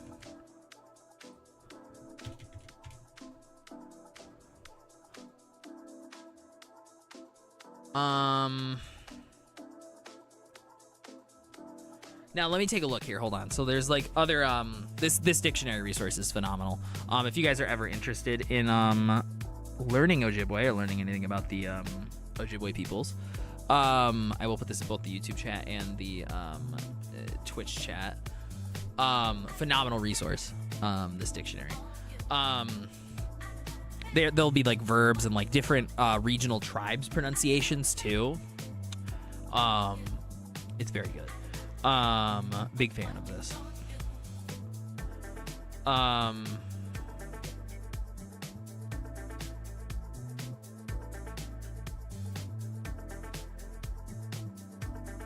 It is medicine medicinal. I'm looking for like he makes medicine. Like this word maybe.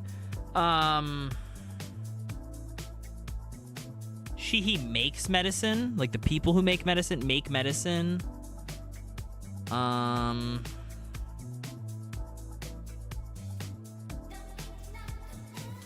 Has medicine? No, I don't think. Go get, gather, dig, burn, bad medicine. All right, so this is he, she who makes medicine. Mashkikiwaboke. Mashkikiwaboke. No, I think that's too long. Mashkikike. Mashkikiike. He, she makes medicine.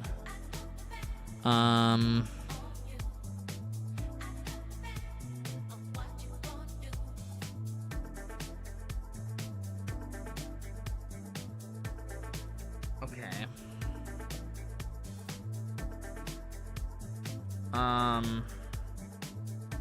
I think we're just gonna go with Mashkiki. I think we're just gonna go with Mashkiki for the name. Okay. So I'm gonna draw. Part of me wants to draw a district over the entire water and then name the water source. I think the problem is that it would put the name probably over here, right?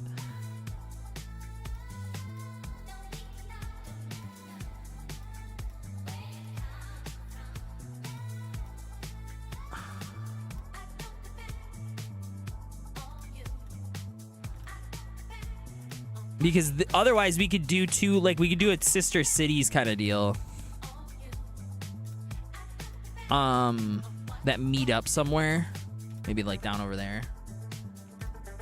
And like one could be the steamboat town and the other one could be the medicine town, perhaps. I want to see where the name goes if I do this. Because otherwise maybe it will just name the water that. It does put it up there. But it's kind of the river, you know? I don't think I like that. I don't think I like that as much as I wanted to. No. I don't think I enjoyed that as much. I need to like desperately redo my graphic settings.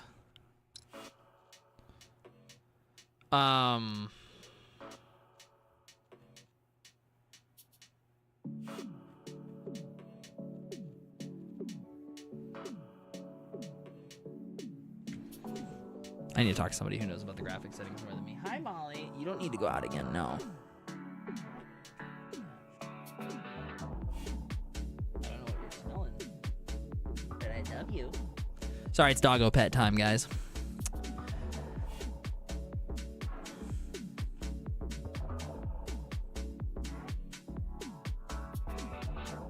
She's eating it up. I gotta reward her. I gotta reward her for being a good girl and just sitting here.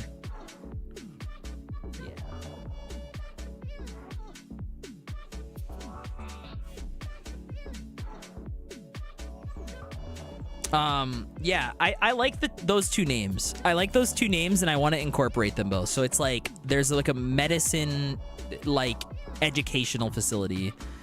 Maybe on like the north side of the river, like inland more. Like we could say maybe they found some kind of like medicinal herb or something in the area, and then they've decided to like make a educational facility about medicine here or something.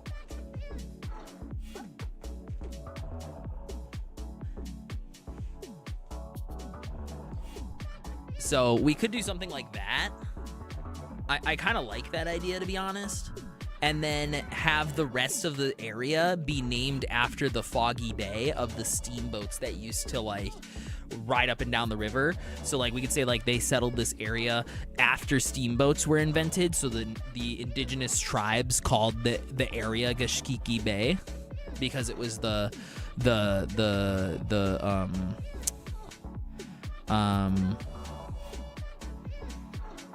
or wait, what is it? It's Bsquiklehausen Bay. Oh, fuck. We'll figure out something. I like this idea though, because we could also do Ishkode for like fiery bay, like fire fog. Ooh, fire fog. Ishkode Awan.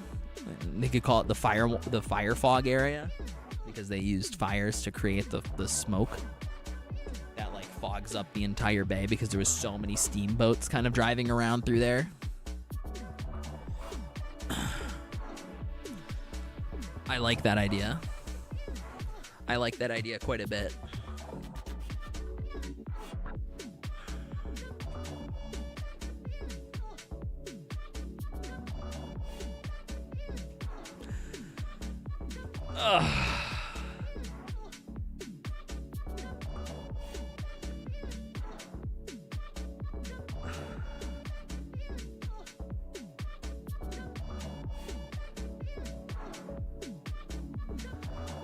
All right, let's dive back in. Start of the show is finally on camera, I know. So if we do fire, that's Ishkode, and then we do fog, that's Awan. Yeah, Ishkode Awan.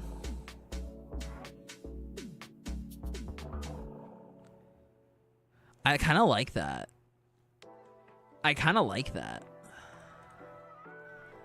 I think that would be like the main name. Is Ishkode Awan.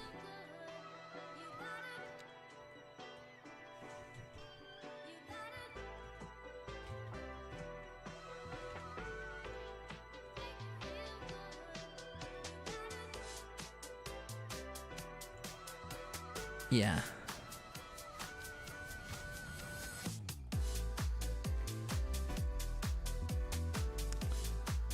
Yeah. And then this area north up here.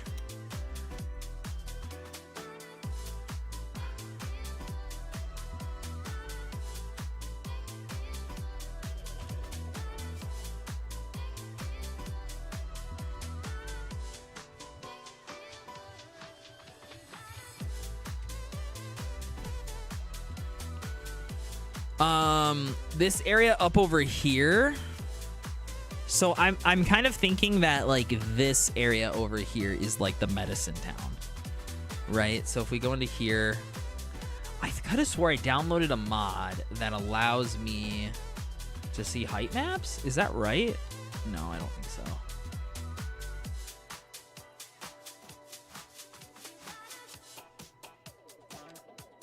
so. Ooh, that's a nice little like, ooh, ooh, ooh, ooh, ooh.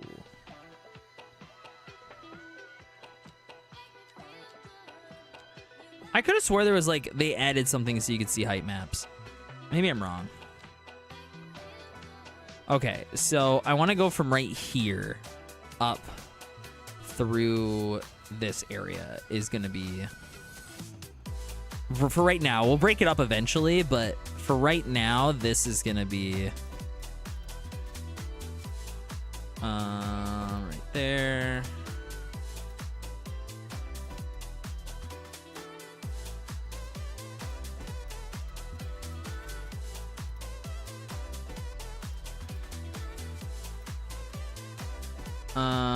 I kind of don't... I want the islands to kind of be their own thing.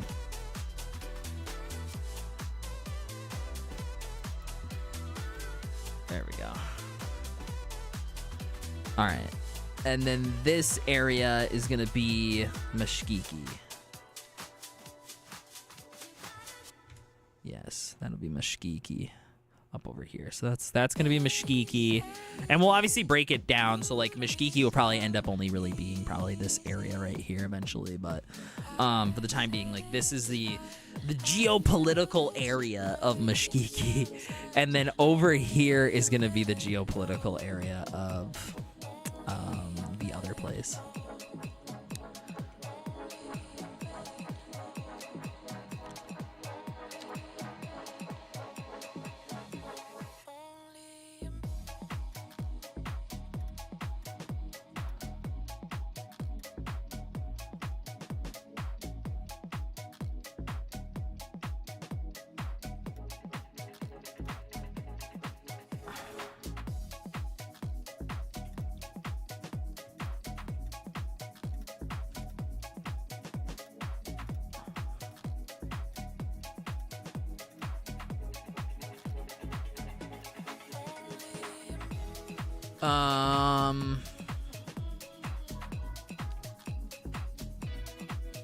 Yes, and then this is Ishkode.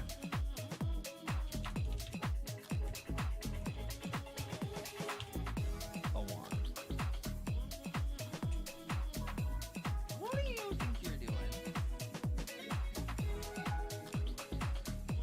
What do you think you're doing?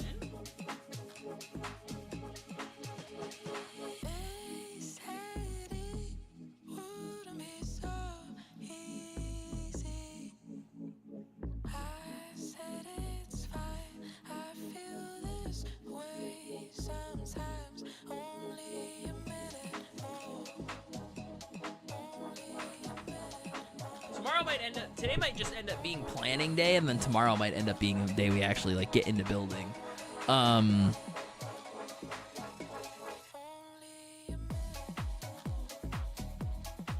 There's one thing I learned from college in video production. It's that pre-production is the most important step.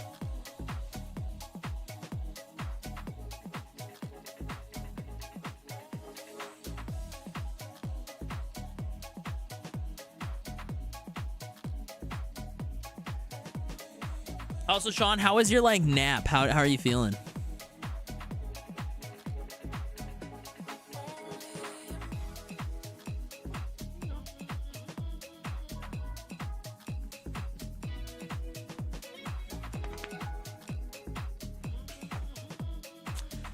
What? Molly, I'm gonna have to kick you out of the basement. Sorry, she's getting too riley. It's too staticky. Like every time I pet her, I feel my hand staticking. It's gonna like fuck up my computer, guys. So I'm gonna kick her out of the basement. I might give her something to like occupy her time and mental energy really quickly. I'm gonna use the bathroom at the same time too, and I'm gonna give you guys words, and then I'll be right back, and we'll get into like probably some road planning, layout, maybe some terraforming. So I will BRB. Thanks for hanging out, guys. I appreciate it. Again, we're gonna be doing a 9 to 5 streamathon every day. That's what we've been doing. That's what we're gonna continue to do. So long as that timer keeps running in the top left, we got 13 hours left on it, so we're making it easily through today and tomorrow. I want to thank you guys for all the support. I appreciate it. We'll be doing more cities tomorrow, so you guys got to go. Check back in tomorrow always, too. All right, BRB. Hey, and don't forget to watch my YouTube video.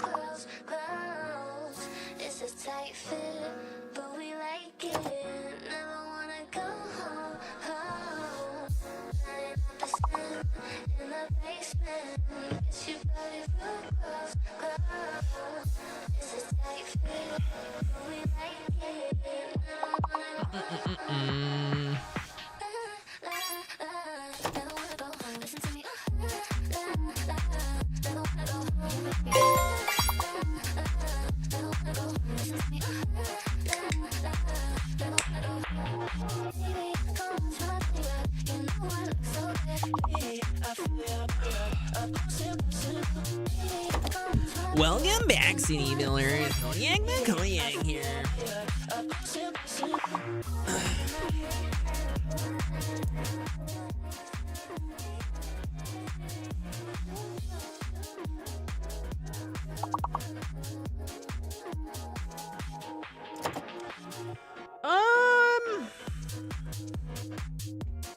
Let's listen to some... Dude, let's listen to the Disco Den.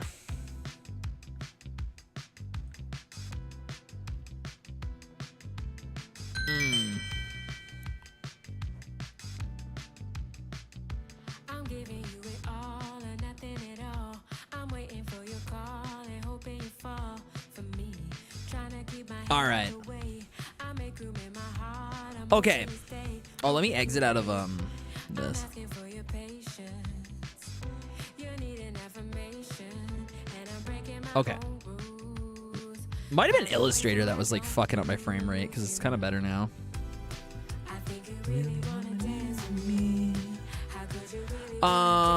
Okay. Here we are in Cities Skylines.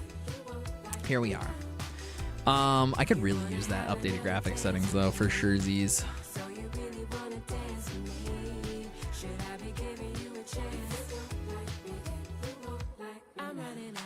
Yeah, I know everybody says that to like replace the version of DLSS that the Cities Skylines game uses, and it works much better, but I also just don't want to use DLSS. I think from like my perspective, if I was using like 1440p or like 4K, I would probably use it, but because I'm only playing at 1080p, I'm worried about how that will degrade a game like Cities that is all about like beauty and visuals.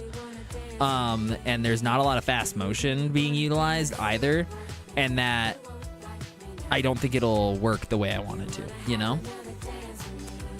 So, okay. Here we are. So now we have Bsquiklehausen, which is fire fog, named after the steamboats that populated the river area here. We have Bsquiklehausen, which is going to be like a medical university town up over here. Actually, you know what? I don't think I'm going to have Bsquiklehausen go over here. I think it's going to just exclusively be over here. I want that to be farm fields up over here. I don't really know what kind of farm fields we'll put in here, though. We gotta take that into consideration too. Like, what are we gonna farm here? Now obviously we'll probably put animal farms and stuff here, but like, I think maybe incorporating some like lore elements. Like, I don't know what kind of crops would grow well on the coast of Oregon, but trying to figure out what that would be would probably be pretty helpful. Yeah, I don't think we need to go this far out, I think is the thing. We can just leave it like this then. Yeah. Because this is how Coos Bay, this is where Coos Bay is actually like up to. This is Coos Town. Cooston.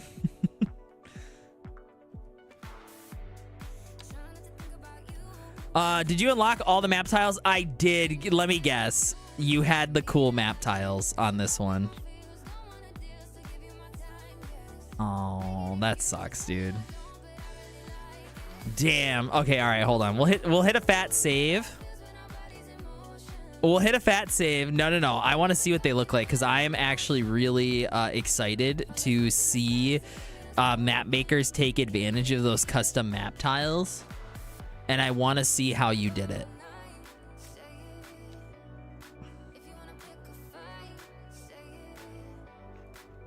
Oh, I guess you could reset the map tiles from that one map mod, couldn't you? Oh, well. Oh, wow. You went like super.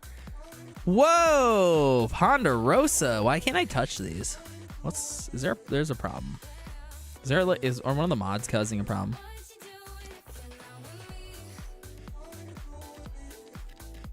I don't know why I can't select any of them. Which mod is it? Oh, no. Well, one of the mods is causing an issue. You should be able to select them. I guarantee you it's a mod. I just don't know which one. Or maybe it's because I hadn't selected play yet. It says I have 18 unlocked, too. I don't know. I mean, it's still super cool. I love that you did that. And I like that you had the water tiles, like, as their own map tiles, too. I like that you did that.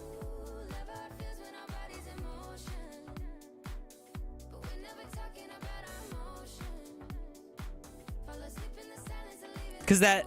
Oh, gosh, yeah. Oh, man, you got the plats in the square. Oh, that's kind of cool.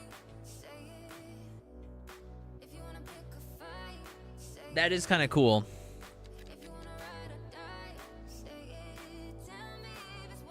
There's clearly something wrong with the map tiles. Maybe we need to go explore our mods and figure out what the heck the problem is. Let's take a look here. Skyve, you got any errors?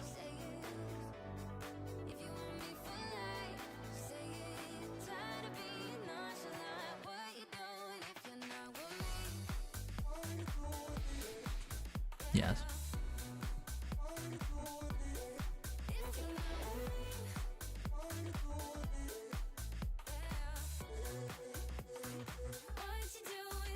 I wish I was better at like analyzing this.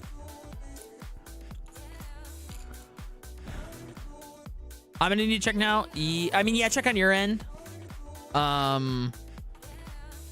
Extra library, extra lib. Extra detailing tools are reading as errors. Are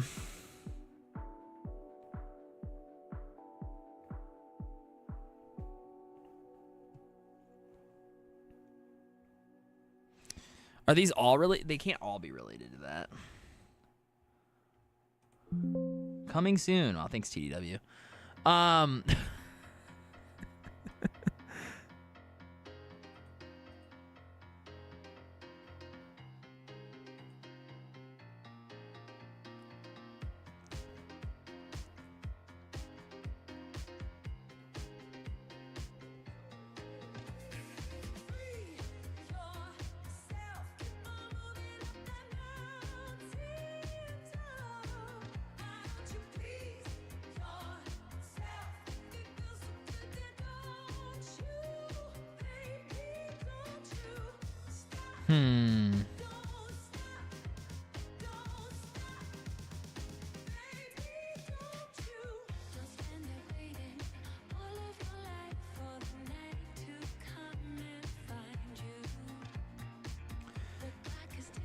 All right, there's clearly some issues with extra lib. I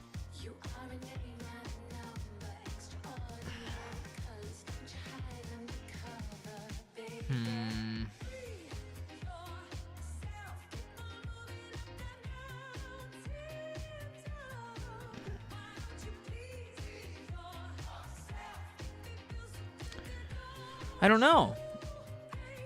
It doesn't make a ton of sense to me as to why I can't select them, though.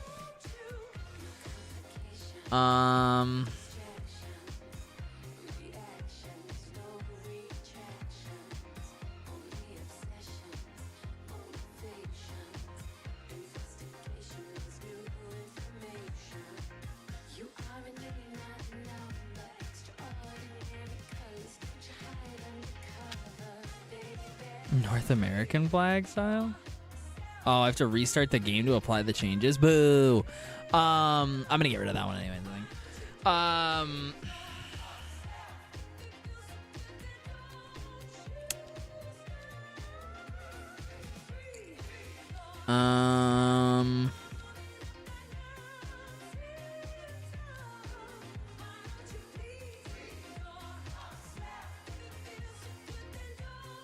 I don't know any of these that would be causing the problem. Oh, it does. Oh, would you look at that?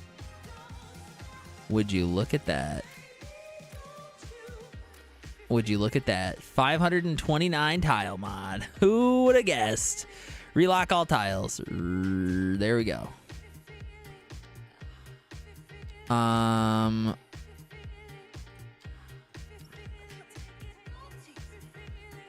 There we go. It's been a minute, but I remember I was good at troubleshooting. I remember.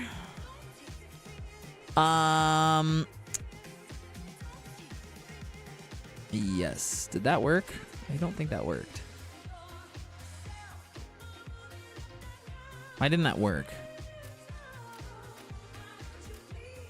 Does this only work on new games?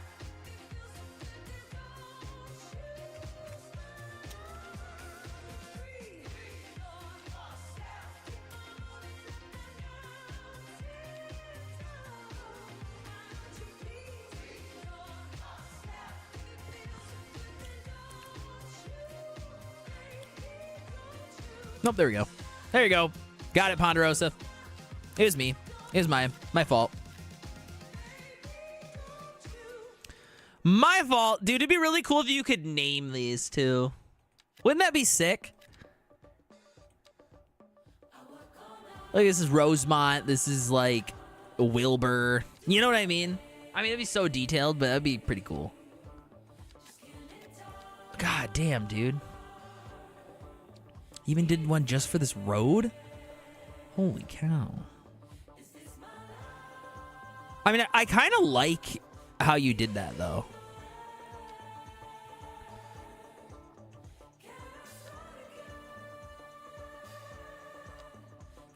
All right, let me see if it'll let me do it.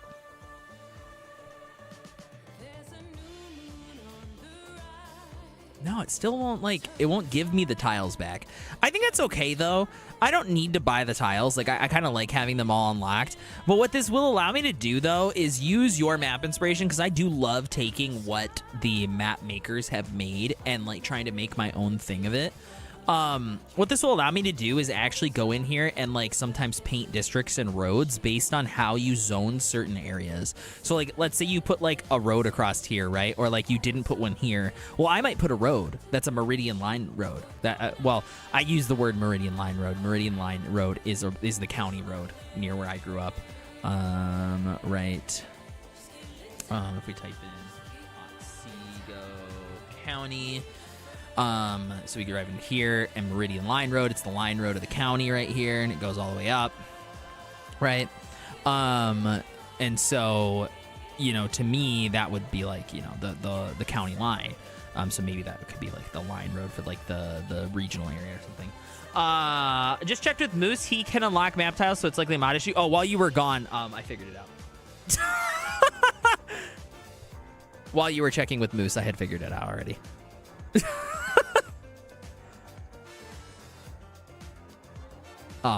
It was 529 tiles. Listen, I might not have played in 6 months, Ponderosa. I'm very good at problem solving.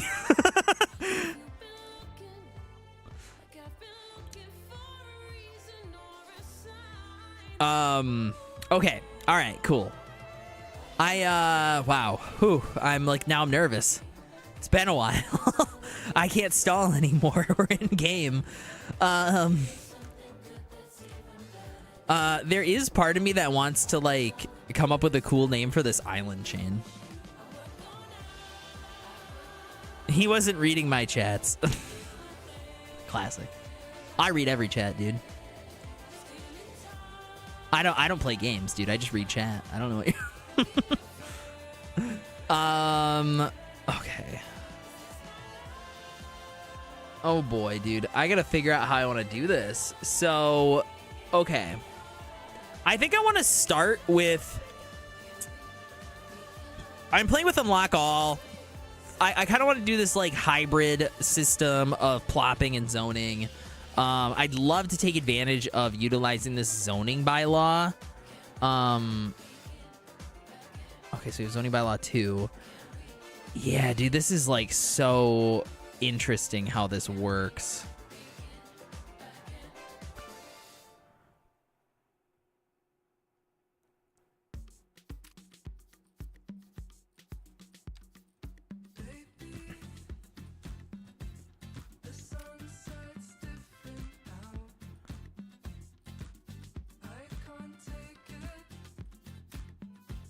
This is so fucking sick. Oh, I just like... Ooh, I almost like want to do a build dedicated to just zoning. We can't plop, and we have to use the zoning bylaws to zone it. I don't think I want that to be this build, but I do think I want to do that. Maybe on like more of a sprawl-heavy map. Maybe on a map that's a lot more like sprawl-heavy. I think I would love to do that on, but I don't think that's this map. I don't think that's this map.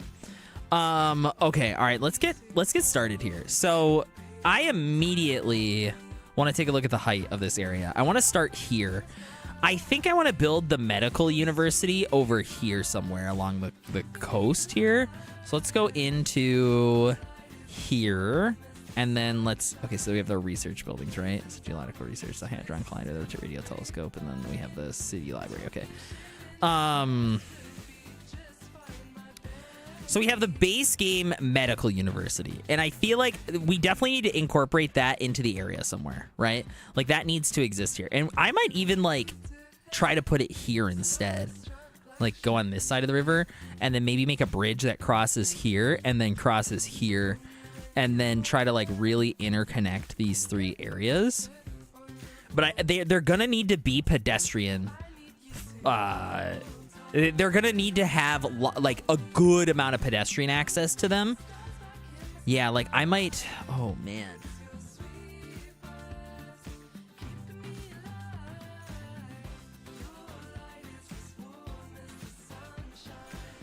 Because this is a big river, I want boats to be able to go through it. Obviously, we don't have like any kind of like drawbridges or anything like that. I mean, I'm hoping that Bridges and Ports DLC will allow for that. Maybe we'll be able to rework this later. But I might try to drag this road through because this is kind of the main corridor, and then have this kind of come up and through, and then redo how this grid works to try to make it like a straight shot. What's the deal here? I kind of like the idea of that.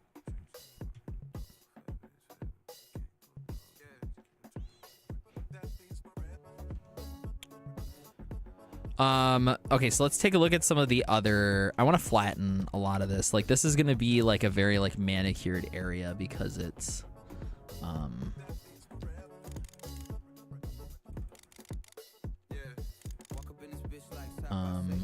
because it's one of those like kind of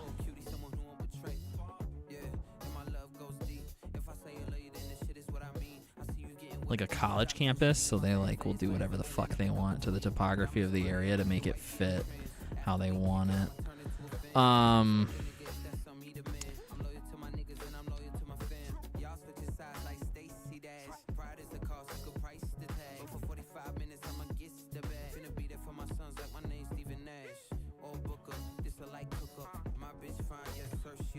There we go. I'm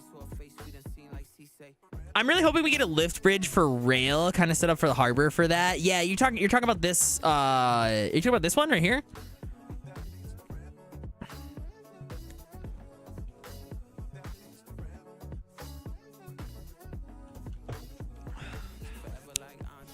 This would be very cool, for sure.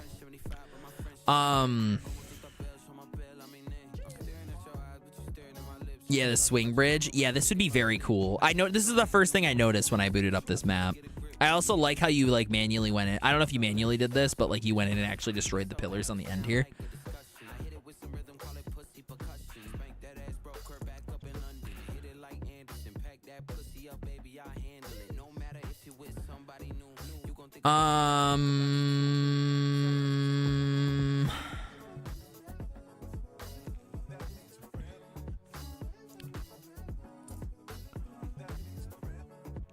Yeah, I BB'd those off. Yeah, I understood immediately what that was, specifically because the ends didn't have pillars. I thought that was a really nice touch. I feel like not everybody like notices the little fine details in a lot of these maps, but like when I see them, I'm like, man, that's good. You know?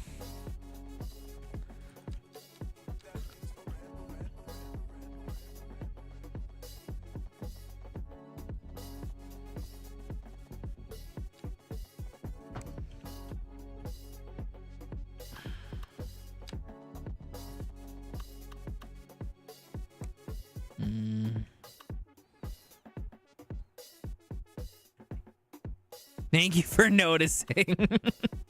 You're welcome. I will take all the credit.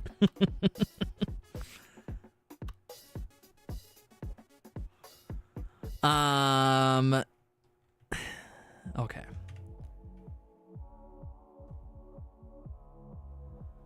I'm liking... God, I love this little go area. Okay. Let me take a look now at... So we have this medical university. I'm going to plop this guy over here for right now.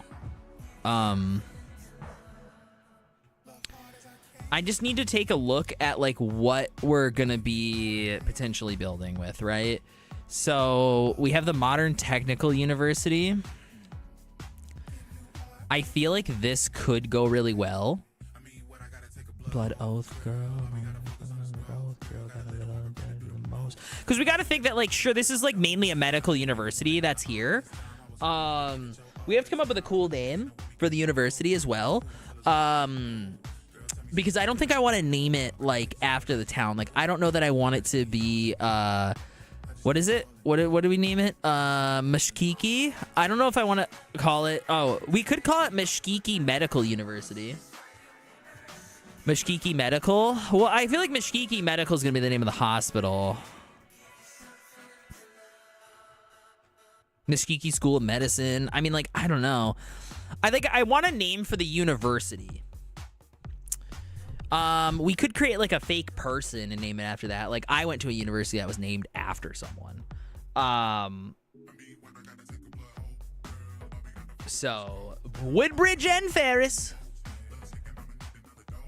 Governor of Michigan, ran for president, did not win.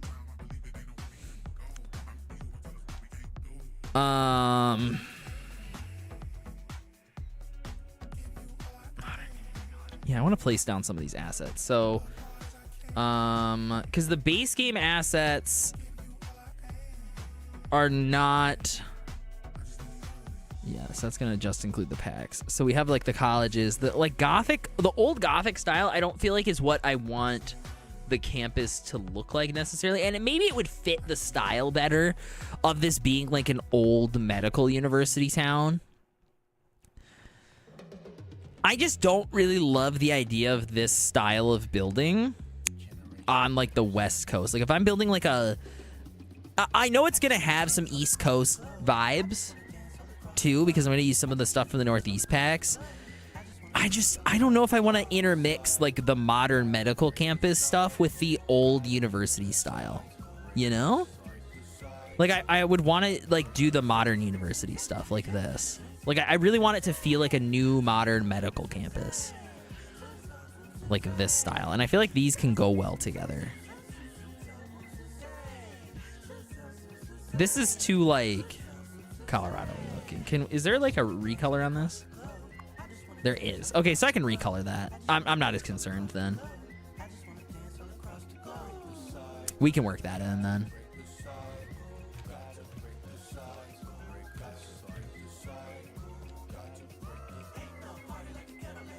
The ghetto land party don't stop.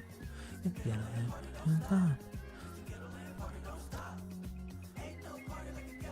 That's an elementary. It's a high school. We could definitely like put a high school in and like have it feel like it's still part of the college campus. I think that'll look really nice. All right. I think the technical university would also look really good with these assets. You know? Like, I think it fits in with the lots. Maybe this lot is like a little too open though. Like, we have this like courtyard here for the students to hang out with it, and I don't know if I want to make the university that spaced out. Like, I almost want it to feel cramped. Like they're trying to pack buildings into like a small space. Okay, then we have the modern technical.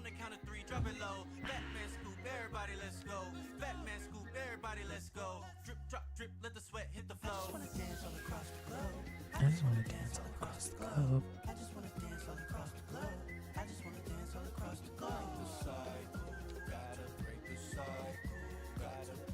Yeah, and I definitely feel like we could incorporate the community the modern community center. Northeast, that's not really what I want. This Chinese one could almost fit inside and feel like the right vibe, even. They're all slightly different architectural styles, but I feel like they could work together. Early childhood education, college campus building, maybe? I don't hate it. City high school, 2 brick. The Chinese high school is very nice. I like it. I don't feel like I want... I feel like it would be a cool looking medical building, but I don't know.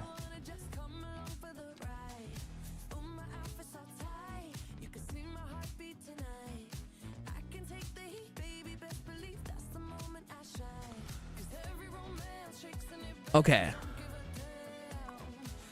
Yeah, I think these buildings kind of together, especially if we use recolor, we can make something really cool in terms of a campus with these buildings, right? I think the only thing we're kind of missing is like dorms.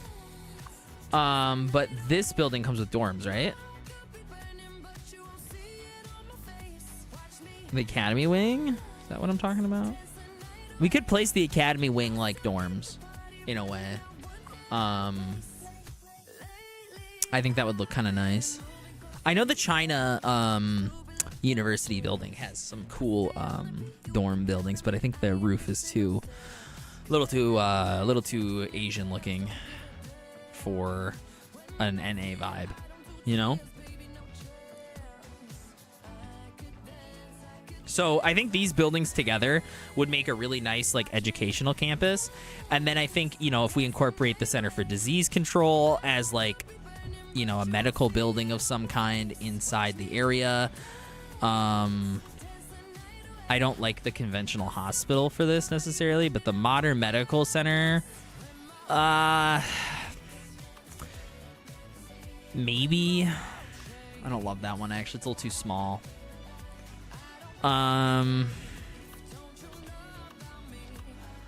The northeast one's like, oh gosh, I like want to place the, I think we're going to do for sure the Southwest Medical Hospital, this one. And I know it kind of doesn't fit, but I want it to be like the original medical building for the university. Like, I want it to feel like this was like the original, or maybe we put this in the... No, actually, I think we put this as, like, the big hospital in Bsquiklehausen. Yeah. Because the Škoda is going to feel like more of like a Northeast vibe, I think. As a result, I think that building will work really well there. And it's like they have this big hospital because they have this amazing medical education facility over there. So they have this really cool historic, you know, and maybe the like university went through and like tore down all their buildings and rebuilt them because like medicine should be like modern and beautiful and like exciting. So they like completely redid the campus as a result. And like maybe we can include like one old building, historic building inside of it, but I think that makes sense to me. I think I can rock with that. Definitely want a modern hospital somewhere.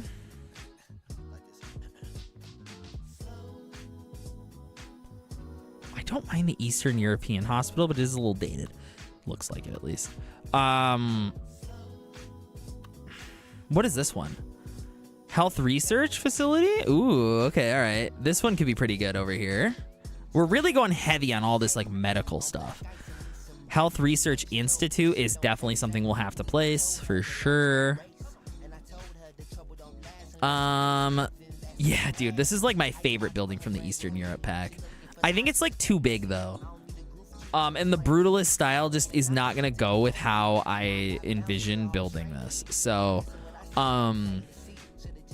I think these like modern medical buildings are like perfect for like a modern medical university that exists over here. Okay, so now that I kind of have this going on, I think we need to, the next step, I think we need to figure out where we're going to place some of these larger structures and then try to build around them because they're so big that we have to put them in first. The first one is obviously going to be the technical university because it is so large. It has to go over here. Like there's really no other place for it, to be honest.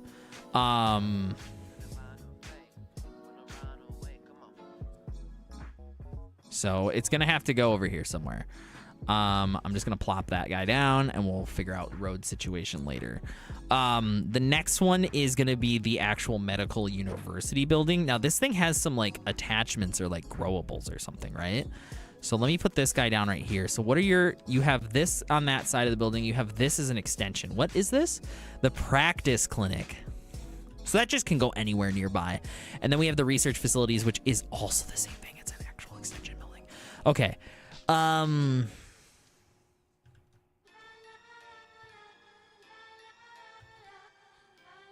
Part of me wanted to make this actually like a town part, like not part of the medical university. It's like the town part of Bsquiklehausen, right? Like you have the place where the townies live in the town. So it's like you have the medical campus, which is pretty much taken over this area right over here, this like peninsula and fork in the river.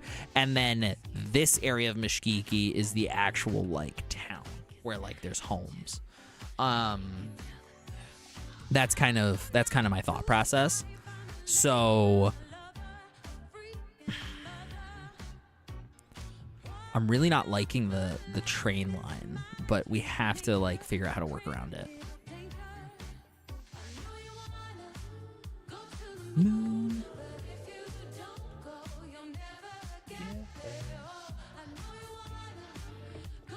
Like I might put the iron press building over here or something. Like I want this to kind of feel like a little commercial downtown maybe.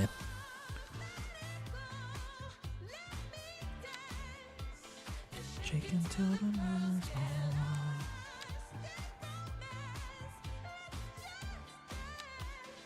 on. $136. Okay.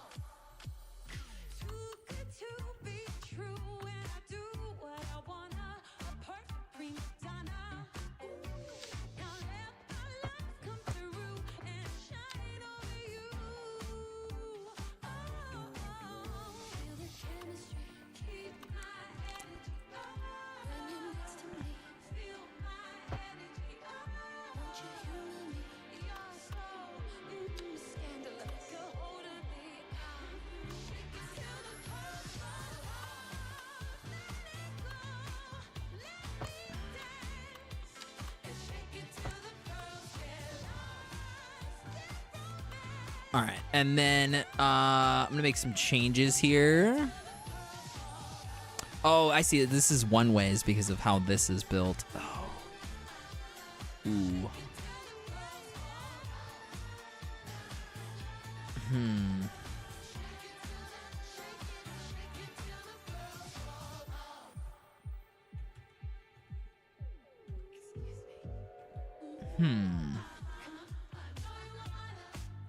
Could I mirror this?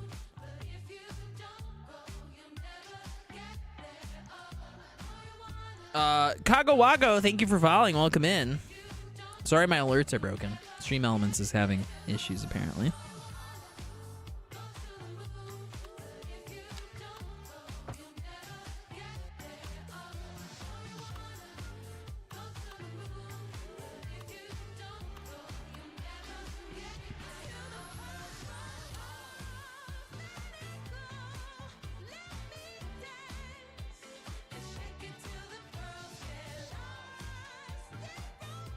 See, if I could duplicate this section and then build a mirror version of it over here, because this is the same distance, so build the exact same thing over here. Or do I just leave that? I think maybe I just leave that as like this unique thing because it like does connect up this way. Oh, but if we built one over here, then this one could go into the valley. So this one like goes through the hills and this one goes up through the valley. That'd be kind of neato. Because I kind of want to like snake a road up through here that leads to the lake maybe. And I wanted to do some kind of lake community at some point up over here. Flatten this area right here and build like a little lake town here and here.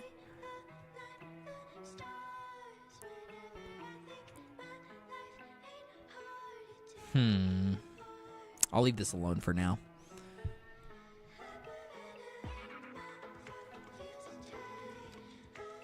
These are 6 deep. We might make these a little bit more shallow to work with the new Northeast assets. Or Southwest. Depends on which kind of commercial we want to put in here. I think I want to put like more historic American ones. So like, I think the Northeast assets would look the best actually in here. Hold on. The Zonable California one. Okay, all right, here we go. Oh, I'm under signatures. I don't want to be under signature buildings. There we go.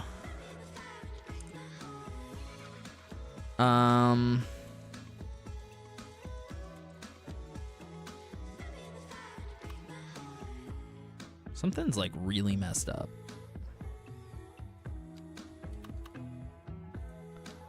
I think that, oh, it's the filters. I need to use the filters, not whatever is selecting. It's trying to select like some kind of like road filter. Okay, I see what's happening.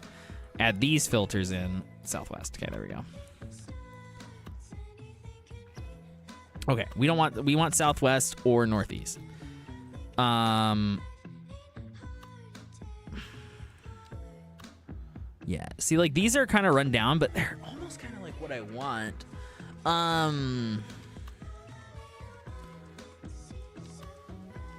Like stuff like this. Like this is kind of like the vibe. Is there like this is like a left? No, it's a bonus command. This isn't like a, oh, it's not supposed to be an edge lot. Okay.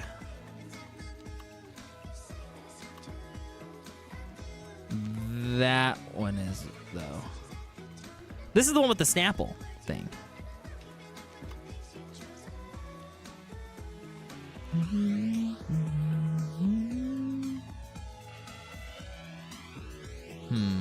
Okay.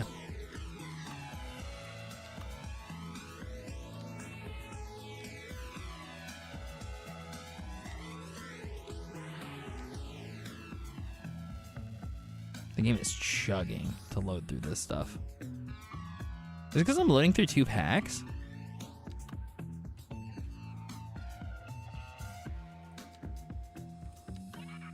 Yeah, what do we got in terms of 6 depth lots? Because, like, I don't want something like that, right? So, like, if we do building level, like, 4, let's say. So this is what we get, right? And, like, that's a drive-through. That's a little too weird looking, and then that's too much of a commercial lot. So there's no way this is going to end up being a 6 lot. That's too modern for what I'm looking for. See, like, I kind of want something like this over here. I think this is the perfect kind of building for like what I'm looking for. And like this, yes. I want it to feel like this is the historic downtown, you know?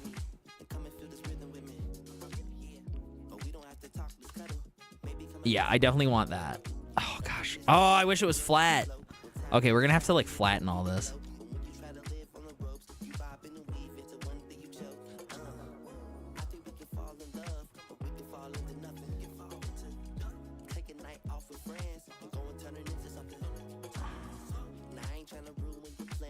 There we go.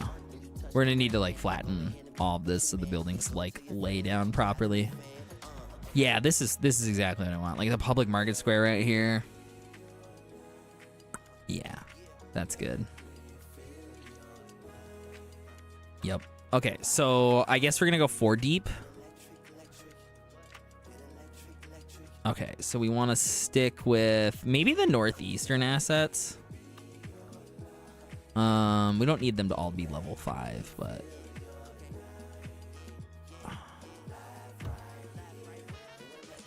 yeah, that looks so good, dude.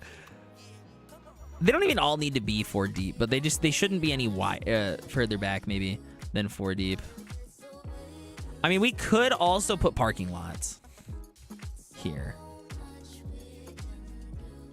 How wide are the parking lot roads again? I think that's like the perfect width for a parking lot road, though, is the problem.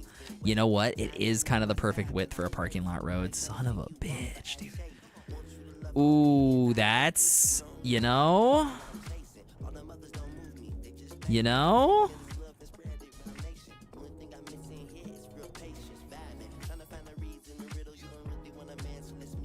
Yeah. I'm gonna try to flatten all this.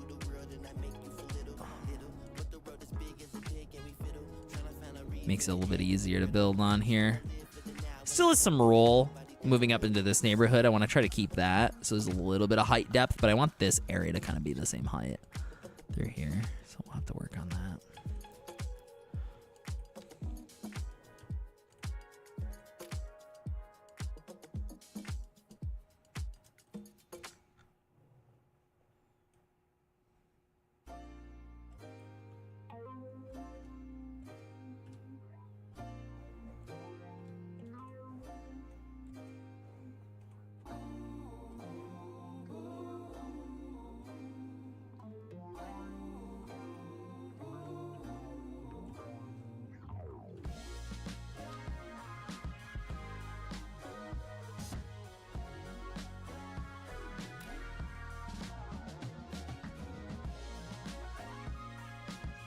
There we go.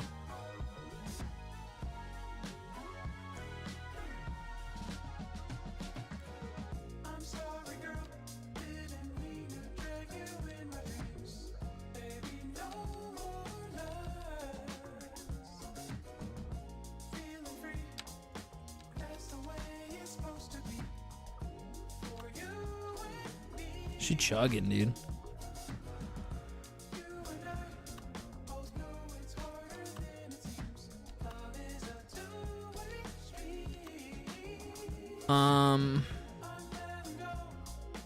Oh man, I like want a mirrored version of this. What does this look like if I put this up to here? Oh, there's like the wall there.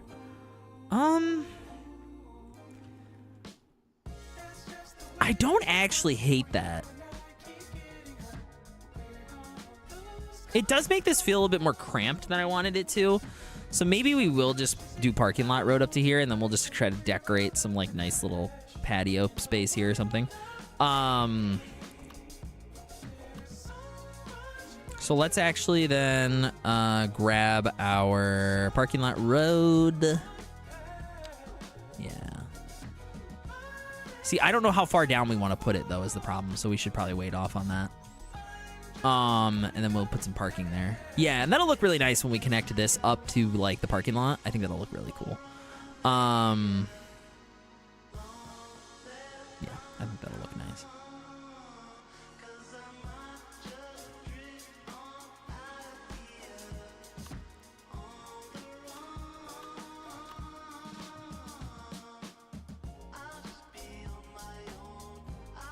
I do like the idea of putting a little gap right here between, and then maybe we'll put some like some bollards here to make sure the vehicle doesn't go through here, but then have that be kind of like an alley of some kind, like maybe like a pedestrian alley, but like that way it connects up to the back here, and we can maybe have this alley kind of come up and then function as like some kind of connection. Oh, shit. Okay, hey, my wife's medication just got delivered. Hold on one second. I do have to go grab that.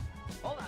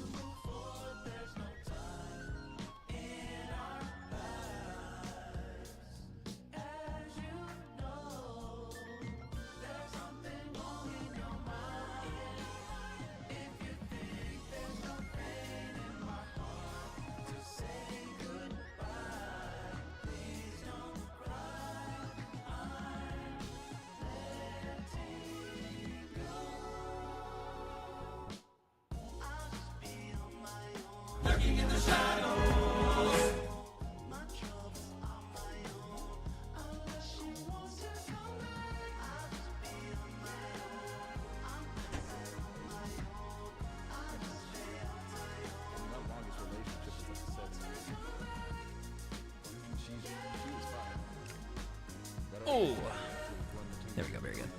Thank you for paying Lurker Tax, supporting Soul Service Support Chatters. Thank you. Thank you. My social worker wife thanks you. Yes. Okay. I think we're gonna do that. Pull up a little alleyway up to here, maybe. But you're still angry. So sometimes I still should have lied. That way you can access that. I don't. Oh gosh, I wish this was like deeper. I like that though. Let's think here. So we want something that's 3 deep. At least. You know, that works pretty good. You have the connection right there.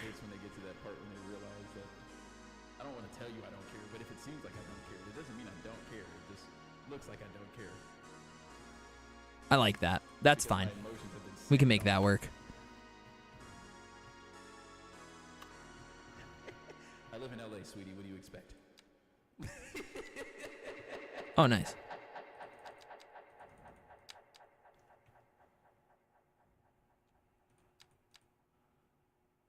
Find it is chugging.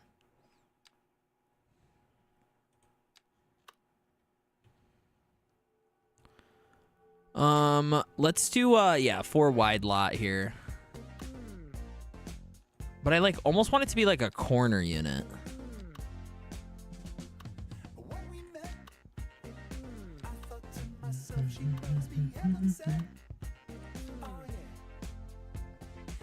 There's no other 4 wides. Okay, all right, let's try 2. Gotta have a word with you. Yeah, I actually like that there's like the little grocery market right here on the end. Yeah, and then you got like a little modern building right here. This is cute. I like that.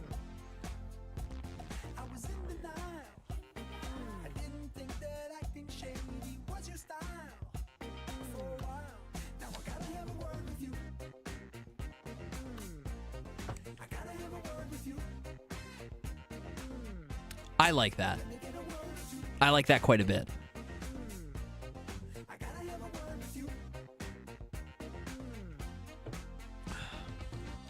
Let me look at these ploppable parking lots.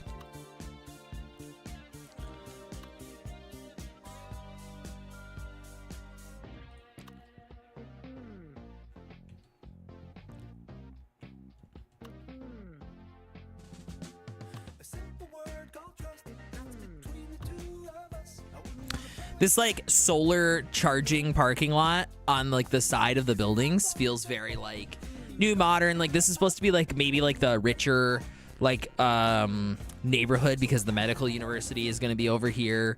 I think that makes total sense for being in this like kind of cute downtown. I like that. I like that quite a bit. I definitely want to put some trees through here. This is going to be a pedestrian walkway, so like I don't ever want vehicles going through here. I think that makes sense. And you get the little cul-de-sac here for the trucks, pull up to for the door. Yeah, this is good. I like this. I might drag this road down a little bit, just sort of like, you know, so it lines up to the alleyway. Maybe. I kind of like that. I think I'm gonna stick with it like that. Yeah. Currently mod list you are using, so I don't. But I will. Here's all the mods I'm currently using. I'll put them up on screen right now. I will scroll through them, and you can download and use whichever ones you want. It's up all the ones with the green chat mark. So as soon as you see achievement enabler, I don't have it. So from zoning bylaw builder here, all the way up to 529 tiles. I don't have it in an easy to package list. The moment Skyve allows you to share profiles, I will gladly make one. But as far as, you know, I don't currently. But these are the mods I currently have enabled. So you should be able to pause, scroll through, read them that way. I would assume it's high enough resolution for you to be able to actually see it. Well, I gotta respond to my wife. She's like, "Did you grab my meds?" I'm like, yes. Yes, I did. I grabbed them. They were delivered. I got them. We're good. Everything's fine. Deep breaths.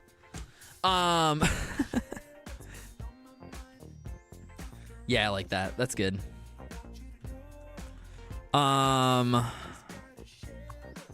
Yes. Lock the building levels here. I don't ever want these upgrading. I don't know if it like auto does that when you plop them or not. It's been a while since I played. It's been 6 months since I played, so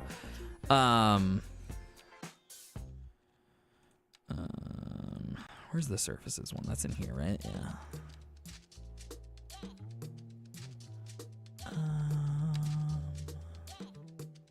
Let's go out to here.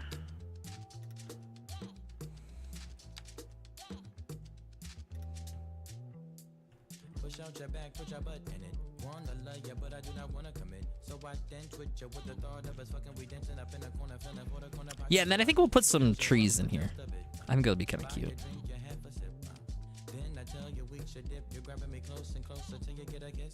It's high enough, thanks, no problem. This one's a little too grubby.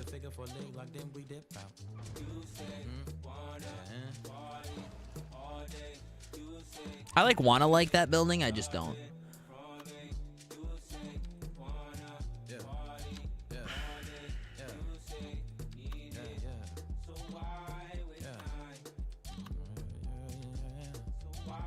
Oh, God, the joke.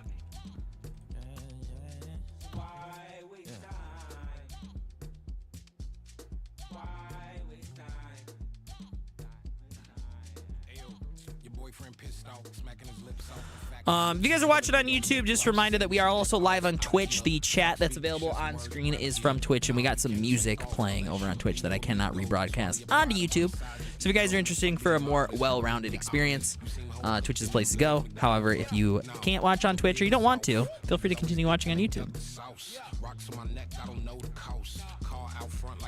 Next time we do a YouTube stream, I may not have chat enabled also. So, just because it is kind of a pain in the butt to have both of them open, and they take up a ton of screen space as a result. So, all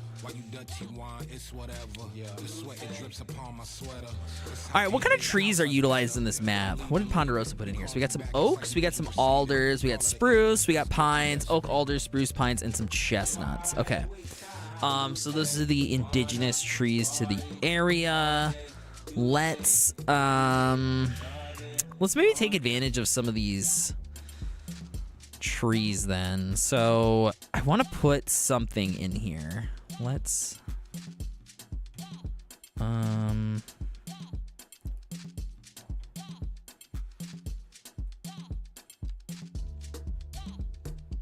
the oaks are going to be too big, so I think we're going to want to work with the chestnuts.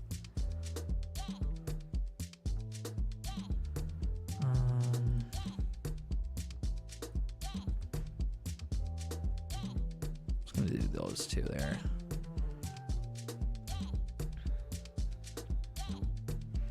Just as 2 little trees in the back alley there. And then,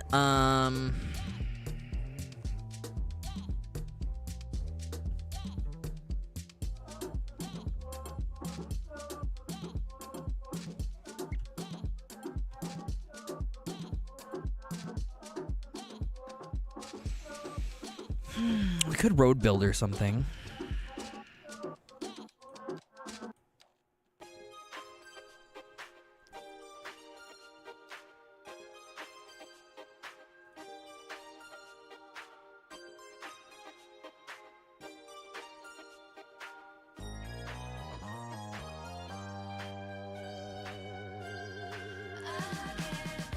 TDW added a fucking you added... He added an interface for shared roads? This guy's insane. Absolute freakazoid, dude. Okay, we gotta make a new one, though.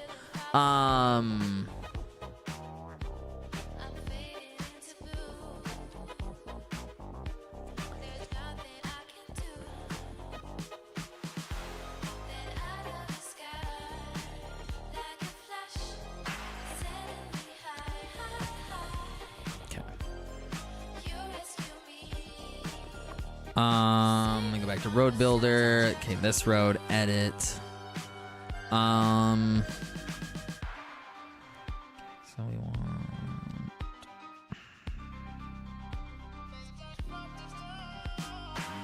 I would like parking here. But I kind of want like big parking.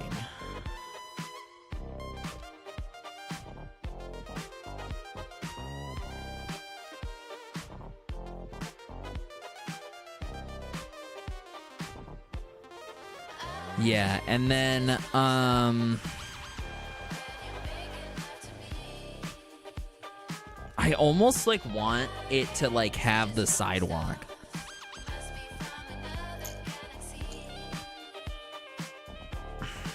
On this side. I wish that didn't do that. I wonder if I can still make this work. Hold on. Let me see.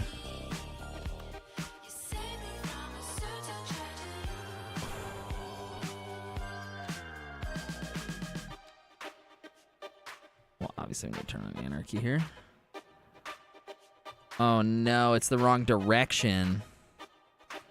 Okay, we're just gonna have to build a regular alley then. Hold on. All right, hold on. Okay, there we go. Let's see.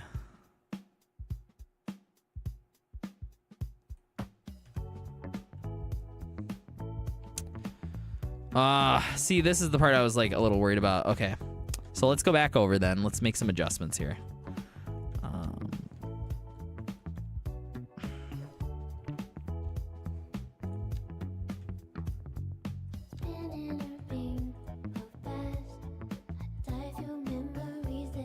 Trying to let me grab it. Grab it. There we go. I'm finally back. Welcome back, Bissell. See, that's better. We can make that work. So I don't want this to be the whole road is the thing. So we need to grab a regular road. Yep. There we go. And then this just needs to be a conventional alley right here.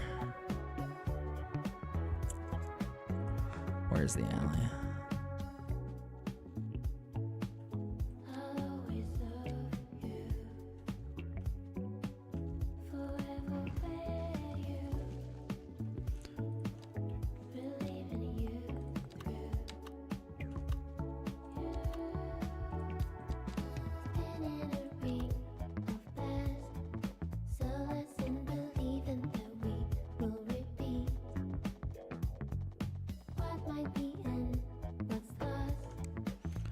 See, there we go. Then we got some back parking on the side here. Look at that. Look at that, dude. Okay, we got to go back into this road, though. We got to get rid of the road lines. I don't like that there's lines there on the actual road part. How do we get... Okay, so we got to get rid of those. Yeah. Oh, okay, there we go, there we go, there we go. We'll be lurking on the drive home. Good. I'm glad to have you back, sir. There we go.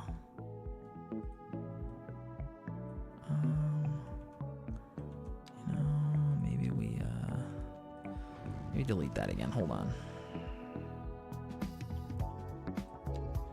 It's this thing that's causing the problem. So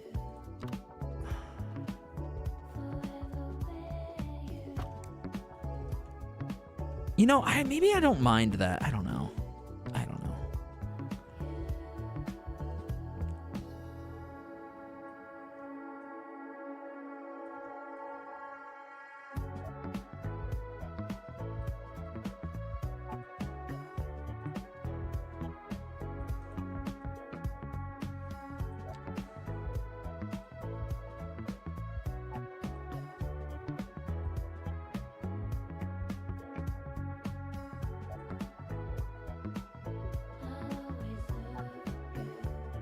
There we go. There we go.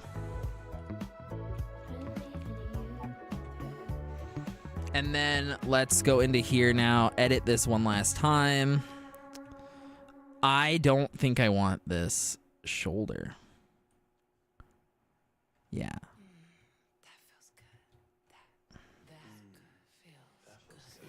It really ruins that, though.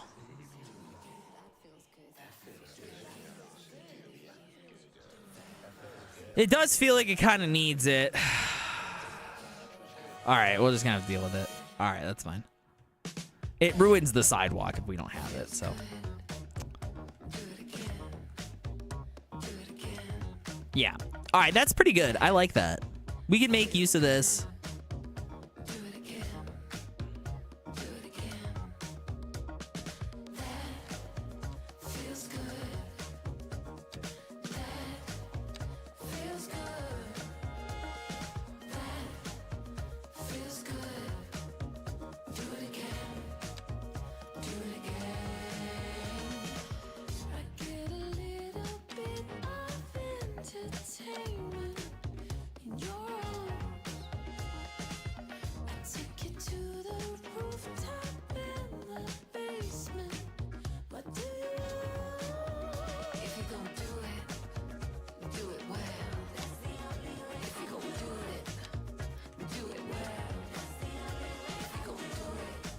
Yeah, that's looking kind of nice. Get this like modern redesign of this building. Some of them are kind of left retro, or not retro necessarily, but hey, what happened to the...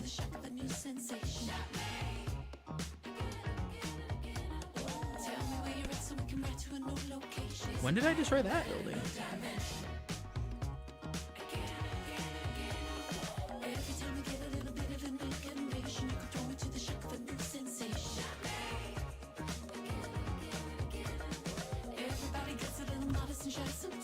Weird. Okay. All better? Yeah. That's looking like a cute little rule downtown, huh?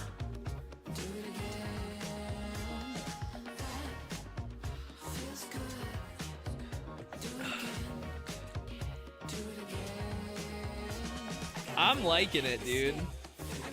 I think it looks nice. I think that looks great.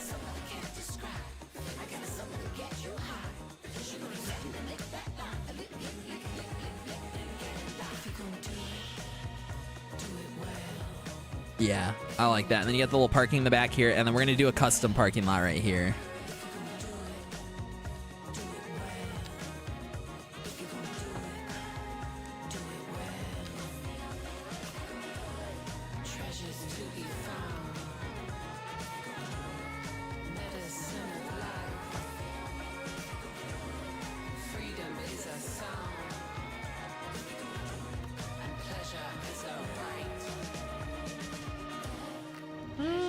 So how do I want to do this? Do I want to have this connect up to there? I think I'd rather have it like just center up there. So maybe we'll delete this. Hold on. Let's try this again. Let's try this again.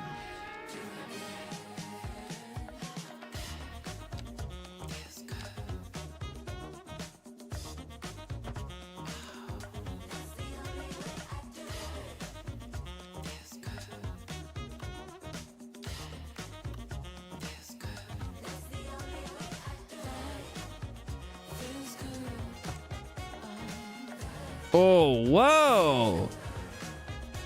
Look at these ultra wide lines. I don't think I've ever seen it do that before.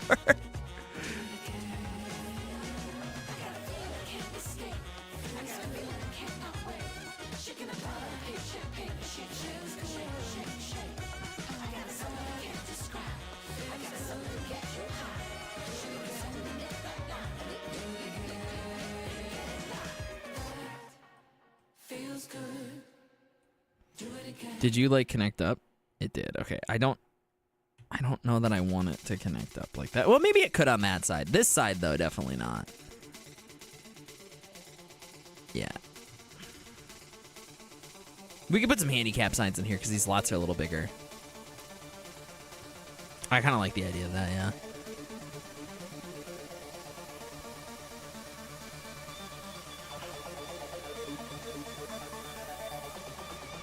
Is this? Oh, it's Chemical Brothers.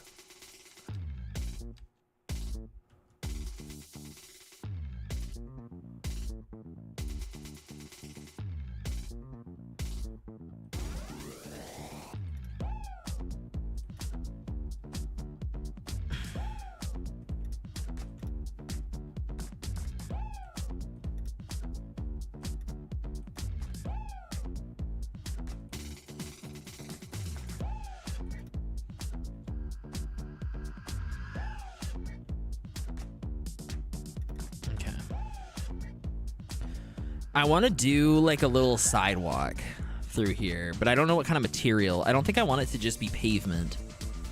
What other pavement styles have we had over here? Because like this, they're using this like really cheap, like I don't want to say cheap, but it's like that, oh, that kind of gross concrete. But I don't think I want the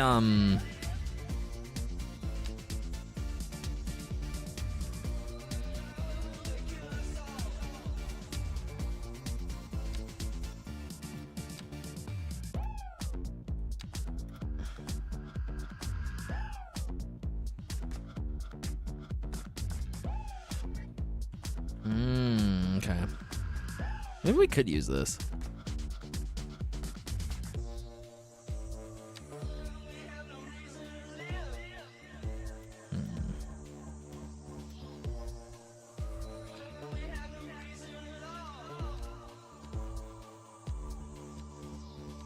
What kind of surface is this?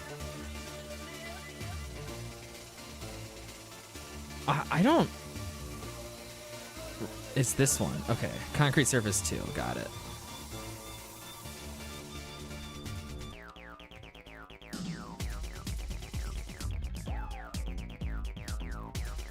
I think I want to go back to rave radio. It's kind of vibing with that.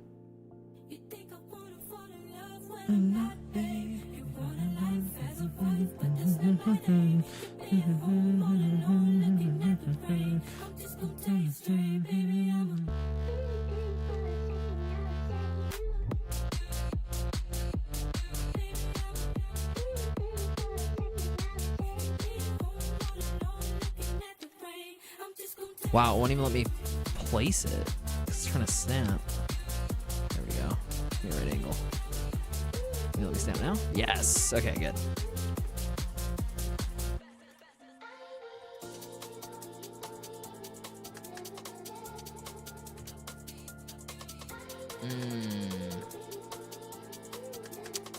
It's the wrong direction.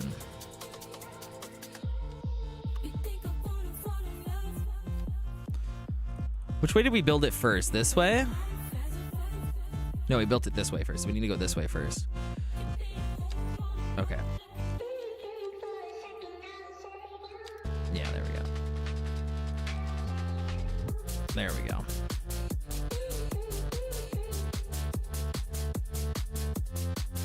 Okay. Now that should line up. Yeah, that basically lines up. We're good to go there. Okay.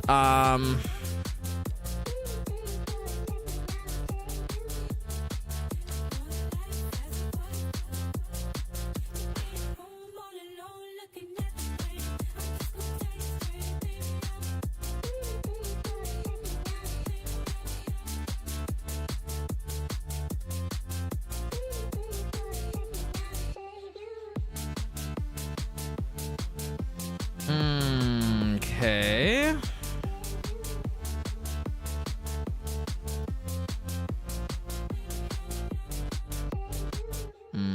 That doesn't feel like it's straight, but I think it's because the parking lot's a little crooked.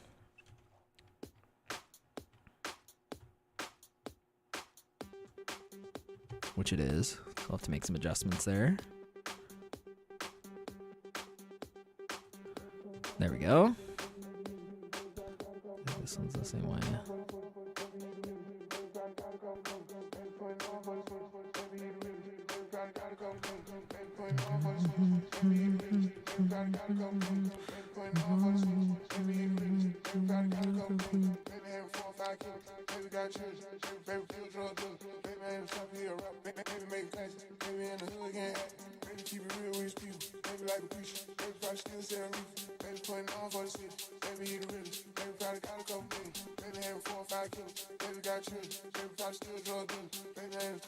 That's good enough for me. I'm okay with that.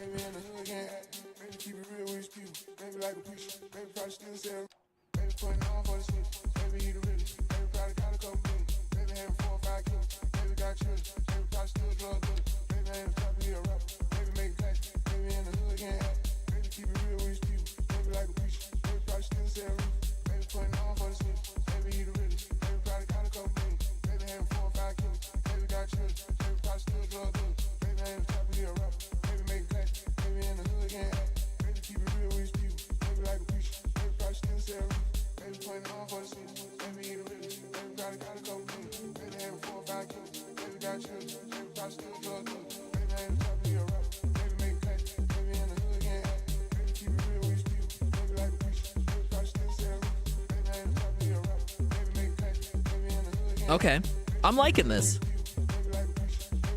We'll have to do something here. Maybe, I don't know if we do grass or mulch or something in here. I'm thinking mulch. I'm not using custom textures, so forestry area it is.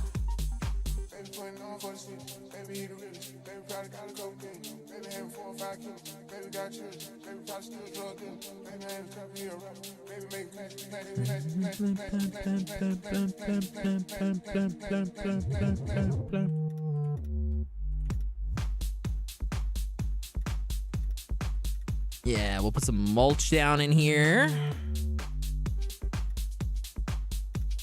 Nice and mulchy.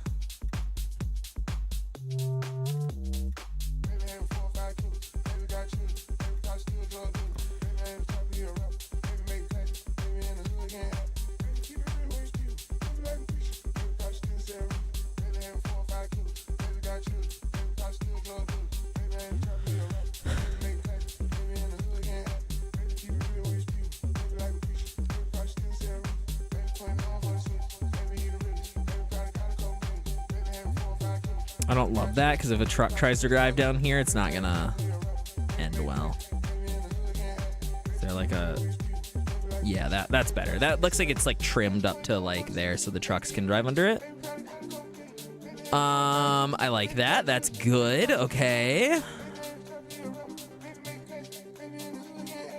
I think some like planted popples for Poplar Ponderosa, the maker of the map. Might be pretty good.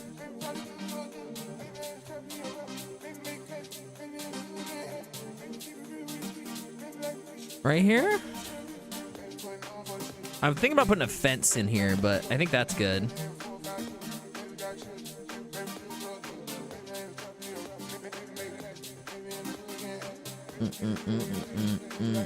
What map is this again? This is Poplar Ponderosa's brand new map. It just came out today, called Coos Bay, based off Coos Bay, Oregon. So Coos Bay in real life would be like right in this area. Right where I'm building, actually.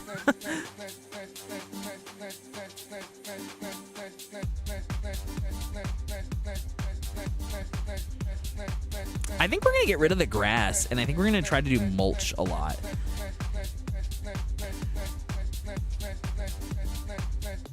In this area specifically. Like, I want it to feel like a bit more mulchy.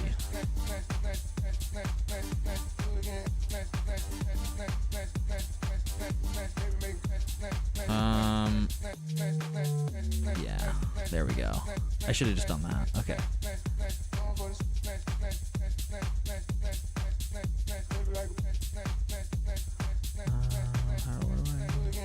How do I do this again? Oh God. How do I place things again? Oh, I just untoggle area bucket. Oh geez, that scared the crap out of me. Wait, I did the farm field one on accident. That's okay. 369 girls wanna drink wine. Tell the man not to waste your time. If the man broke, the man he a joke, so you gotta get loose with the Henny and the Coke. No problem. Girls wanna have fun. If the man don't dance, he's done. Tell him move on, get your man going. Now can I get a Coke with my rum? 369 girls wanna drink wine. Tell the man not to waste your time. If the man broke, the man he a joke, so you gotta get loose with the Henny and the Coke. 3, 2, 1, girls wanna have fun. If the man don't dance, he's done. Tell him move on, get the man gone. I love this. I think this should just be concrete in here, though. I don't think it should be grass. I was gonna put a tree here, but hell, I mean, you know, we still could. Maybe like maybe like a popple. I think that would look kind of nice. 6 girls wanna drink wine. Tell the man not to waste your time. The man broke, the man he a joke, so you gotta get loose with the Henny and the Coke. Yeah, I kind of like that. We're gonna put this as mulch though, so we gotta paint that back down.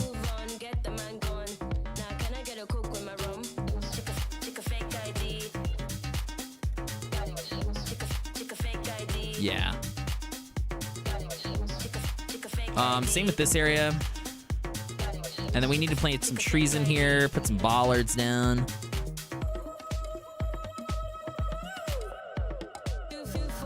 Some boys wanna hate, but you can't even contemplate. We all down, the best in town, so you gotta get lit to the champion sound. 1, 2, 3, check a fake ID. Shit, you can't even drink with me. You can't hang, you got no plan, so you gotta make room now for the next man. 369 girls wanna drink wine. Tell the man not to waste your time.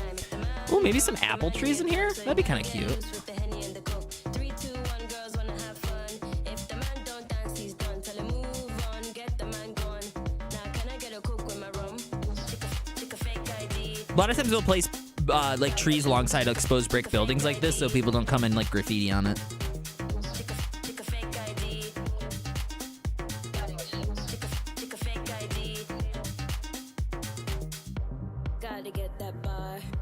Gotta work real hard. Streets of your catwalk. Make your body talk that talk.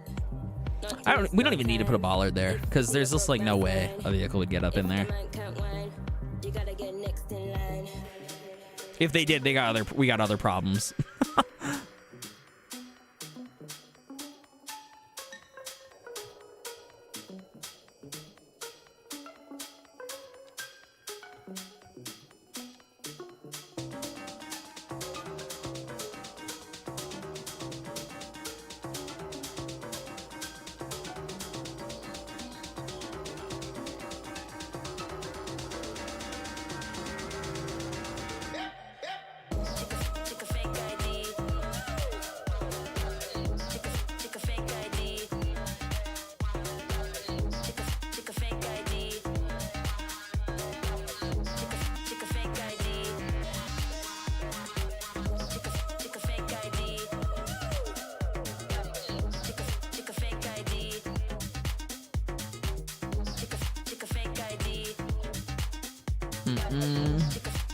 I want to put like a fence around this.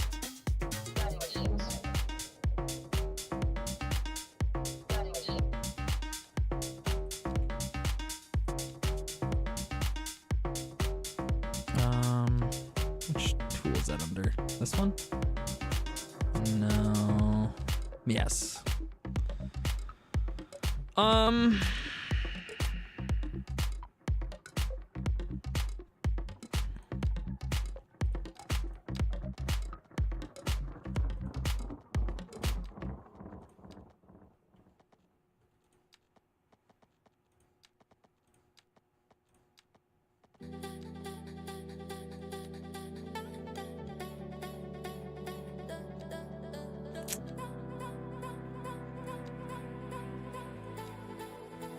Maybe something like this. Or like this.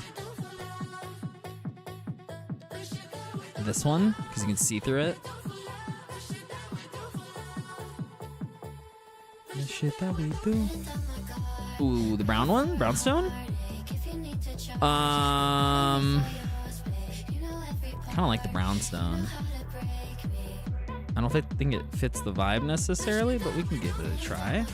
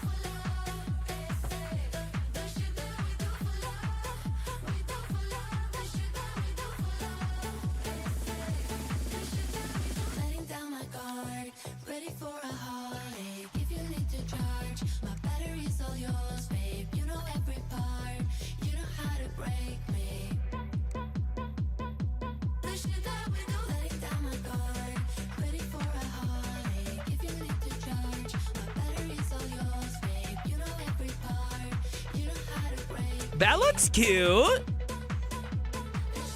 We do for love. We do for love. The shit that we do for love. We do for love. The shit that we do for love. We do for love. The shit that we do for love. We do for love. We do for love.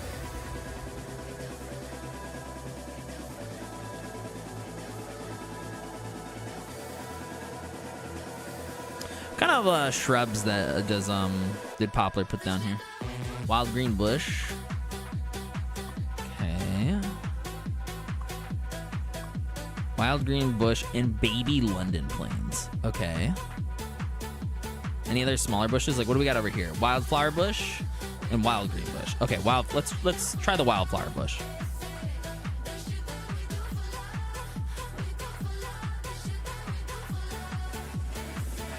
Oh, those are huge. Ooh, that's not good. Maybe the cultivated green bushes might be the best option here.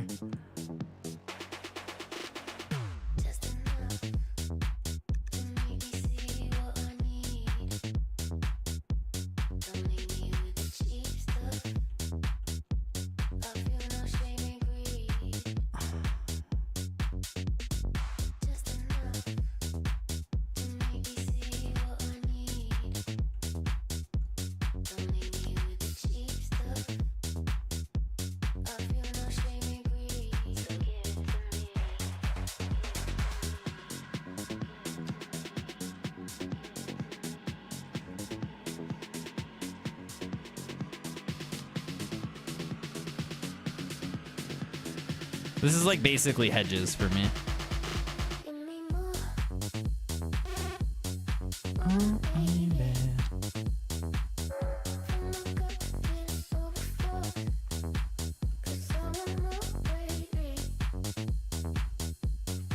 You can leave this side open. I kind of like that. There we go. This is a cute little parking lot for the building.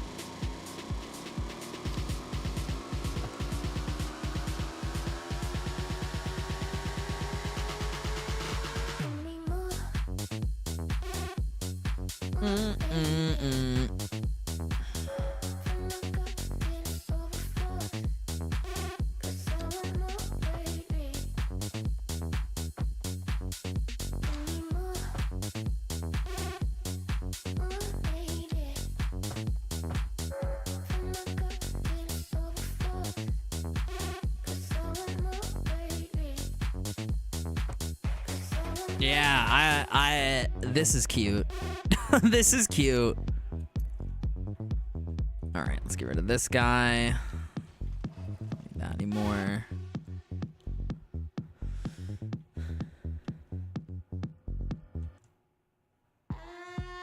All right, and then I think I'm gonna put some residential in here.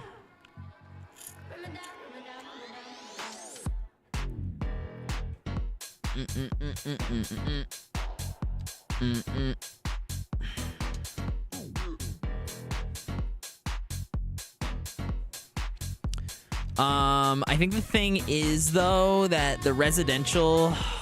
Fuck. I'm a little concerned about how I want to build the residential. Because I don't really feel like the community that I'm trying to build here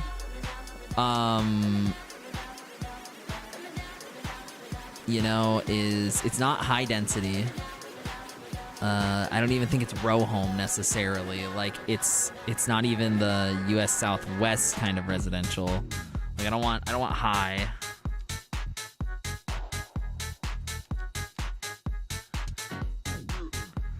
Like I think these are too new looking.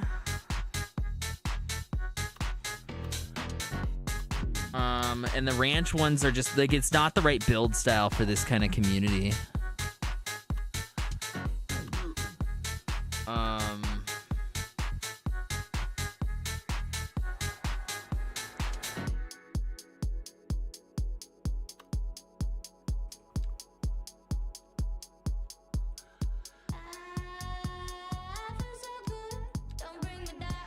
The Eastern European buildings are not the right style either. The China ones aren't.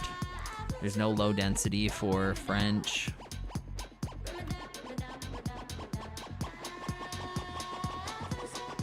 Do I not have Japan enabled?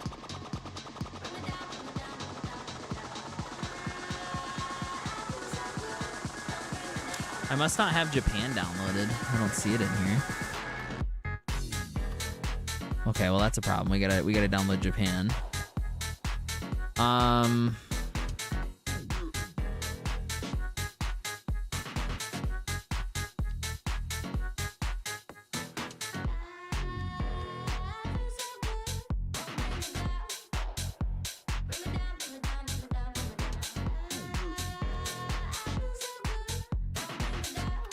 Yeah, we might actually use the vanilla assets here.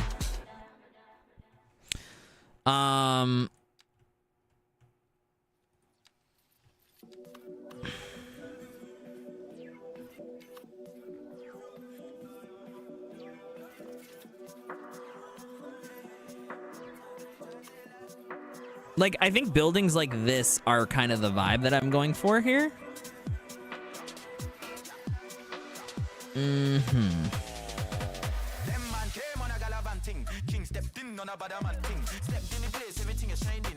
Like, I kind of want these, like, newer looking buildings, but I'm, like, struggling to figure out, like, which style I really want.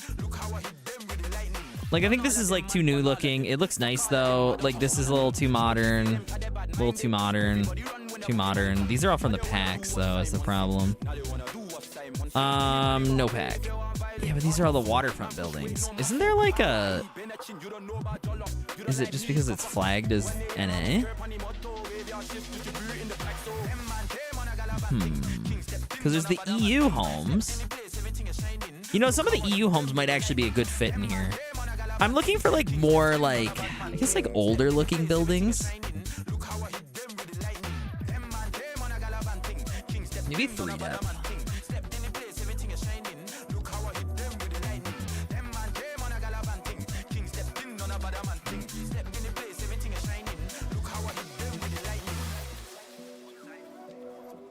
These 4 depth might actually give us the most variety. Yeah, I think homes like this. These are nice. Yeah, I'm gonna go with these. Yeah.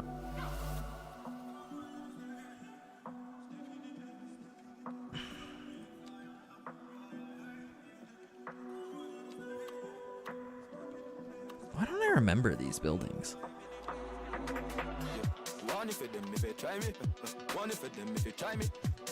Has it been that long?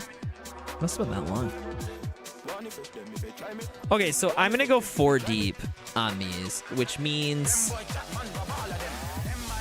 do I want their lots to back up to that? I think I want there to be a gap. So if we're gonna do it like that,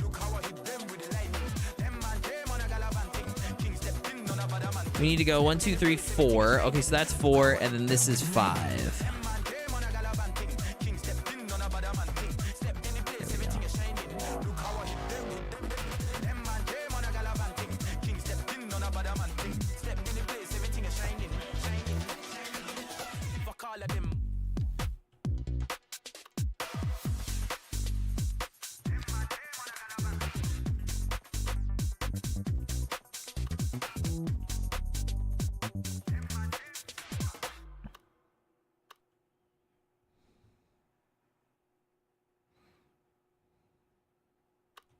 So right here. I like that. We'll have to rebuild this road. The zoning's right. Ooh. One of the best EDM songs of all time.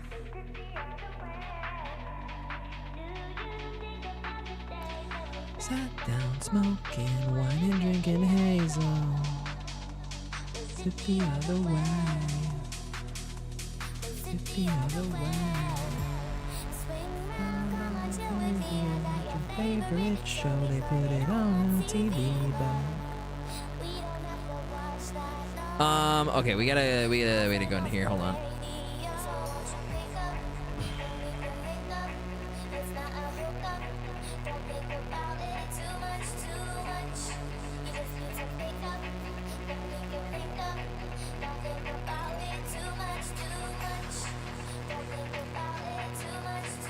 There we go.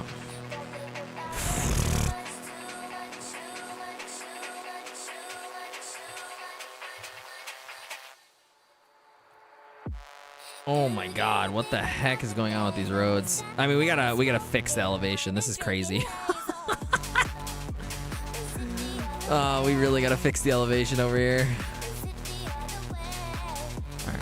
I think these are playing a part in like it breaking, so we'll fix that. You don't have to watch that, no. Don't worry guys, we're gonna be playing more cities tomorrow. Tomorrow will be Cities Day 2. So will Thursday. We're also doing a cooking stream on Thursday, so in between cooking we'll be playing cities, and then Wednesday and Friday will be variety days. So Wednesday we're gonna be playing The Sims, and then Friday I think we might dive back into Avowed or something else.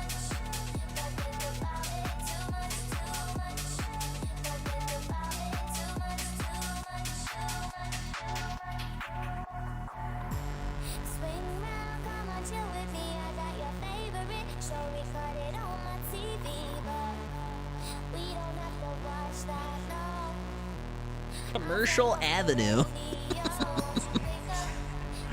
Oh, that's funny. You know what? Let's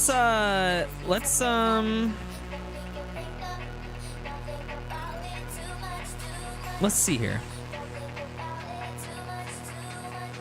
So they have like first, second, fourth Anderson Ave. What's their main road called? What's this called? Oregon Coast Highway. Ooh. Ooh, okay. What's the road out over here called? Trans-Pacific Highway. Okay. Cape Argo? Oh, is that the name of this cape? No, the Empire Range. Okay, interesting. Inside range? Entrance range? Guano Rock. Oh, nice. Lower Jarvis Range. Coos Bay. What is this river called? Coos River? Okay.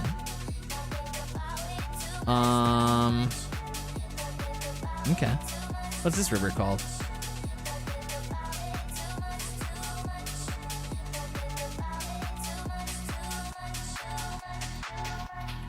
No? No name? Doesn't want to give me a name?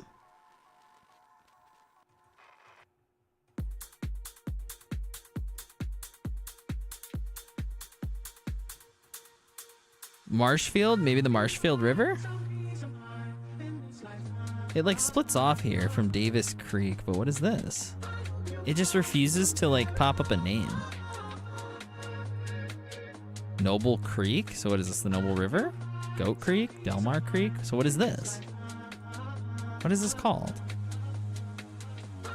This can't be Coos Creek still. It's a different inlet. It's a different watershed.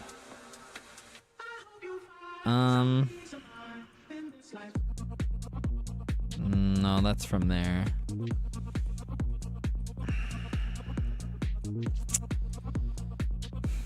It doesn't say what the name of that is either. That's annoying.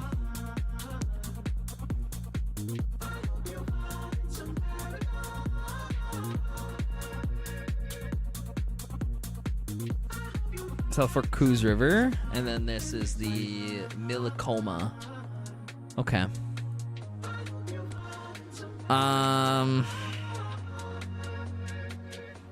Okay. 5th Street.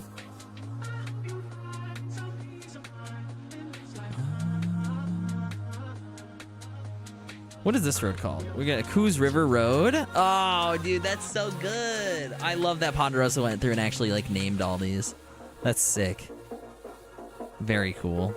Very cool. Very, very, very cool. This looks really cute, guys.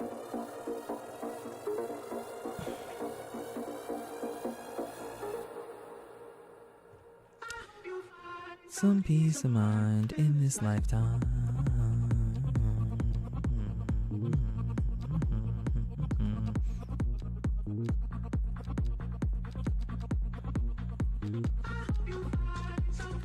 Okay. Food station. What the heck is this?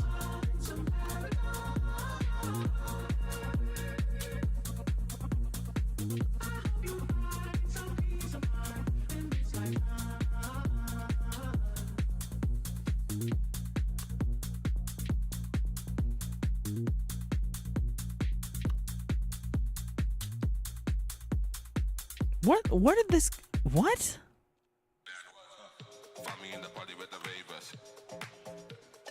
What is this? Where did this come from?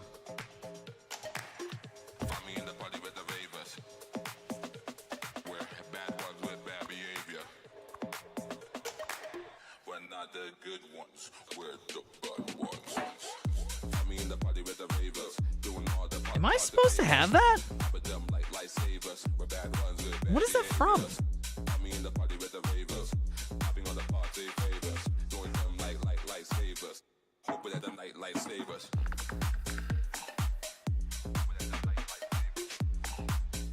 That's not like an early access thing that I'm not supposed to be showing, is it? What the fuck? Where did that come from? I don't think I'm on like an early access branch.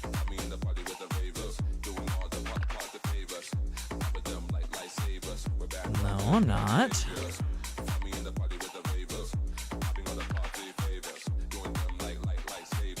I haven't downloaded anything new. Where the hell did that come from?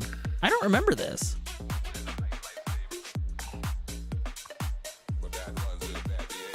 Is this a signature building? It is. Why don't I remember this?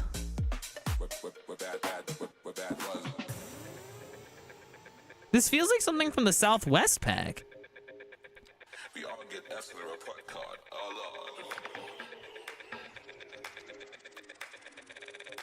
Huh. Oh, we definitely have to find a place for the muscle car garage, like, in this map. Have to.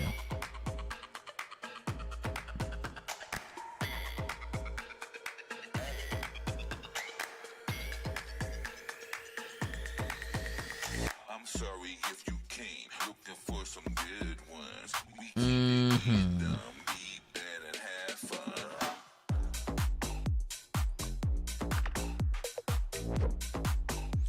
I would not mind building this over here somewhere. I think the problem is it doesn't exactly fit right here because it needs to be a 5-wide lot and then it'll like fit in perfectly someplace. You know, maybe we'll put it someplace else. I think this is like supposed to be like a little bit more bougie of a downtown area. And so I don't necessarily want to like riddle it with something like that. So maybe we'll get rid of it. Let's do that.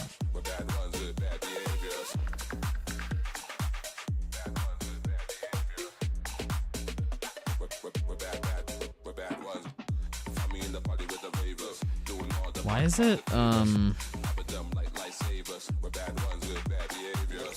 there we go.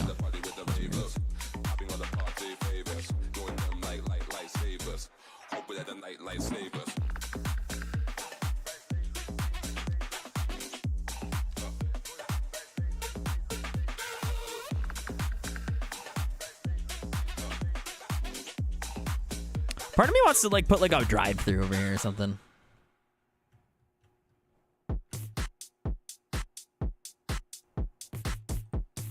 I don't think I want it to be 6 deep though.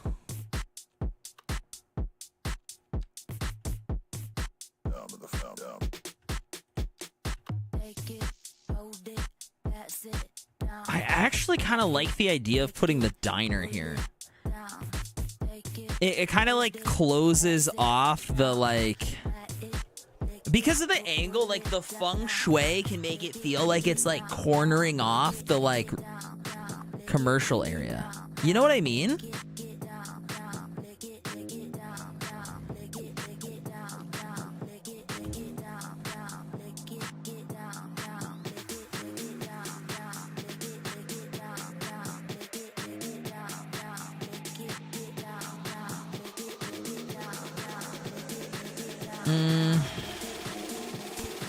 I kind of want something with like no parking though. Which is going to be really hard in the Southwest pack. This one doesn't, I don't think. I want to try to like slam parking somewhere else.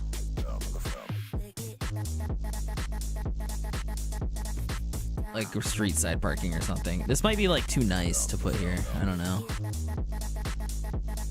You put some parking in the back maybe.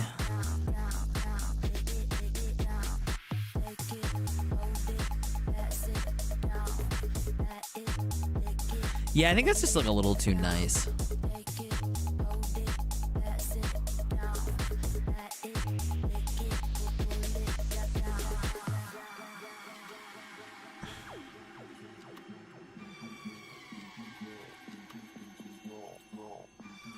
Ooh, wait, I kind of like that.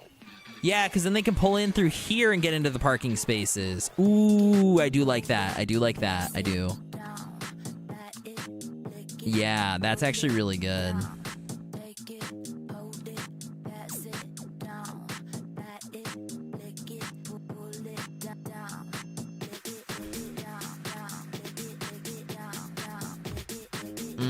Do we want to put the signature building here?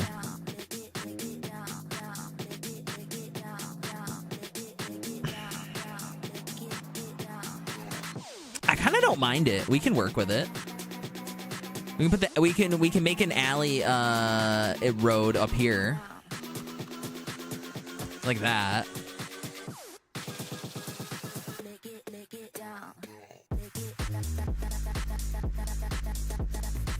I like that actually. I like that a lot actually.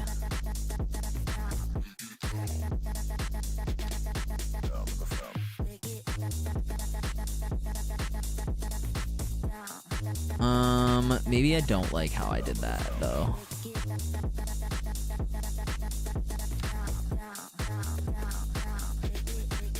I'm thinking maybe we extended this guy out, yeah.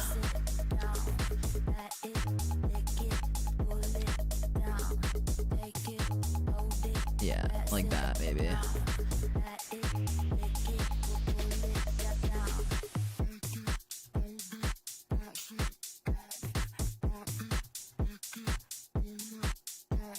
And then this can be like the buffer before we get to the residential area over here.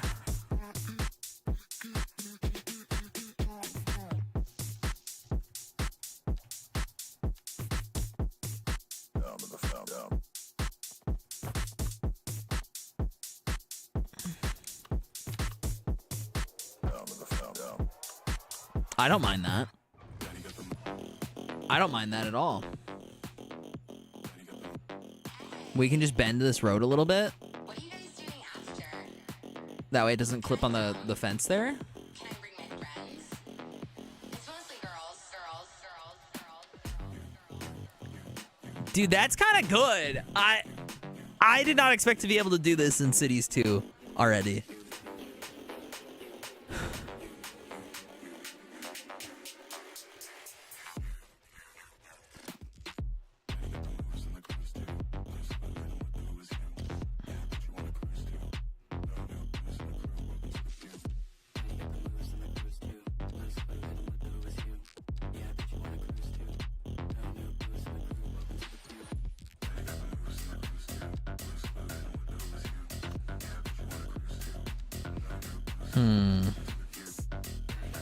I'm getting some errors, so I'm gonna just like slap a save down.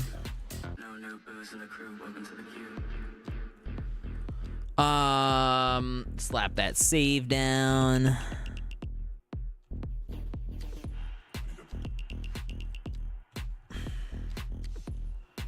I don't think I want to put ranch style homes. I think I want to use like generic NA assets here.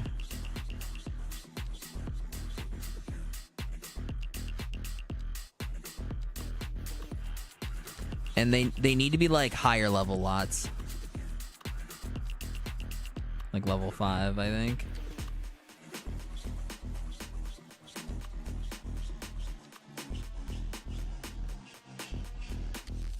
Oh man.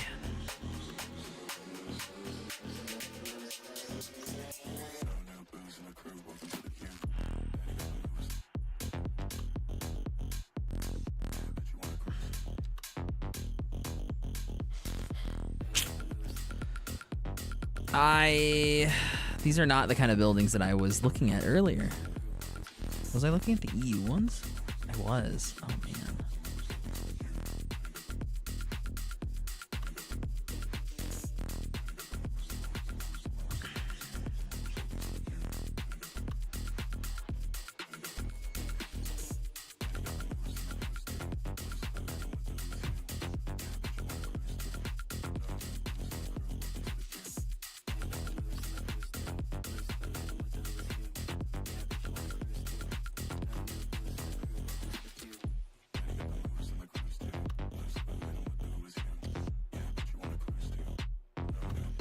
Like, I like how these are, like, newer looking homes. Like, they feel like that Pacific Northwest, like, ranch kind of, like, modern-esque home. All of these, I kind of like it. I think it looks good.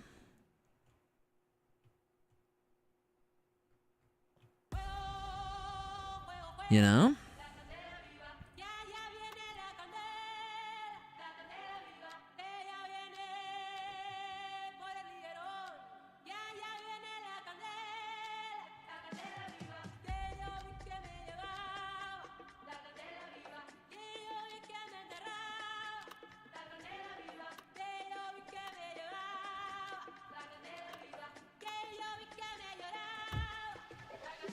Yeah, this cute little craftsman on the end. This is kind of the architectural style I wanted to go for, was like these craftsmen over here.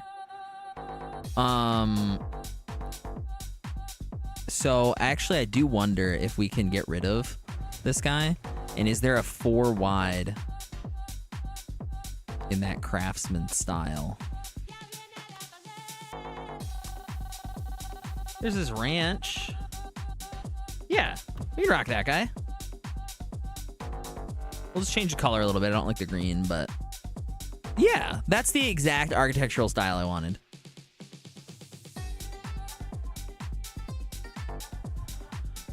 Yes, I am playing with the Northeast Pack V. I'm playing with all of the region packs. This entire shopping center area, I guess, over here is all from the Northeast Pack.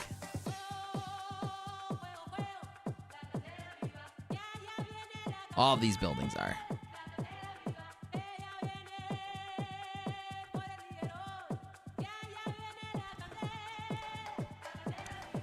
And then these are from the Southwest, both of these. And then these homes, I think, are generic ones. Mostly because how I architecturally want to build the residential area of this neighborhood is not in the Southwest pack. Like, I will build stuff like that in this build, but this neighborhood specifically, I'm not trying to build like a ranch style home or more of those generic suburban homes.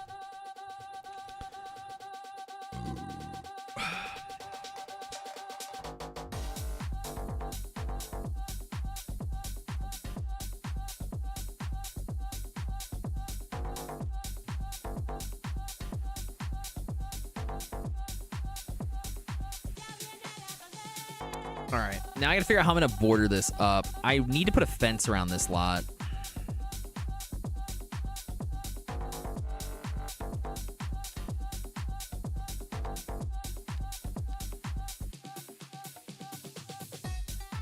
Maybe a high hedge.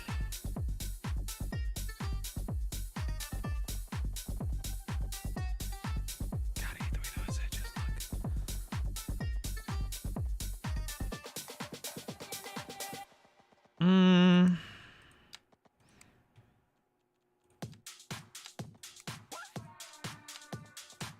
Maybe this white one might not look too bad. The wooden fences won't, I don't think, look very good. Something like modernist. I think these all look kind of not. Maybe like this one.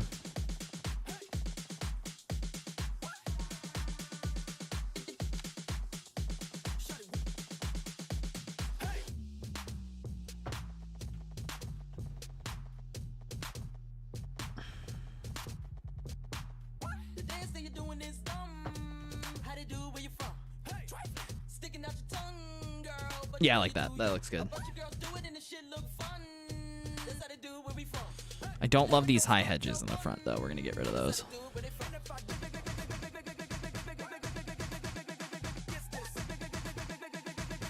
Oh, are these props?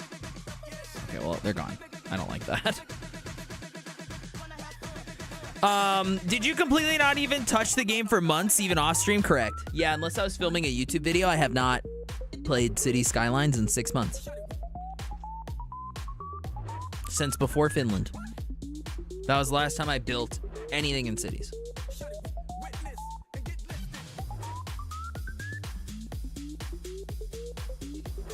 Oh, God. I just pulled something when I did that.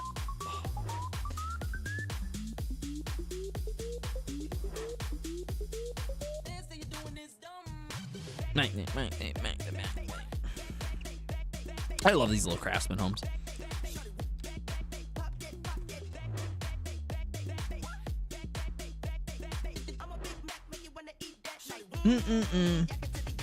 Yep. All right, let's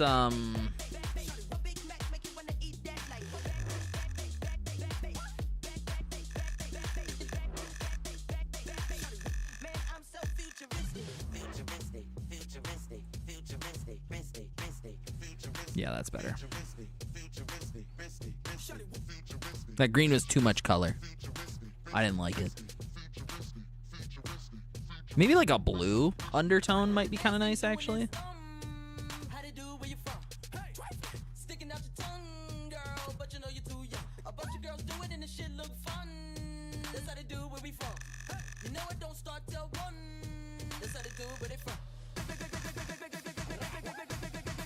That looks nice. I like that. We can rock that. Yeah. This, I'm trying to like give like some semblance of like the homage to the Pacific Northwest that this map is based off of, while also trying to remain like generically American. You know? Like, I'm not trying to go too crazy with it, but I'm also like not trying to like steer away too far. I'm gonna put a row of trees in here. Just like a very generic row of like some tree. Maybe the chestnuts.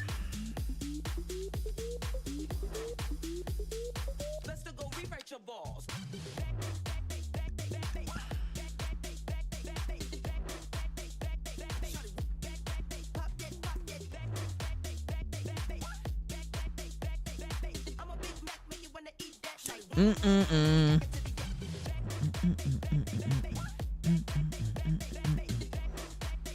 Rocks, let's drop an oak.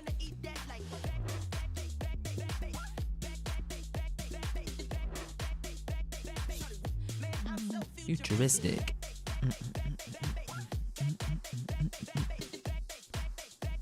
I guess I could incorporate this entire side part of the lot into their yard if I wanted to.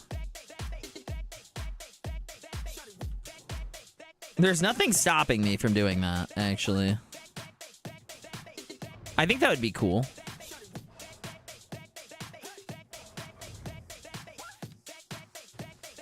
Let's try that again.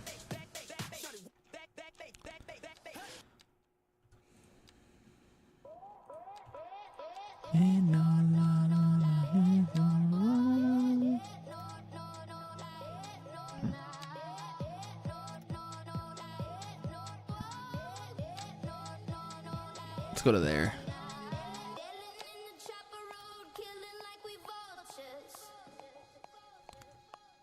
Show and Ash, welcome in. Hello, hello.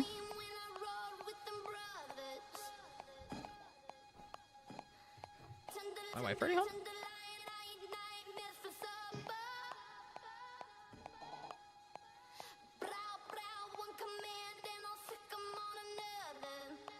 No. What the fuck was that pounding? Guys, hold on. I gotta go see what the hell that was. I don't know if somebody just dropped something off on my door or something or what, but I will put it on this cinematic view here. Hold on, I'll toggle this off. I'm not gonna hit play, but you guys can just kind of take a visual look at what I've got so far. Ignore the flickering. I don't know why it's doing that. All right, BRB, hold on a second.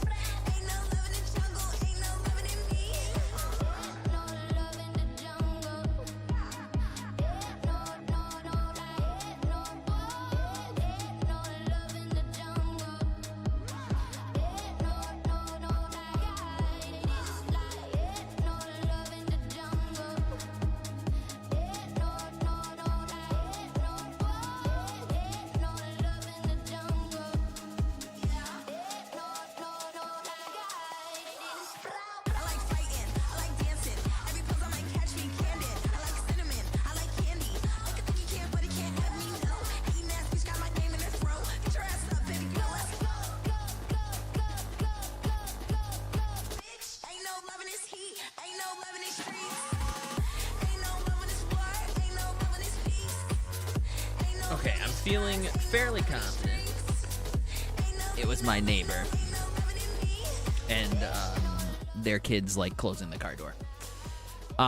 Their driveway's like right next to my house, so. All right. Ooh, look at that lighting. Ooh. Ooh. Hot.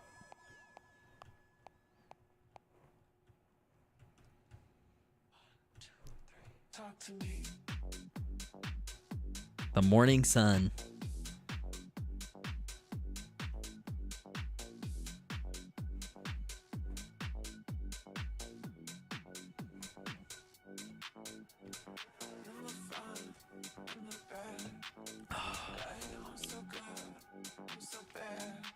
Map texture places still work?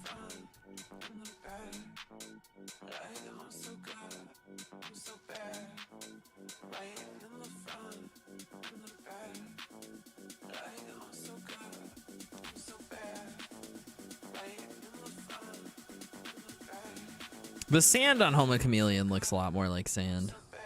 Maybe not as wavy, but I like that one. Rocky's grassy. Ugh, okay, I don't like the grass on that one. What about Rocky's sandy?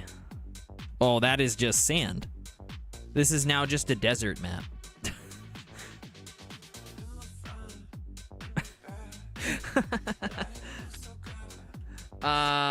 Columbia Valley theme? What's this one?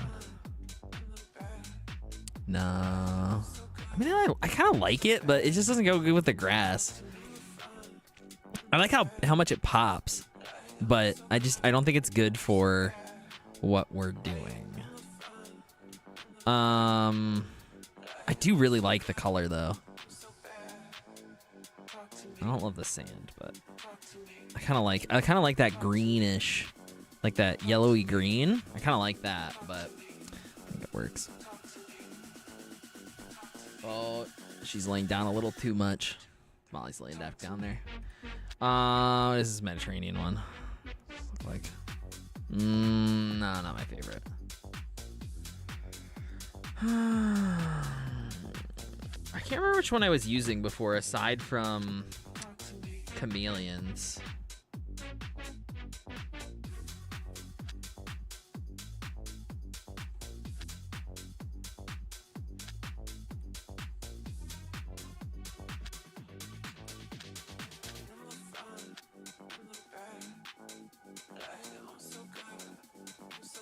I know I was using Home of Chameleon on Map Texture Replacer. I do like the way the grass looks in this. And the rocks. The rocks look real nice.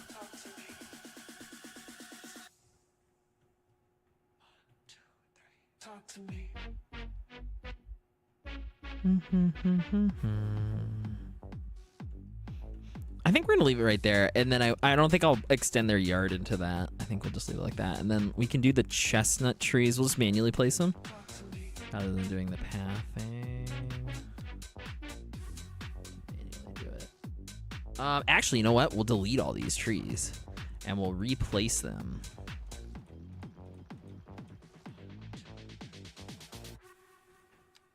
Now my wife's home. And there goes my dog.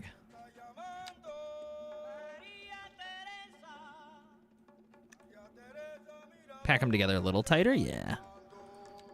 Get a little depth and size. And then I was going to watch on. What do you mean? Okay.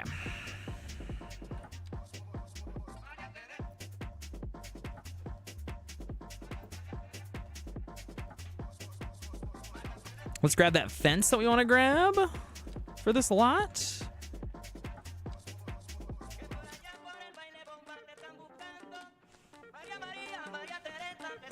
I was going to watch on YouTube, but the stream is suspended due to policy violations. Wait, what? Mine is?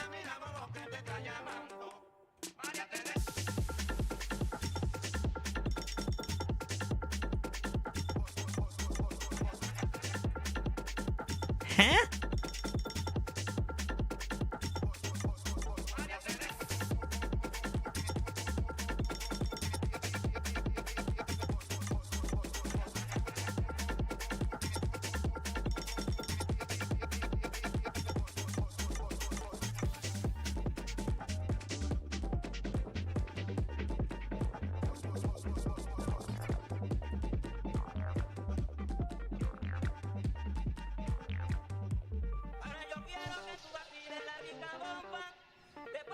I don't have any flags.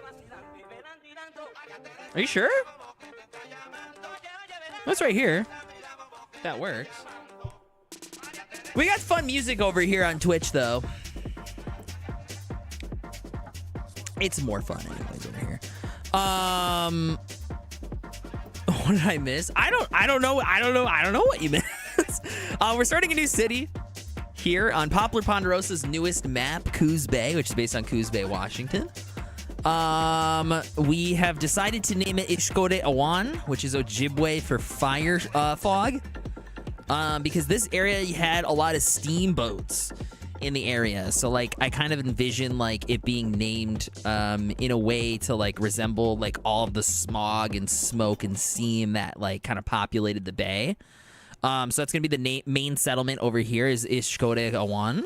And then over here, I've also chosen to go with Bsquiklehausen. Yeah, Bsquiklehausen. Which is Ojibwe for medicine. So we're gonna build a big medicine campus. So like the whole like plot is that the area was originally founded because they found like some kind of herbal plant that was like good for healing, and they decided to build like a medicinal community, like educational facility around here. So, and then the university completely like tore itself down and rebuilt as like a modern medical campus over here. It just came back up on YouTube. Odd, weird. Yeah, I mean, like, the music shouldn't be playing over there, so there's, like, no reason that there should be any kind of content flags, so. That's the same for me on YouTube. I just went to check out of curiosity. What the heck?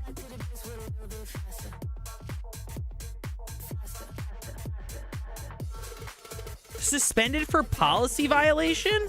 What?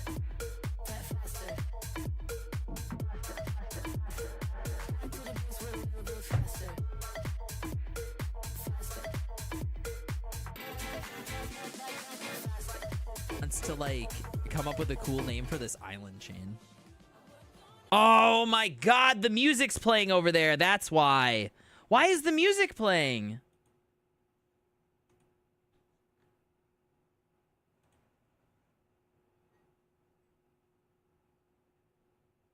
Oh, because it's set to track 1, not track 2. Oh. All of my OBS settings got reset when I did a sponsored stream the other day. Oh, that's why. Oopsies. Yeah, that's not good.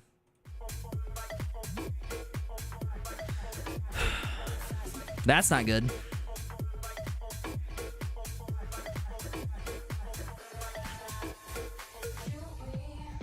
That's not good.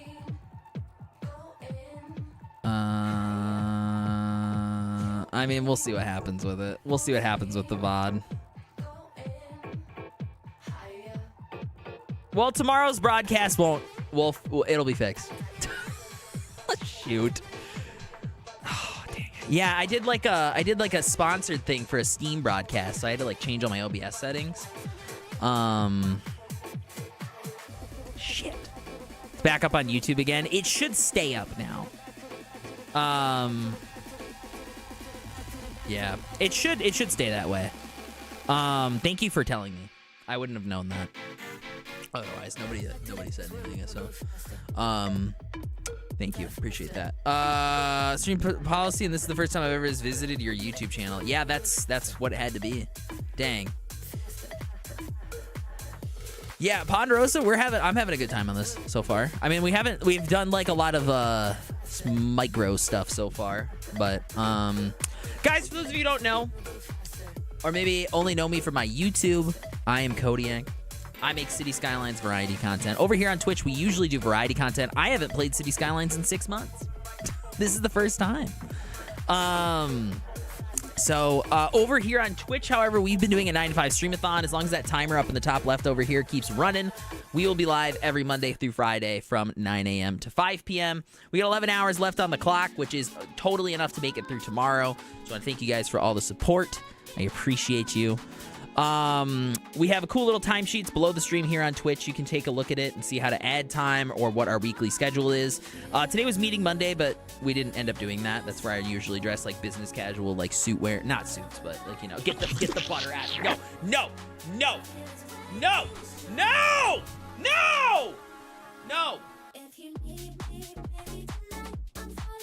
Fuck you, Soup. Good to see you, Kodiak. Thanks for choosing my map. Absolutely popular. Thanks for making a good map. Thank you. So we're slowly approaching 5 o'clock, guys. So we're going to be clocking out. We're going to be hitting that timesheet. Thank you guys so much for watching today. I appreciate it. I will be back again tomorrow, though. If you guys haven't dropped a follow already, please make sure to do so. We'll be playing more cities tomorrow. Tomorrow's PNG Tuber Tuesday, so we'll be PNG tubing. This Thursday, we're doing a cooking stream, obviously if the timer makes it there. I'm going to be making some beef stew for my wife. My wife really likes my beef stew, and she gets lunch the next day, and it's really good. So we're going to be doing that on Thursday. So if you guys are interested in sticking around for that, we'll also be playing cities in between the stew cooking. So it'll be a good time. So until today, I didn't even know I had a YouTube channel. I am significantly more popular on YouTube. Yes. Not from like a streaming perspective, but from like a video content perspective. I feel like more people know who I am over there. Get lubed. Get out of here. Get out of here. It's down again. I don't know. I might have to unlist that VOD.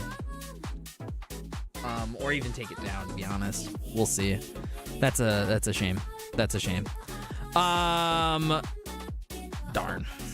Well, anyways, thank you guys so much for watching today. I appreciate it. Let me pause that timer because it is past time. Get that punch sheet in. Guys, I'm gonna go to the gym. I'm gonna get those gains. Get ready for PNG Tuber Tuesday tomorrow. Where we play more cities, we're going to be continuing to build out our build. If you guys haven't taken a look at it yet, we've only gotten a small section of the way done, but we've kind of built out some lore for our community that'll help us kind of build out everything. These are from the U.S. Northeast Pack. If you guys haven't taken a look at the U.S. Northeast Pack video that I made, it's pinned in Twitch chat right now, so please do that. Due to contract engagement, I had to upload at 6 a.m. and it really kind of messes up the algorithm for my videos, so it's really appreciated when you guys take a look at those, especially when I upload outside of normal hours. So please make sure you guys do that. All right. Thanks for hanging out, guys. Appreciate it. If you guys haven't dropped a follow, please make sure to do so. Oh, hey, what the heck? I never finished the prediction. Oh, no. What? We did A tier, right? I never paid it out. We got to do that. Hold on. Nobody bet A tier? Oh my god, your points are gone, dude. Unlucky. Shocking. Shocking. Shocking turn of events.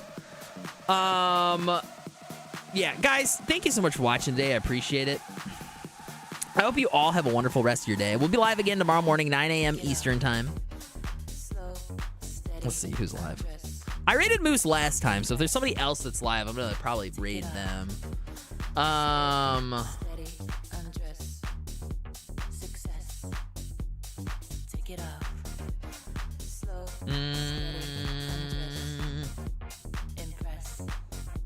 Whoa, what the hell?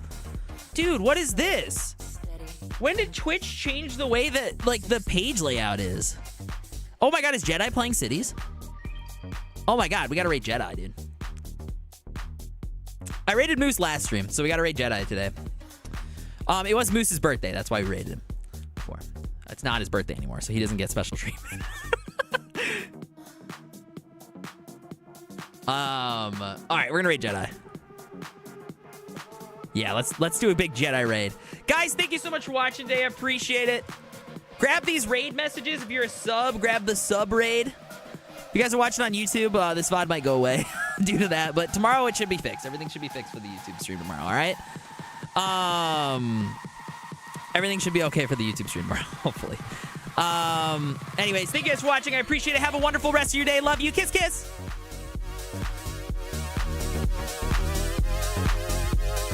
Take it off. Slow, steady, undress. Impress. Take it off.